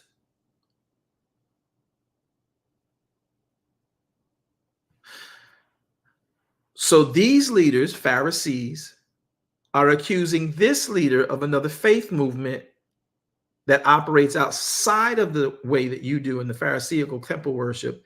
So now you're attacking each other, fighting with each other for reasons that are simply and merely and surely your own. Now watch this. Look at this. Look at this. Look at this. Verse number 35. A good man out of the good treasure of his heart brings forth good things. An evil man out of the evil treasures bring forth evil things. But I say unto you that every idle word that men shall speak, they shall give an account thereof in the day of judgment. So do you give an account for the things you speak today or in the day of judgment? Verse 37.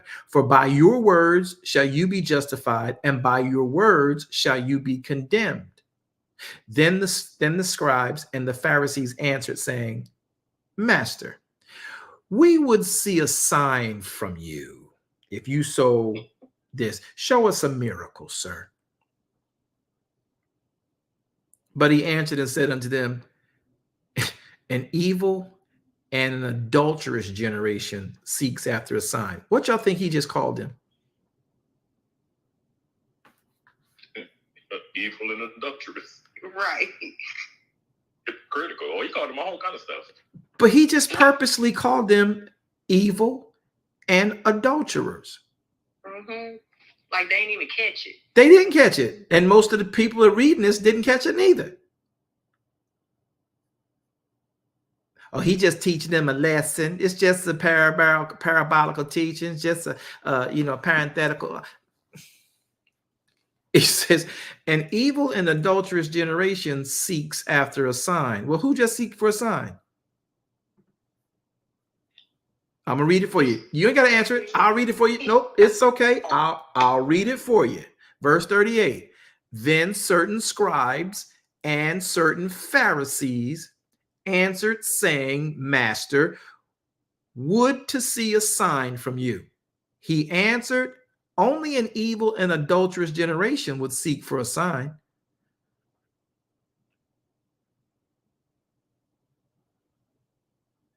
Hey, that's good. Especially after you just saw me heal this man. Only someone evil and adulterous would seek for a sign. And here it is in verse number 39. And there shall no sign be given to you but the sign of the prophet Jonas. Verse 40. For as Jonas was 3 days and 3 nights in the whale's belly, so shall the Son of Man, not God, the Son of Man, be 3 days and 3 nights in the heart of the earth. The men of Nineveh shall rise in judgment with this generation and shall condemn it, because they repented at the preaching of Jonah. And behold, a greater than Jonas is here. The queen of the south shall rise up in judgment with this generation and shall condemn it. The queen of the south, y'all. This is a whole demigod going to rise up in judgment with this generation and condemn this generation. Y'all know how bad the queen of the south was? For she came from the uttermost parts of the earth to hear the wisdom of Solomon, and behold, the greater than Solomon is here. When unclean spirit is gone out of a man, he walks through a dry place seeking rest and finds none. Then he says, I'll return to my house from whence I came, and wherein I came, he finds it empty, swept, and garnished. Then goes he and takes 7 spirits more wicked than himself. They enter in, dwell there. The last state of that man is worse than the first. Even so shall it be unto this wicked generation. Verse 46. While he yet talked to the people, behold, his mom and his brother stood nearby, desiring to speak with him. So someone said, behold, your mother and your brother are standing without. They desire to speak with you. Listen to his response. But he answered and said unto them, who is my mother? And who are my brethren? He stretched forth his hands toward his disciples and said, behold, my mother and my brother.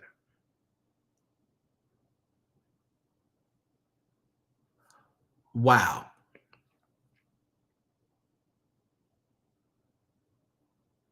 Did y'all catch that? Yes, sir.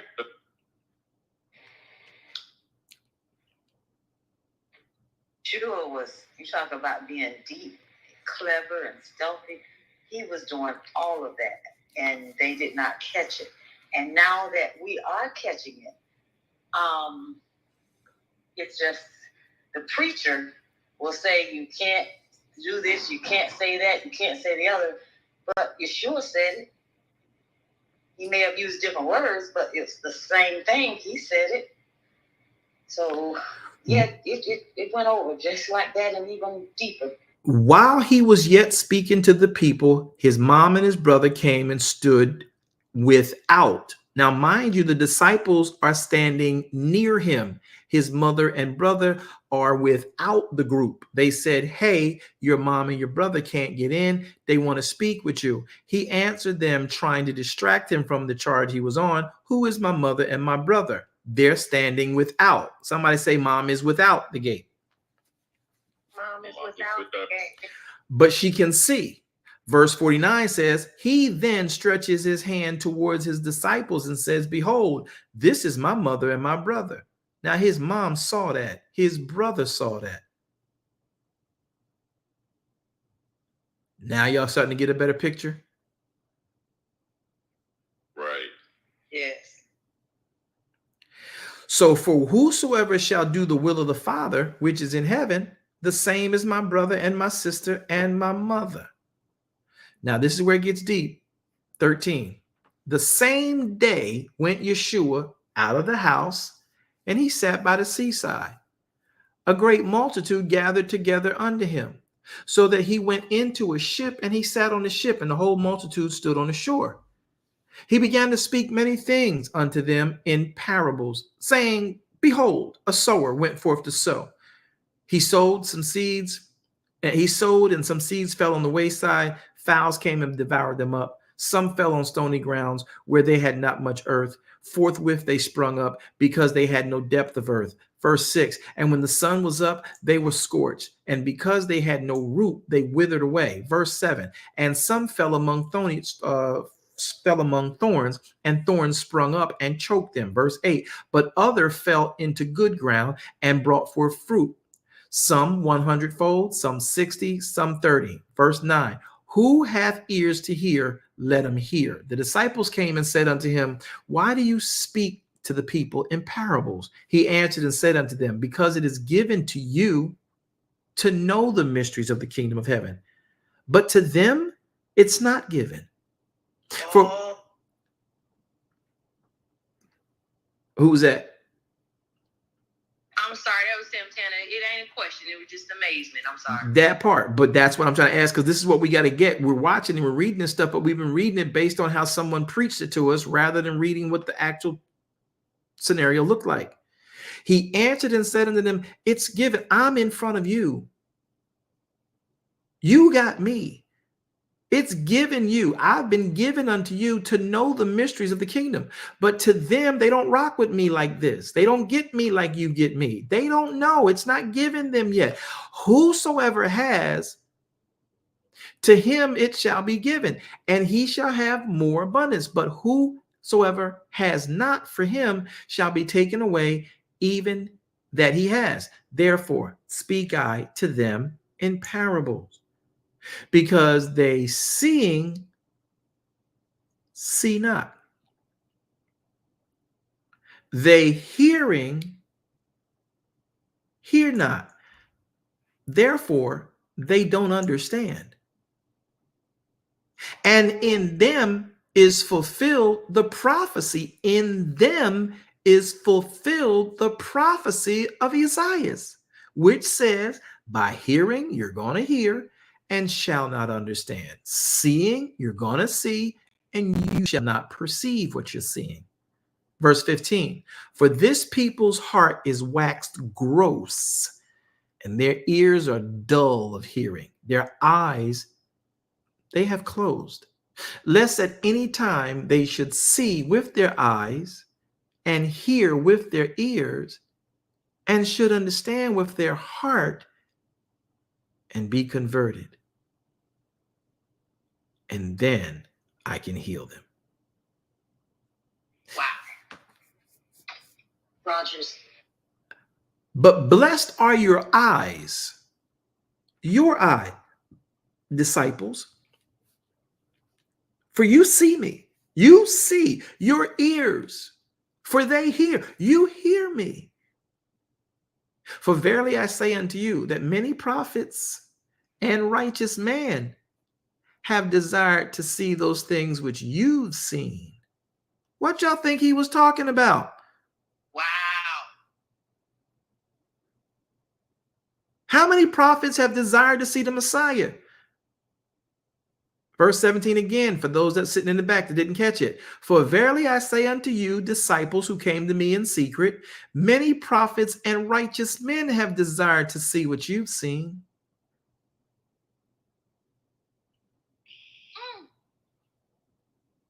And have not seen what you've seen.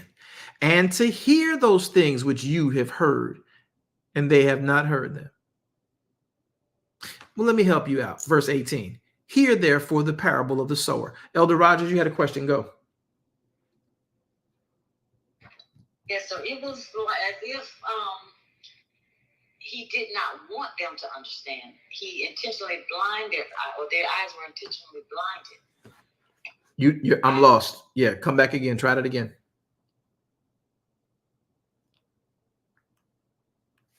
Try that again, Elder. Elder Rogers. A phone call came in while I was speaking. What I was saying was it always amazed me that the eyes of the children of Israel were intentionally blinded and their ears were intentionally deafened so they couldn't hear. That's all. Say it one more time, Elder. It always amazed me as to the fact that the children of Israel, their eyes were intentionally blinded and their ears were intentionally stopped where they could not hear. That's what I thought you said. And that doesn't apply now. Okay. They don't get the intentional blinded eyes and deaf ears until he dies.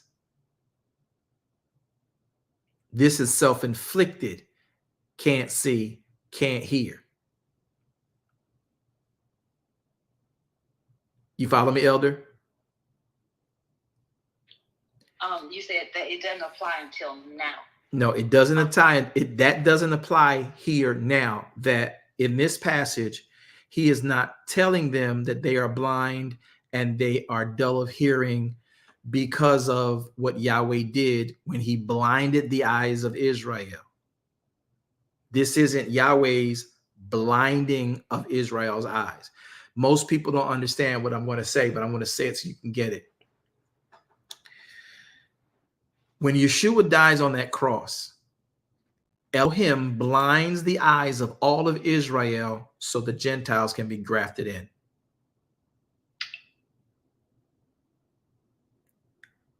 Are y'all following? Yes, sir.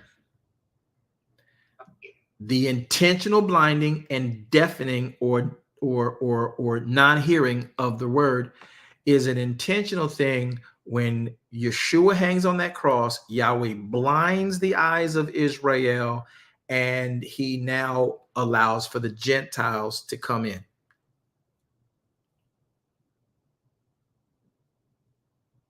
This is not, Messiah talking here is not the same as the intentional blinding and intentional deafness that Paul had to have removed off of his eyes. Remember when Paul met Messiah on the road to Damascus? The scales came off of his eyes. Paul got scales on his eyes because he was a part of the group that crucified the Savior.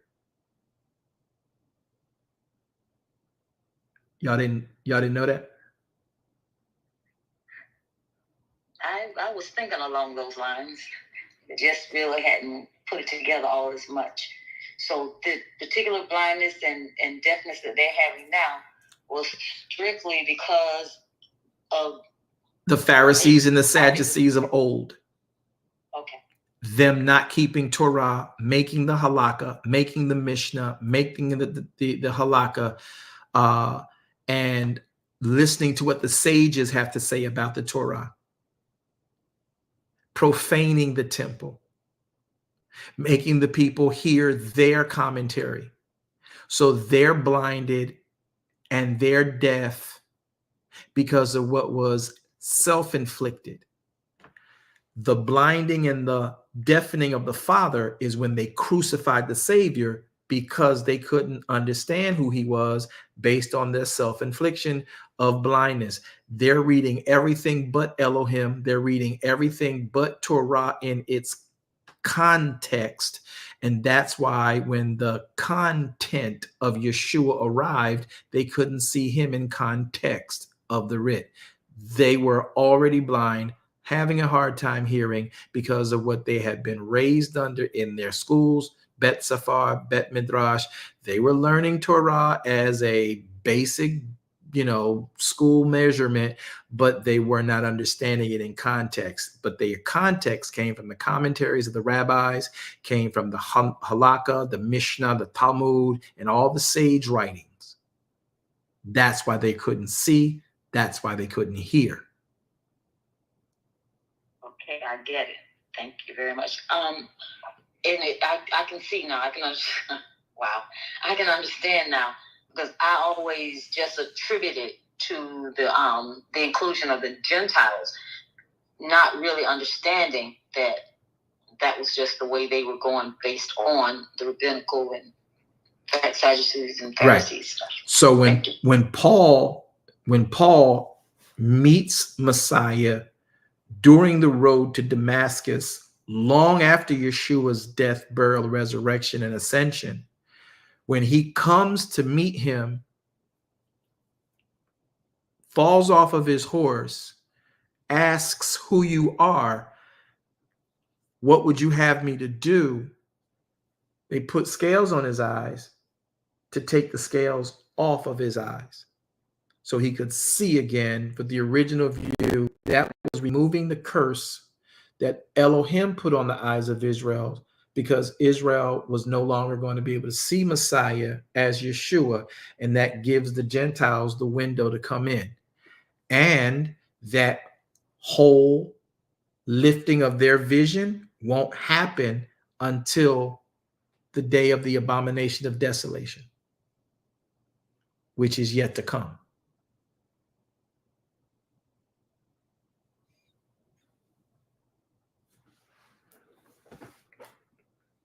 God will be praised for understanding. Thank you. Mm-hmm.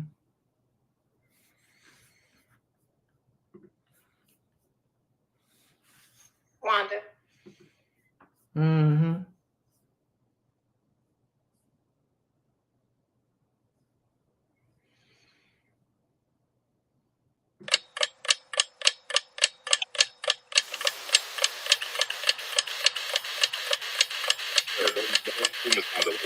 Don't do it like that. It ain't Wanda. I'm doing like that. Wanda's exemption to this. It's everybody else. There should be at least 8 questions that popped out of that conversation we just had with y'all.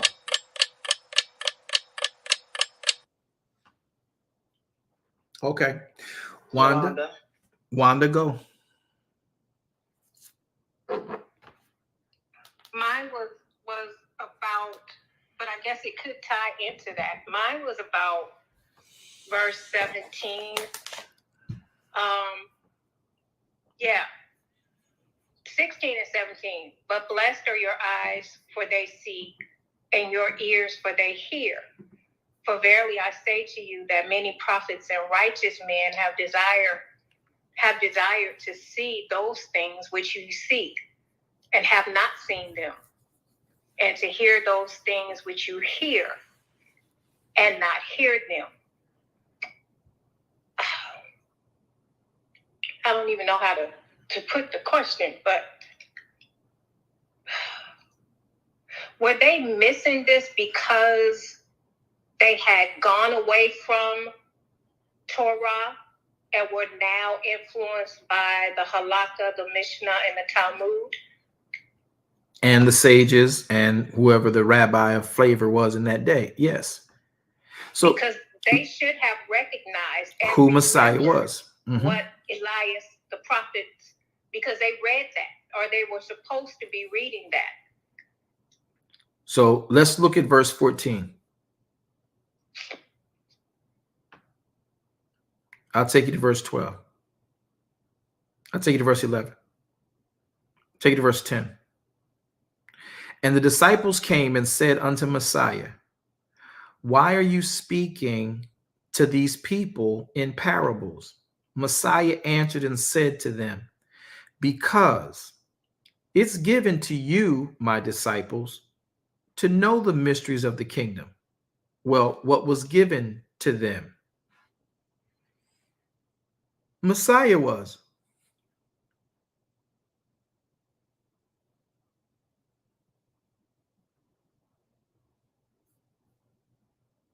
Is it saying given that they knew who he was? Is that kind of?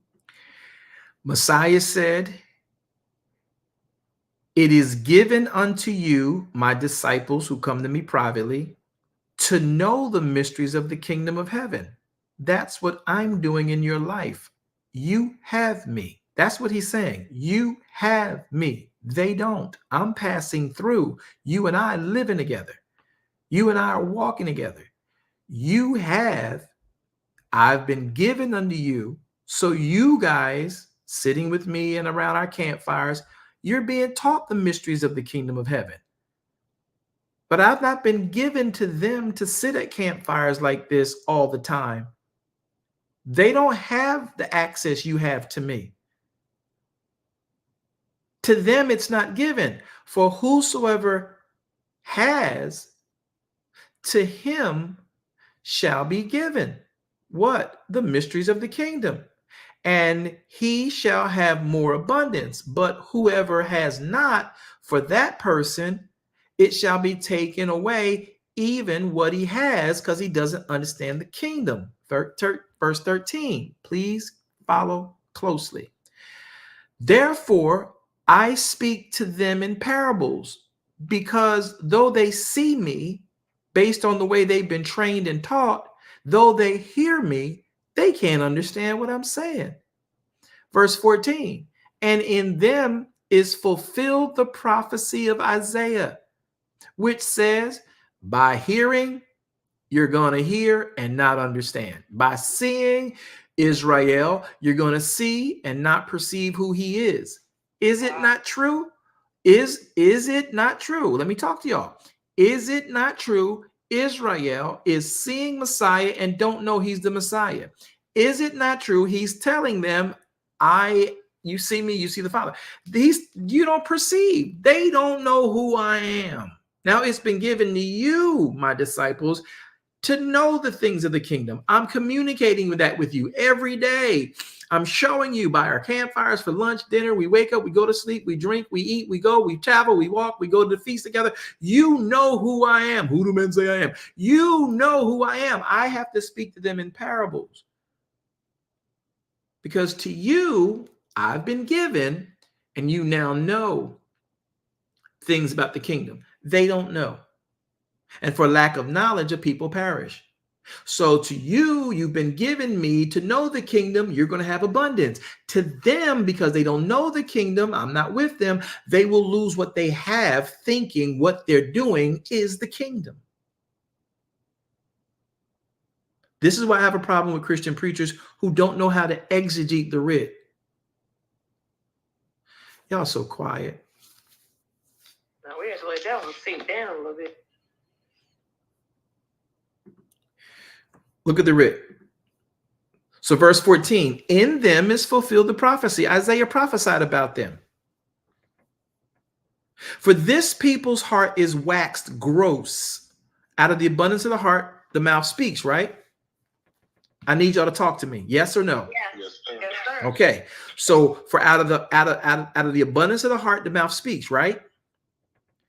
So Messiah now says, for this people's heart is waxed gross.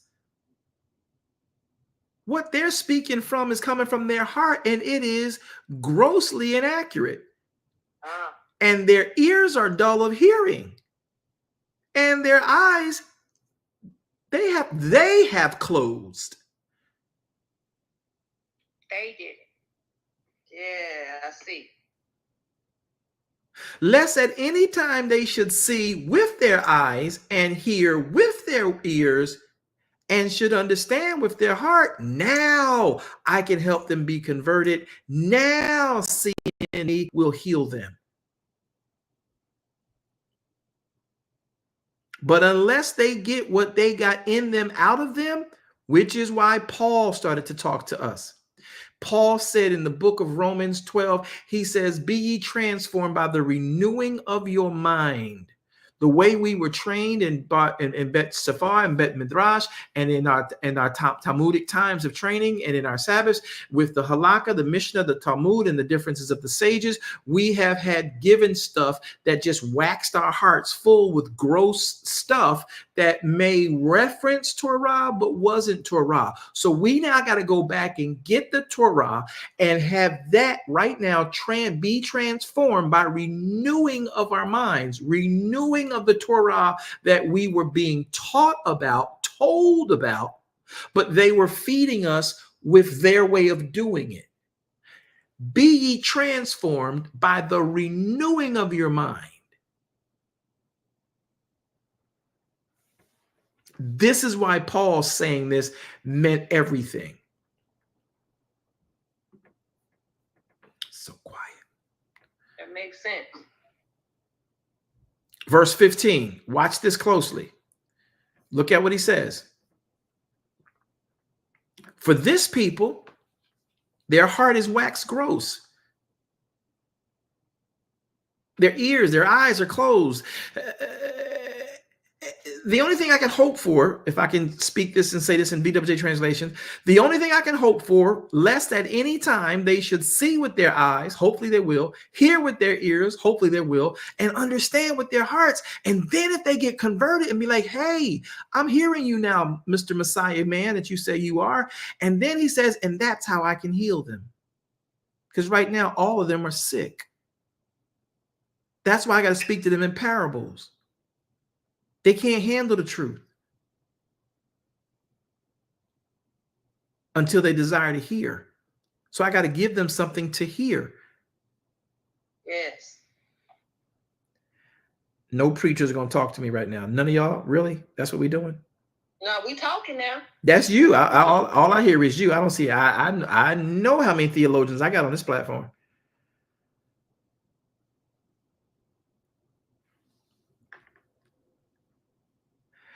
That's why I speak to them in parable. Because what they've been fed resists what I am.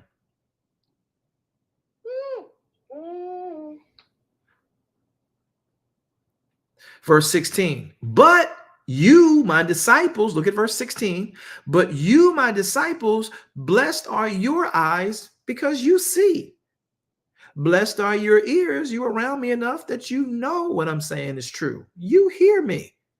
But truthfully speaking, verse 17, I'm saying unto you that many prophets that I brag about and talk about, many righteous men that came before you, they desired to see what you see. They desired to see me, and they have not seen. They've desired to hear the things which you've heard, but they were not able to hear. That hits different now, don't it? Yes, it does. That puts us in the mindset of where most people are today. It's exactly where everybody is today. Not everybody, but those who won't take time to just read Torah and let that be the lens of your understanding the Bible. So he goes on to say, now let me help y'all. Verse 18, hear ye therefore the parable of the sower. When anyone hears the word of the kingdom and they understand it not, the wicked one comes and he catches away that which was sown in that person's heart.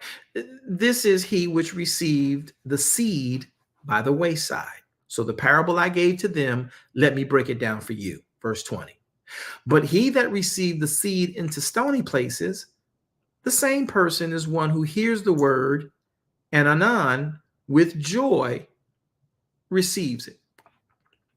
This is your church right now. This is all, even on this platform right now. Verse 21, yet hath he not root in himself, but endures for a while, just hangs out. It ain't really took root in him or her, but they do hang out for a while because it's different. It's different, and you connecting some of the dots for me, but I don't really, but it ain't, I ain't really taking root with it, but I'll hang out with it because ain't many other people in here talking like this.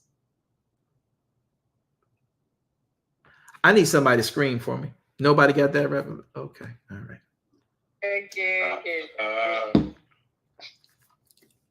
Verse 21, yet he hath not root in himself, but endures for a while. For when tribulation or persecution arises, because of the word they're now,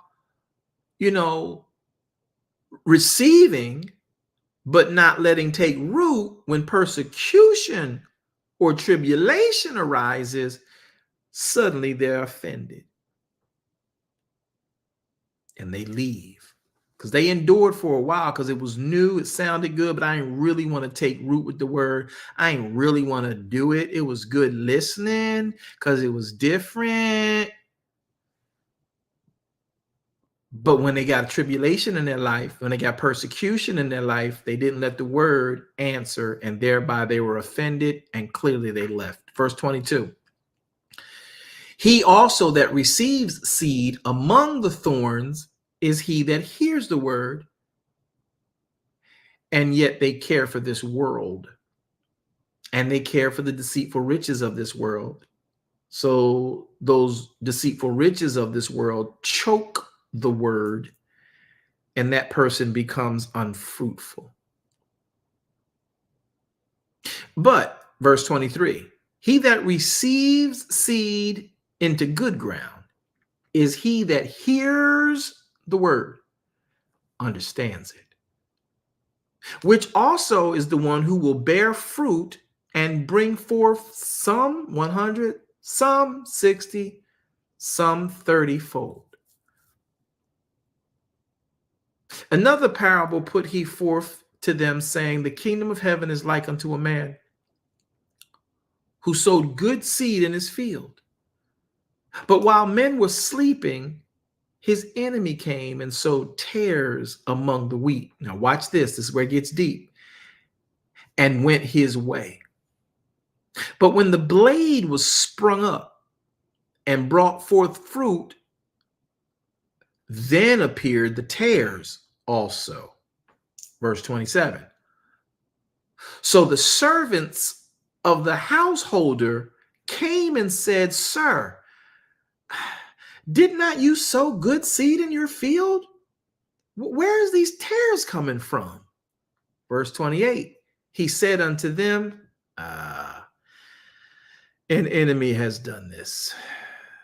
The servant said unto him, okay, well, you want us to just go out there and tear these tares out the ground and gather them all up? But he said, no. Verse 29, no. Lest while you're gathering up the tares, you will root up also the wheat that's with them. These tares that this man sowed knew that this seed would take its roots where the wheat took its roots. Its effort is to choke out the crop. Verse 30. But here's what we're going to do. Listen, here's what we're going to do. Let them both grow together until the harvest time. meaning keep fertilizing, keep watering, and keep dunging about all of it. Give it extra word, extra water, extra food to even facilitate the tares. What? Right. Let both grow together until the time of harvest, and then in the time of harvest, I'll then tell the reapers to gather together the tares, bind them in bundles, and burn them. But gather the wheat into barn.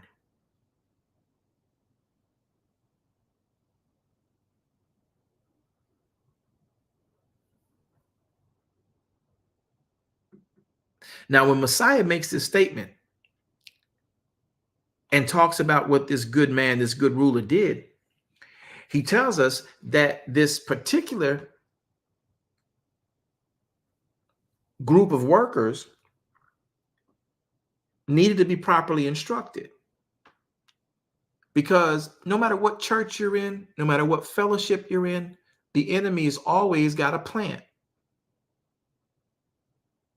Come on, sir. Right. You don't kill the plant, you feed it. And because the plant is trying to hide and be sneaky and eat the wheat's food so it can choke the wheat out and kill the wheat, you, as a good farmer, you feed enough for the tares to eat too.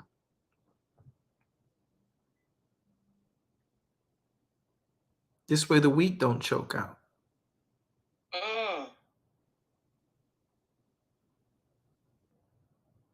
That's heavy. And we'll let them keep going along like that until the time to harvest. So this way the tares and their over aggressiveness don't eat all that the wheat was supposed to get to choke the wheat out, because the tares is too busy being full and the wheat is too busy being full. So when the harvest comes, I'll feed the tares like I'm feeding the wheat. But when the harvest comes, I want you to take the tares and pull them aside, bundle them up, leave them outside. But the wheat, bring them inside. Oh, wow. Let me help y'all with this. No matter what's going on inside these church houses with the plants that are coming in to supplant the seed that was sown to grow the wheat, those tares coming in to choke out the wheat, let them all grow. There was no prophecy. The false prophet and the ignorant servant would be the one who went and said, "Oh, let's de-weed the wheat," not realizing topically you see the wheat growing one way and the tares growing out of that wheat set, but beneath the soil, their roots are all connected. So the only thing to keep that harvest alive and get your projected earnings from that is to keep both of them alive. So that means you give them more water, you give them more word, you give them more dung, you give them more fertilizer, so they have enough that the wheat grow and the tares trying to kill them grow without damaging the wheat. And then when the time for harvest comes, once you get them above the ground, now you can separate. You don't have to worry about the root of the wheat now, because the wheat is full grown. You don't need the roots anymore. And the tare, well, they were sent by a spirit trying to produce a lack for my harvest, and just leave those tares bundled up together so they can't take root nowhere else, and I will cast them into the fire myself. So for those of you who find yourself caught up in prophesying about people who were in the ministry and failed, it is not the job of the workers of the field to go out and rip up the false prophets, you call them, or the preachers who had did whatever, or the tares that seem to be attacking the wheat that the enemy may have sown. That ain't your job, Mr. Servant. Your job is to keep feeding them until I come in the rapture, in the judgment, in the harvest time. I'll separate what wasn't of me from what is of me. You just keep tilling the ground until I come. That's good teaching there. Yes, sir. Yes, sir. Yahweh be praised for that. Ain't your job to go prophesying about God gonna bring judgment. Yahweh brings judgment when he brings it. It ain't your job to try and force judgment on anything or anybody. He will judge when he brings everybody home. Your job is to keep living. That field kept everybody walked by, saw everybody that walked by that farm saw the tares growing with the wheat. Strangers, neighbors, family, the farmer. Was it uncomfortable? But your job as a good farmer is to keep preaching the word, keep watering the word, keep giving the word, keep sharing the word, keep fertilizing with the word. Let both the tare and the wheat eat.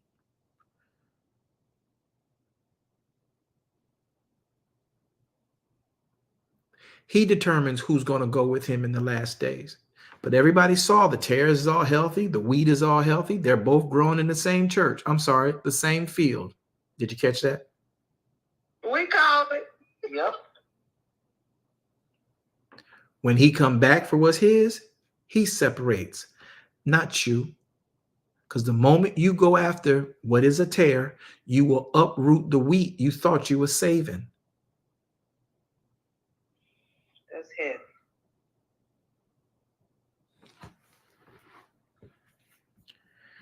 It's so quiet around here in these parts. So good. Awesome. Linda Marshall asked a question and said, did any of the tare go safe? No, let's finish the story, Linda. Good question. The tare don't go safe because the tare is just that, designed to tear apart the wheat's life. It's a weed. Weeds are what we call like a herbal parasite. Don't forget Pastor Yolanda, Apostle. I didn't know she was on. I'm glad. I'll get her. Thank you. So let's look. Is she on here now? Yes, she said her name. Okay, I didn't hear you, dear. So let's go back to this. Did the tare get away free? Did they go away safe? Nope. Watch. Look at what happens to them.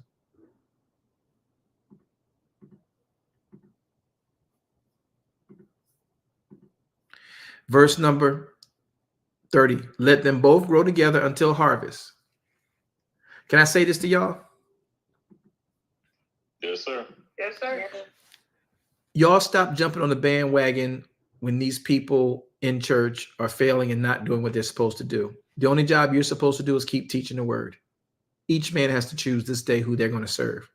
It ain't your job to judge them because they're not serving it. And whether or not they are causing any kind of lewdness or whatever inside those ministries, that ain't your job to separate.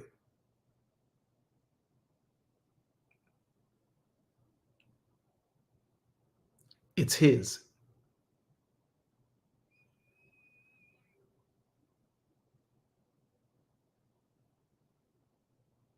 It's not even a matter of whether they're dealing with, some people call it, what do they call it? Whatever the situation is, the tares, whatever they are. The shepherd knows what he's doing. The shepherd will keep them safe. The farmer will keep the wheat safe. It's Elohim's job to separate in the end.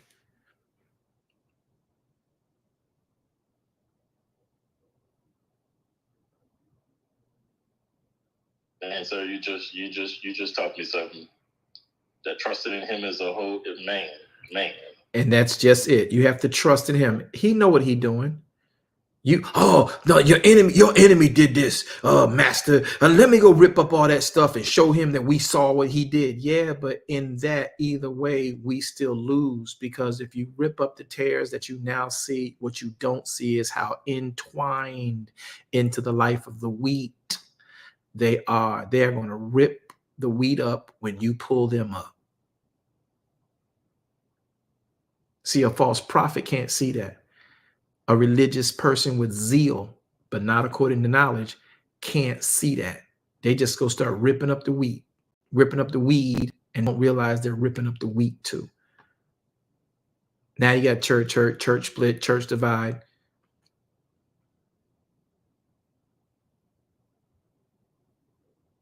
It ain't your job to judge. It's Elohim's to judge. He will bundle up.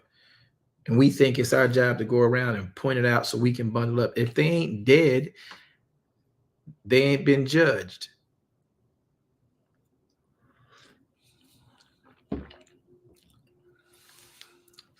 Trust Elohim. The 76ers had a statement for a long time. I probably shouldn't use a sporting analogy, but I will. And they told their Philadelphia fan base for their basketball team professionally, they said, listen, we're starting from scratch. We need y'all to trust the process.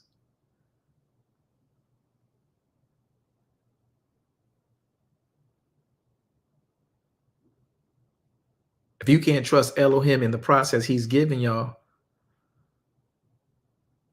stop acting like you can trust him at all. You have to trust him. He told his servants, don't pull up the wheat. Don't pull up the tares. I'll separate them. I'll have you separate them when you can see how to separate them. Right now, let them both grow. I'll provide for both of them. Do you know he had to actually pay more to make sure his wheat field stayed healthy? Right there. Right there. And see, sometimes if you got the real understanding of this, if that wheat happens to be something that's being perverted or an ungodly inside the church, if Yahweh don't kill it, let him decide what he going to do with it once he decides to kill it. You keep feeding it. You'd be surprised what could be converted. But your righteous indignation doesn't give you the right to be the judge and ruler of his creation. Trust him. Let's look further into this writ. Pastor Yolanda. Yes, sir. Actually, Pastor Mike made the statement that I was going to make about this sounding like the church. And I kind of remember before coming into this teaching and the understanding of the teaching and just understanding Torah, I almost had to know a different language to understand what was being taught in church. Because honestly, sometimes it was just like, I still don't get it. I know we're reading this, but it wasn't connected to anything. And so now I look and I see that those sometimes who hear this truth have a hard time to receive it. And we're not the same, well, I guess we're not the same, as the ones who are in this passage, but it sure does sound like it. We are, very much. And so some, how, I guess, go ahead. Go ahead. But I was going to say, so, for them, it was willful because they've been receiving wrong teaching. And it's the same thing with the church. We received wrong teaching and we didn't know it. The teachers don't know. Sometimes they're teaching the wrong thing. So you're back up at 15, 16, 13, 14, and 16, where he's talking about the people, they don't have, they're seeing but not seeing, hearing but not hearing. They don't have me like you have me. That's where you're back up. You're not down here in verses 30 to 31. So you're back, you're still back up there. Okay. And that is just like us. Because most people can't understand Sabbath keeping and Torah observancy because of what's been preached through Christianity.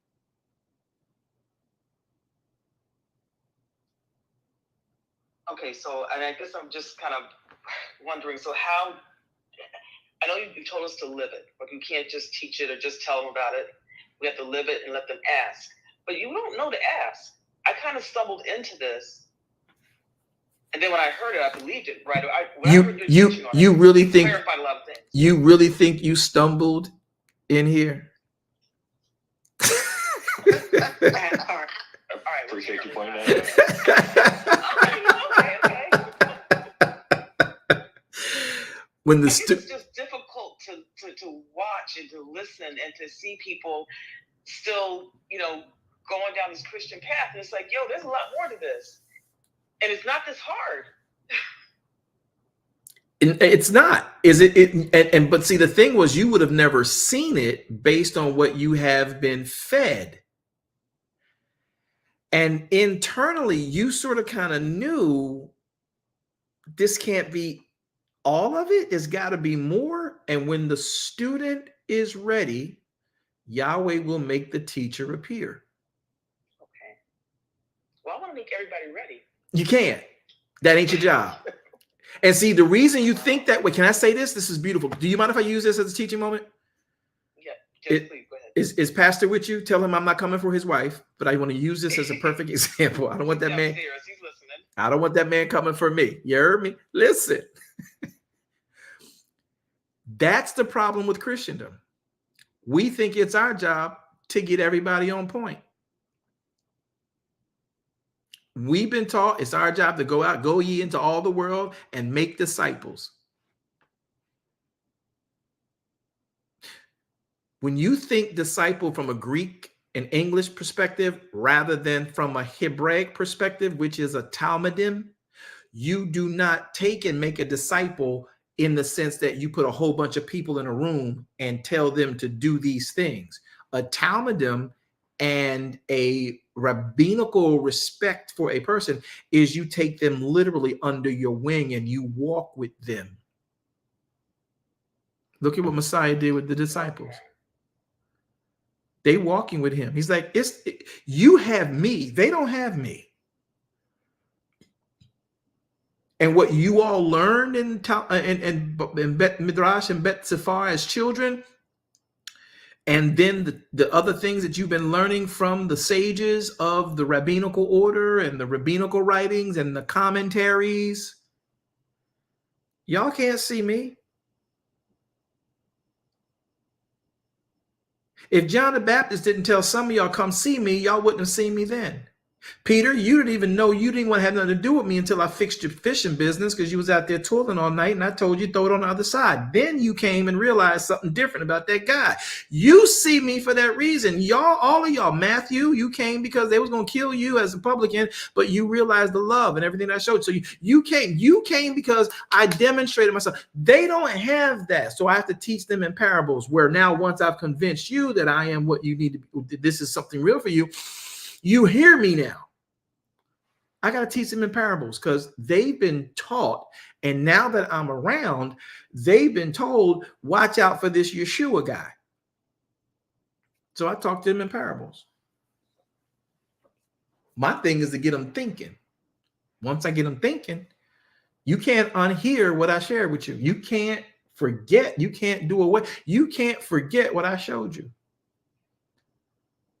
And when Elohim, when Yeshua would use the parables to direct them to the word of Elohim, they're like, wait a minute, that's in the Torah. He can't be all that bad. And what he just did was, that's from the Torah. That's why Nicodemus was like, look, I know my whole team of Pharisees and the Gadol Kohanim are thinking you some kind of cult, but there's a couple of us who are reading the writ and watching what you're doing, and they line up.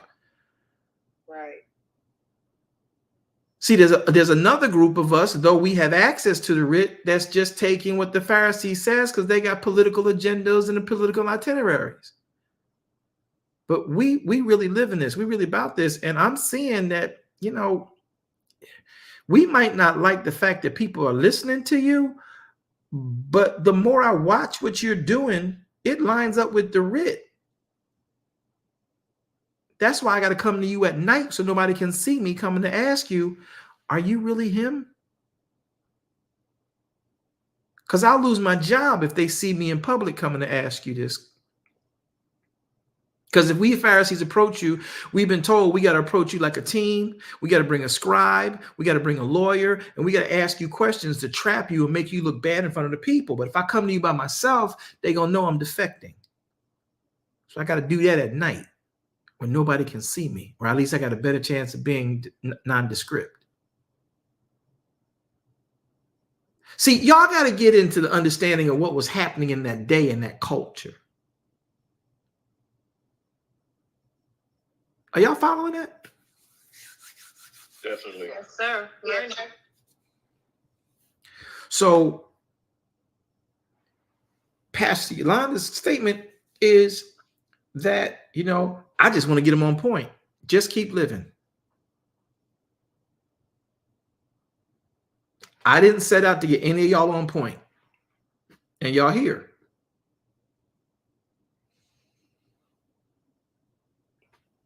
My first church assignment wasn't because I went out to evangelize the neighborhood.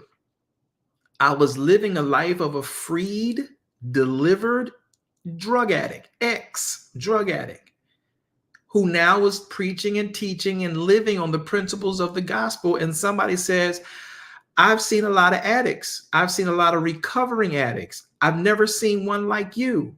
I got a son and a daughter who are hooked. Can you come and show them and share with them? Because I work with you every day.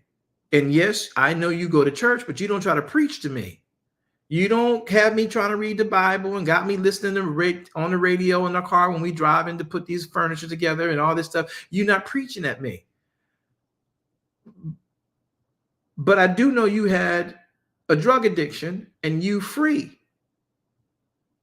My son and my daughter, they trapped up. Can you come and maybe share with them what you do to keep you off of the drugs so they can stop embarrassing me and my family? That's how our first church got set up. I didn't go try to make people better. I was asked to share my story.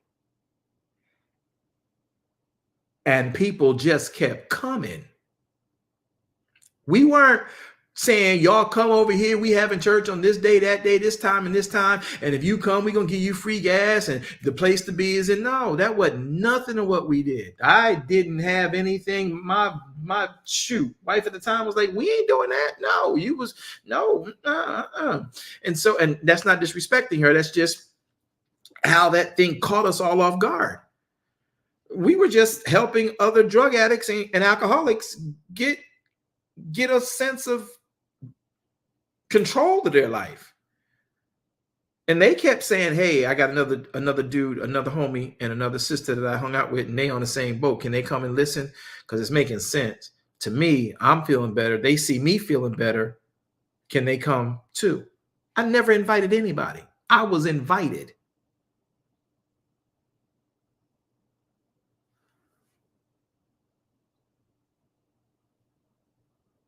Does that make sense? Or you think I'm pontificating and being braggadocious about something? No, that makes sense. That makes sense. Makes perfect sense. I never invited one person. The people benefiting from sharing with them their plight, how I'm dealing with the same plight we've shared, and they're demonstrating freedoms that their get high buddies are like, yo, you ain't partying with us no more? Yo, no, man, I ain't getting high today. No, I ain't drinking tonight. No, sorry. Man, what's wrong with you? Nah, man, I'm on something different right now. Man, you know you still want some. Come on, man. Yeah, I do. But bro, man, if you care about me, man, get away from me. And when they saw the people being serious about that, it's like, you know what, bro, man, I'm sorry, man. I should have been. But so what you doing? Where you going? Well, I'm going over here to listen to some stuff that keeps me working these last few weeks.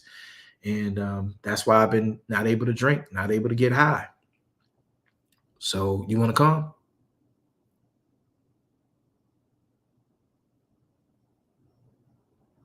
That's why I'm in ministry.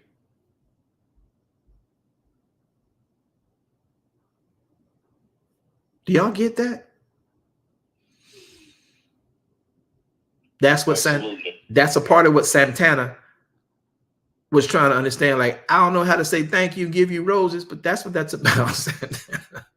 And I can't take any credit for it.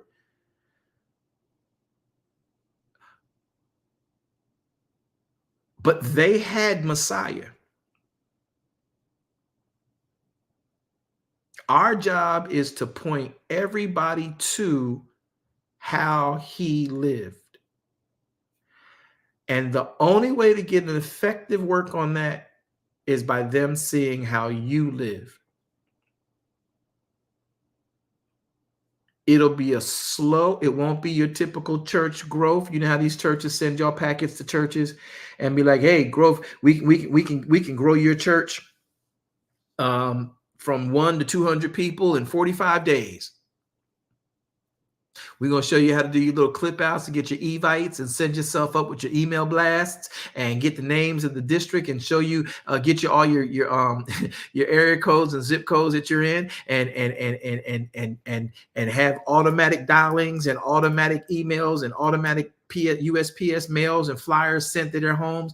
And when you do our program, hallelujah, within 45 days, we'll take you from 1 to 200 people. And if you keep going with that program and that process, and then if you do it this next one, for $59.95, we can bring you to an upgrade per month, mind you, we can get you to get 39 people more per month every month thereafter, minimum, if you do this process. And then you got to factor in the numbers game, because if they're getting dressed and going somewhere, people are like, hey, you're the new spot in town. They're going to come view you. You just make sure you got your ministry team ready to receive them, and we'll help you for another $100 a month. Train your ushers and your greeters to bring the people that you got coming in. So we'll get you growth in your church, and you'll be to 1,000 members before 12 months are up. So you got 1,000 people to come to your building so they can do what? Oh, listen to you teach. And if your band is any good, this is a substitution from going to the club. And you can have New Year's Eve parties here and then you can have, you know, a new place to do Halloween stuff. So you don't have to go out there and get candy from crazy people who put razor blades and stuff inside the candy. Oh, and you can also have a good Christmas gala. Yeah, okay. That's church growth. That is church growth today. And people will tell you, the more people you get, the more anointed your church is. That is the definition of church growth in Christendom. And then you train them up and you get cell groups, and then you get them to go and you find the people who are actually good salesmen, and you get them to go door by door, and you get them to go out, and you get the next guys to work on the IT team, and you get them to come up with new questions and give them new reasons to go and sit before people. And then you get some microphones, you go out on the streets and you ask the people in the streets, are you going to hell? Are you going to heaven? Do you lie? And if you lie, you going to hell. Don't you know you need Jesus? And all of this. And that's not conducive to changing of life. The only thing conducive that will be conducive to is possibly getting people to come and sit down at your church and say, nice chandelier. See, guys, if y'all come in here, it's a safe place. We got a children's church over here. We got a pool table back there. We got a gym. We got a basketball court. You guys, this could be your community. You come in here and you do all of your stuff here from this area. This is going to be a community center. And we're rooted and grounded in Jesus. Y'all just come on in, and your children can come, and that's what we're gonna do, and that's what the Lord wants, you know. And we're gonna go ahead and we're gonna you know, and then we're gonna have some food drives, and we're gonna do soup kitchen, and then if we can get the county to go ahead with us, we'll become a safe place for hurricanes and or you know, for places you can come. This will be a facility to help everybody, and that's what Jesus would do. It's funny to me because Yeshua said the Son of Man doesn't have a pillow to lay his head on. Foxes got holes, birds have nests, but I ain't got nowhere to put y'all.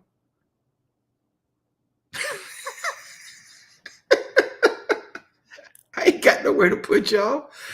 But I'm walking through this land, living life until the Father takes me out of here. And, you know, I'm hanging. You want to hang with me? You can. Why y'all so quiet? I don't understand. I need noise. I need something to say something. Y'all so quiet. Y'all so quiet. So quiet.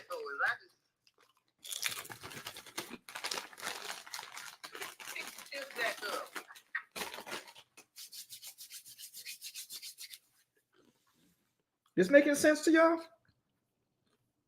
Yes, it is. Beyond making sense.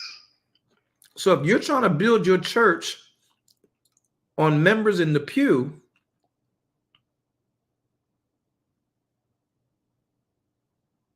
you're going to have a problem. Because those members will constantly switch. It's going to be bad enough doing it the way we do it. You're still going to have a rotating door. People come and go because they are like this parable of the sower and the seed. Some hear it. Oh, that's fire. But they're not really going to take root to it.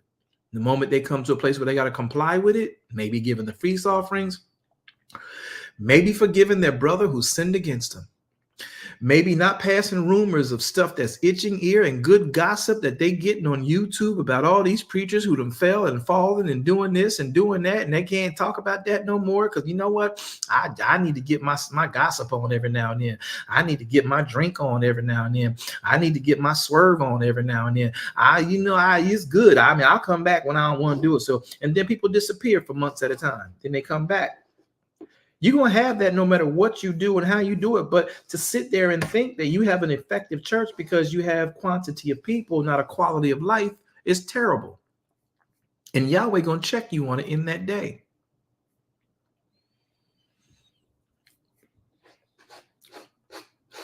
I agree.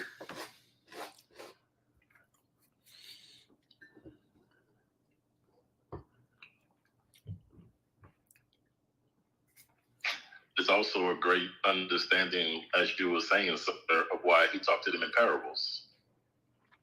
Because of the mindset. Because even when I started ministry, the mind was you need to build the people. Until I learned people don't want to be built. They won't be entertained. Not everybody. But a good majority of people. Mm-hmm. They want to be entertained because what they want is they want Christianity their way.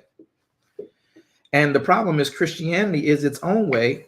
And the sad part is Christianity is not of Elohim. Perfectly worded. Pastor Spencer, is she still here? Shalom Aleichem. I don't hear nothing from you no more these days. Where you at? How you doing? I am well. Shalom, everyone.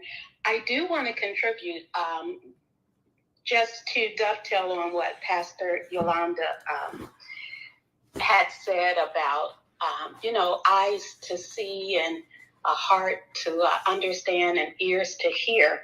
I was just thinking about the Pharisees and all of those, quote, church leaders who could not receive or recognize Messiah.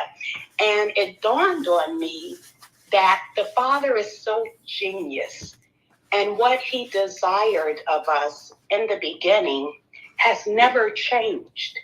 And he asked us to circumcise not only the foreskin of our flesh, but to circumcise our heart.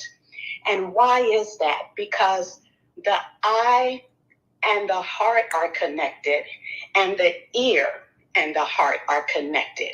And if either and the mouth are off, and the mouth and the heart are connected. Yeah, go ahead. And the mouth and the heart are connected.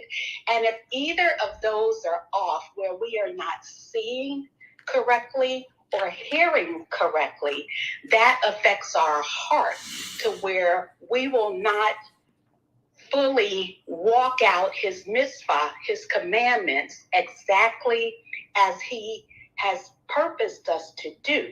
And so that's why the Pharisees, the Sadducees, and even us today sometimes struggle with the commandments. We struggle with the word because we have a hearing and a seeing problem.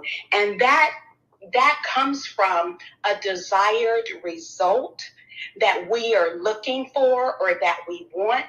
But the question is, whose result are we desiring? Is it ours or is it Yahweh's? And then to speak to your point about the tares and the wheat, I was reminded that Messiah was referencing something the prophet Jeremiah said. I believe it's in Jeremiah 23. I'm going to try and pull it up quickly. Jeremiah 23. Oops. And he talks about, and let him who has my word, let him speak my word faithfully. Let him speak it consistently. As you were saying, you're going to water together the wheat and the tares. You're going to provide nourishment to the wheat and the tares. And in Jeremiah, he says, what is the chaff to the wheat, saith Adonai? Is not my word like a fire and like a hammer that breaks the rock to pieces? That's what Messiah was saying, that when it's time to gather the tares, he said, bundle them up and cast them into the fire. And so I appreciated that reference that Messiah was making back to the Tanakh. And this is where we have to love the genius of the Father, because he's the same yesterday, today, and forever. And his word never changes. He said, heaven and earth will pass away, but not one of his words will fail. So thank you for letting me share. I yield. Hey, you should share more often. Shoot. Right? I don't know where you're going to go with all that. Yeah, said. Shoot. Getting on. Yeah, let that rock. Y'all hear that? But it's very true. So when you look at what he says, you know, and like she and Prophet Mike are talking about, you know, we have this seeing and this hearing problem. We get into church, and if we hear something, all of a sudden now, if we hear something like a rumor, we hear something like some gossip or some, you know, TMZ worthy type crap that goes on inside of places, because humans are going to be humans, even they're in a place, you know, and when we hear it, our eyes start looking for it. Or if we see something that looks like it, our ears start searching for what we should hear that matches our sight. And we've never paid attention to the purpose for why we're there. And if the purpose for why we're there is not enough coming from that pulpit, then the side roads and the side tents will catch our attention, and we'll be floating around in those areas rather than at the chancellery, where the rich should be bringing nothing but the unadulterated truth. And so all of this is a necessary issue. What I love to, you know, make sure we get about this parable of the seed and the ground, this parable of the wheat and the tare, is that all of it is still Elohim doing the separating, doing the work of carving out what is his desire and his will at all times. I wasn't going to pull up Jeremiah 23, but I'm glad you did. It's a good one to pull up. Look at what he says here. Woe be unto the pastors that destroy and scatter the sheep of my pasture. Now, he just said, woe be unto them. He didn't tell the sheep to start pointing the pastor out.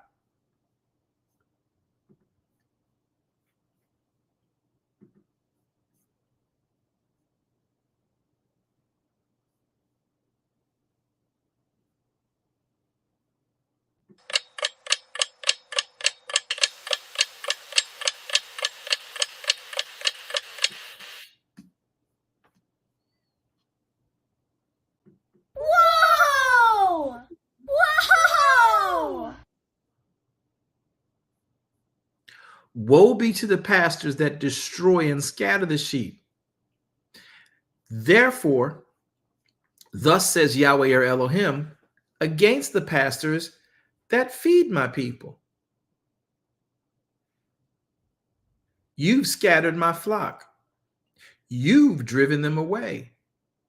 You have not visited them. Behold, I'm going to visit upon you your evil doings, says Yahweh. He didn't say he wouldn't put that on blast. He said, when you get up here, I'm going to visit what you did. Do y'all know what that means? Y'all not going to talk to me? Y'all like my laugh? Y'all like my stuff? Yes, sir. So when we stand before the Father, whoever we are, he's going to visit our doings. Why do you think he's going to say, depart from me, you worker of iniquity?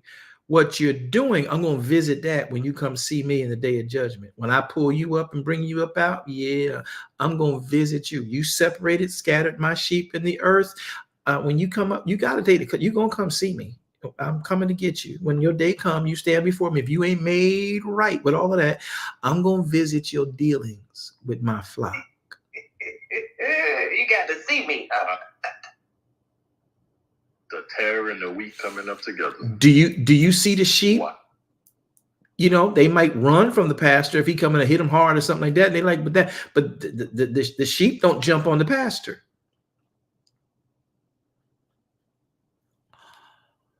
Oh, the overseer of the shepherd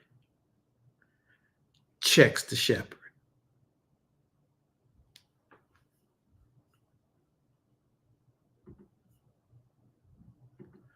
Therefore, says Yahweh of Israel, you scattered my flock.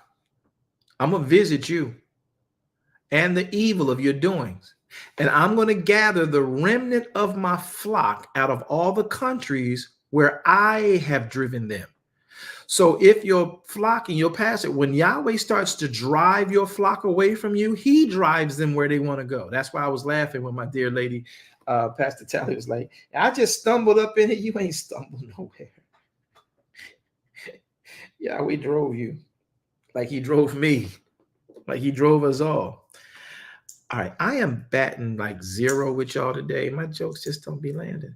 So verse number 3 says, and I will gather the remnant of my flock of all the countries where I've driven them, and I will bring them again to their folds, and they shall be fruitful, and they shall increase.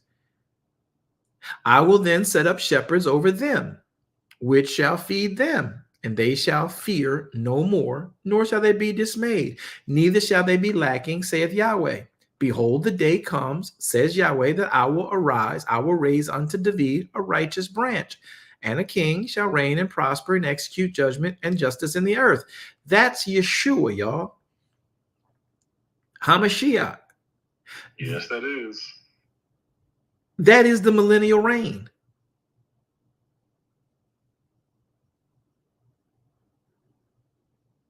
Did you see that, Pastor Spencer?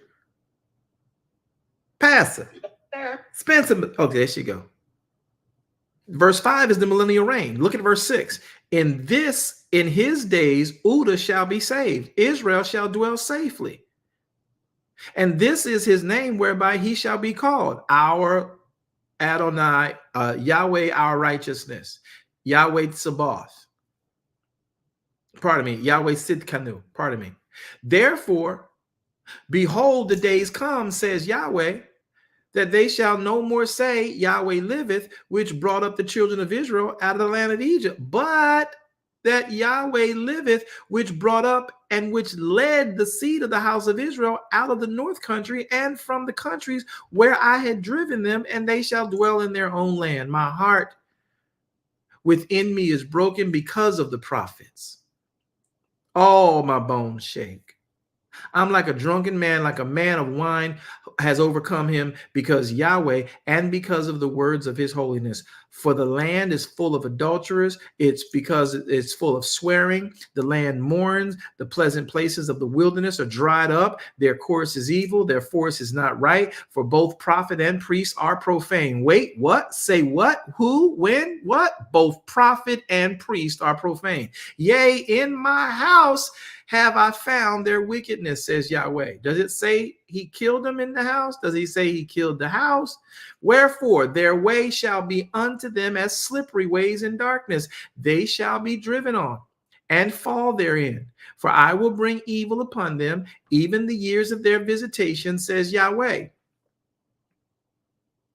I have seen folly in the prophets of Samaria. They prophesy in the name of Baal, cause my people Israel to error.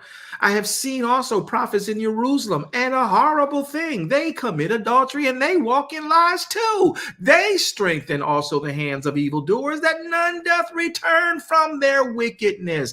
They are all of them unto me, just like Sodom and the inhabitants of Gomorrah. Verse 15, therefore, says Yahweh our Elohim, Yahweh Sabbath, concerning those prophets, behold, I will feed them with wormwood. He gonna keep feeding them, but he gonna feed them with wormwood. I'm gonna make them to drink water of gall. For the prophets of Jerusalem is profaneness gone forth into all the land, all the land. Thus says Yahweh Sabbath, hearken unto the words of the prophets and the prophecies unto you. They make you vain. They speak a vision of their own heart, and not out of the mouth of Yahweh. Does that sound like half the prophecy conferences y'all done been to? Yeah. Definitely. Did he say that out loud? Sure did. They stay still. They say still unto them that despise me. Yahweh hath said, you shall have peace. And they say unto everyone that walks after the imagination of his own heart, no evil gonna come unto you. And y'all act like evil gonna come while they in the earth. Evil can come when they come before the Father if they haven't gotten their lives right in the earth. For who have stood in the counsel of Yahweh and has perceived his word, to hear his word? Who have marked his word and heard it? Behold, a whirlwind of Yahweh is gone forth in fury, even a grievous wind. It shall fall grievously unto the head of the wicked. Anger of Yahweh shall not return until he has executed,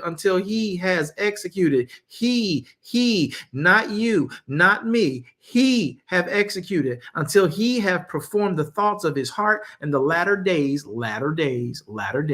you shall consider it perfectly. I have not sent these prophets, yet they went and ran anyway. I have not spoken to them, yet they talking like they did. I have not prophesied through them. But if they stood in my counsel and had caused my people to hear my words, then they should have turned them from their evil ways, from doing their evil doings. Am I a God at hand? Says Yahweh. And not also Elohim from afar? Can any hide himself in secret places? I don't need y'all to be flashing lights. I see in secret. Can any hide himself in secret places that I shall not see? Says Yahweh. Do not I fill the heavens and the earth, says Yahweh. I have heard what the prophets said, and the prophesied lies in my name, saying, I have dreamed. How long shall this be in the heart of the prophets that prophesy lies? Yea, they are prophets of deceit of their own hearts, which think to cause my people to forget my name because of their dreams, which they tell every man to his neighbor, as their father has forgotten my name for Baal. They don't forgot my name, but they remember the name of Baal. The prophet that has a dream, let him tell a dream. And he that hath my word, let him speak my word faithfully. What is the chaff to the wheat, says Yahweh? Is not my word like a fire, says Yahweh, like a hammer that breaks the rock in pieces? Therefore, behold, I am against the prophets, that steal my words, every one from his neighbor. What? Y'all know how many prophecies have been passed around between prophets, stolen from their own neighbors to say what they heard the other person say before? Behold, I am against the prophets, says Yahweh, that use their tongues. Behold, I am against them that falsely dream dreams, prophesy false dreams, and do tell them and cause my people to err in their lies. And by their lightness, yet I sent them not, nor commanded them. Therefore, they shall not profit this people at all, says Yahweh. You ain't got to do nothing. Just know I know. And when this people, or the prophet, or the priest, shall ask you, saying, what is the burden of Yahweh? Thou shalt then say unto them, what burden? I will even forsake you, says Yahweh. And as for the prophet and the priest and the people that shall say the burden of Yahweh, I will even punish that man and his house. Thus shall they say every one of his neighbors and every one of his brother, what hath Yahweh answered, and what hath Yahweh spoken? The burden of Yahweh shall you mention no more, for every man's word shall be his burden. For you have perverted the words of the living Elohim and Yahweh Tsabaoth, our Elohim. Verse 37, thus shalt you say to the prophet, what hath Yahweh answered to you? And what hath Yahweh spoken to you?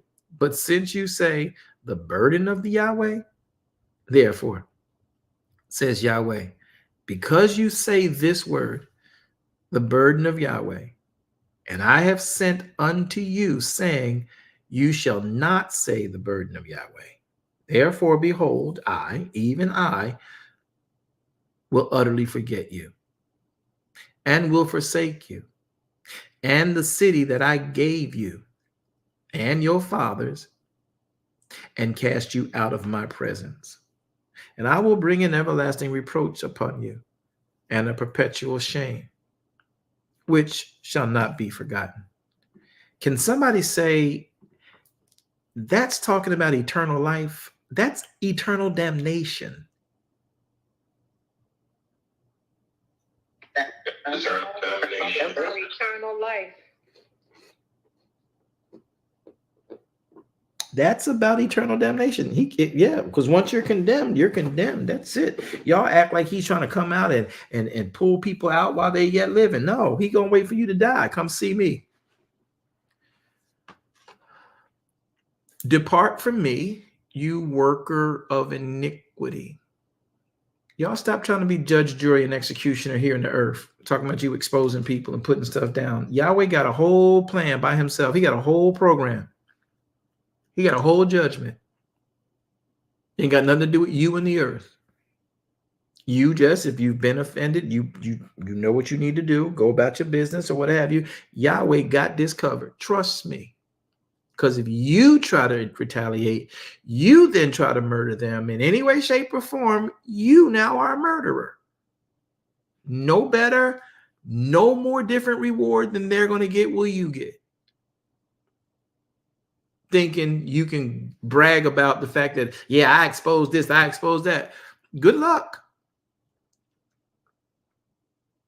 Because that's not your job. That would mean you were working iniquity. Y'all really not going to talk to me, are y'all? Okay.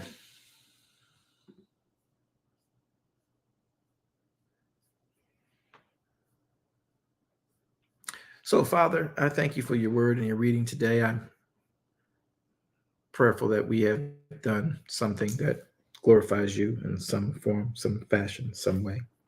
I ask now that your word and your will be made evident to us, and your comfort over our hearts about what we should be doing in you be found. To you be glory, honor, dominion, might, and power, both now and forevermore. In the mighty name of Yeshua HaMashiach, we pray, and we say, Amen. Well, Zion, it's been an absolute joy being with you. Tomorrow we'll be teaching on more of the feast at 10:30 a.m. Eastern Standard Time. Hope that you'll join in on Daras Kingdom Ministries. If you're on Clubhouse, hopefully you'll want to join that room. We can bring you in, tag you in. You can join up with us if you're on YouTube or Facebook. You know to stay on VWJ Ministries on those. Would you please hit the subscribe if you're on YouTube and the bell to be alerted when we go live. You can drop a comment. It's okay. And those of you also who are in and on our Facebook page, make your comments there and we will be again respectful and respond to your conversations. But hit the like on the page, and drop a comment. Let us know where you're calling from. Facebook, Clubhouse. You guys can stay connected as well. We hope to hear from you tomorrow. We'll be back in programming. We have an announcement for some of you. Many of us have done some things no announcement today. We're just going to let you guys go with what you do. Thank y'all for listening. Hope that everybody has been tuned in and understanding what needs to be done and how you operate in the kingdom and what is real about the kingdom. Hope it's just not words that fall on any other ground but good ground for you. We talked about a lot of stuff, and I hope that it was edifying to you. My name is Apostle B.W. Jones. It has been a joy and a pleasure to be here with you, and I hope and pray that we can see you yet again one time soon. Shalom Aleichem.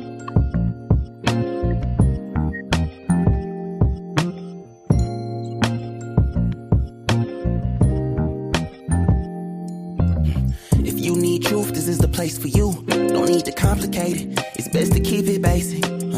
Open the book, the word is self-approved. He's Alpha and Omega, the answer since the early ages. What you should do is learn about the greatest. Just so you know, our door is always open. Let's study together instead of debating. Share our differences. Let love heal all that's broken.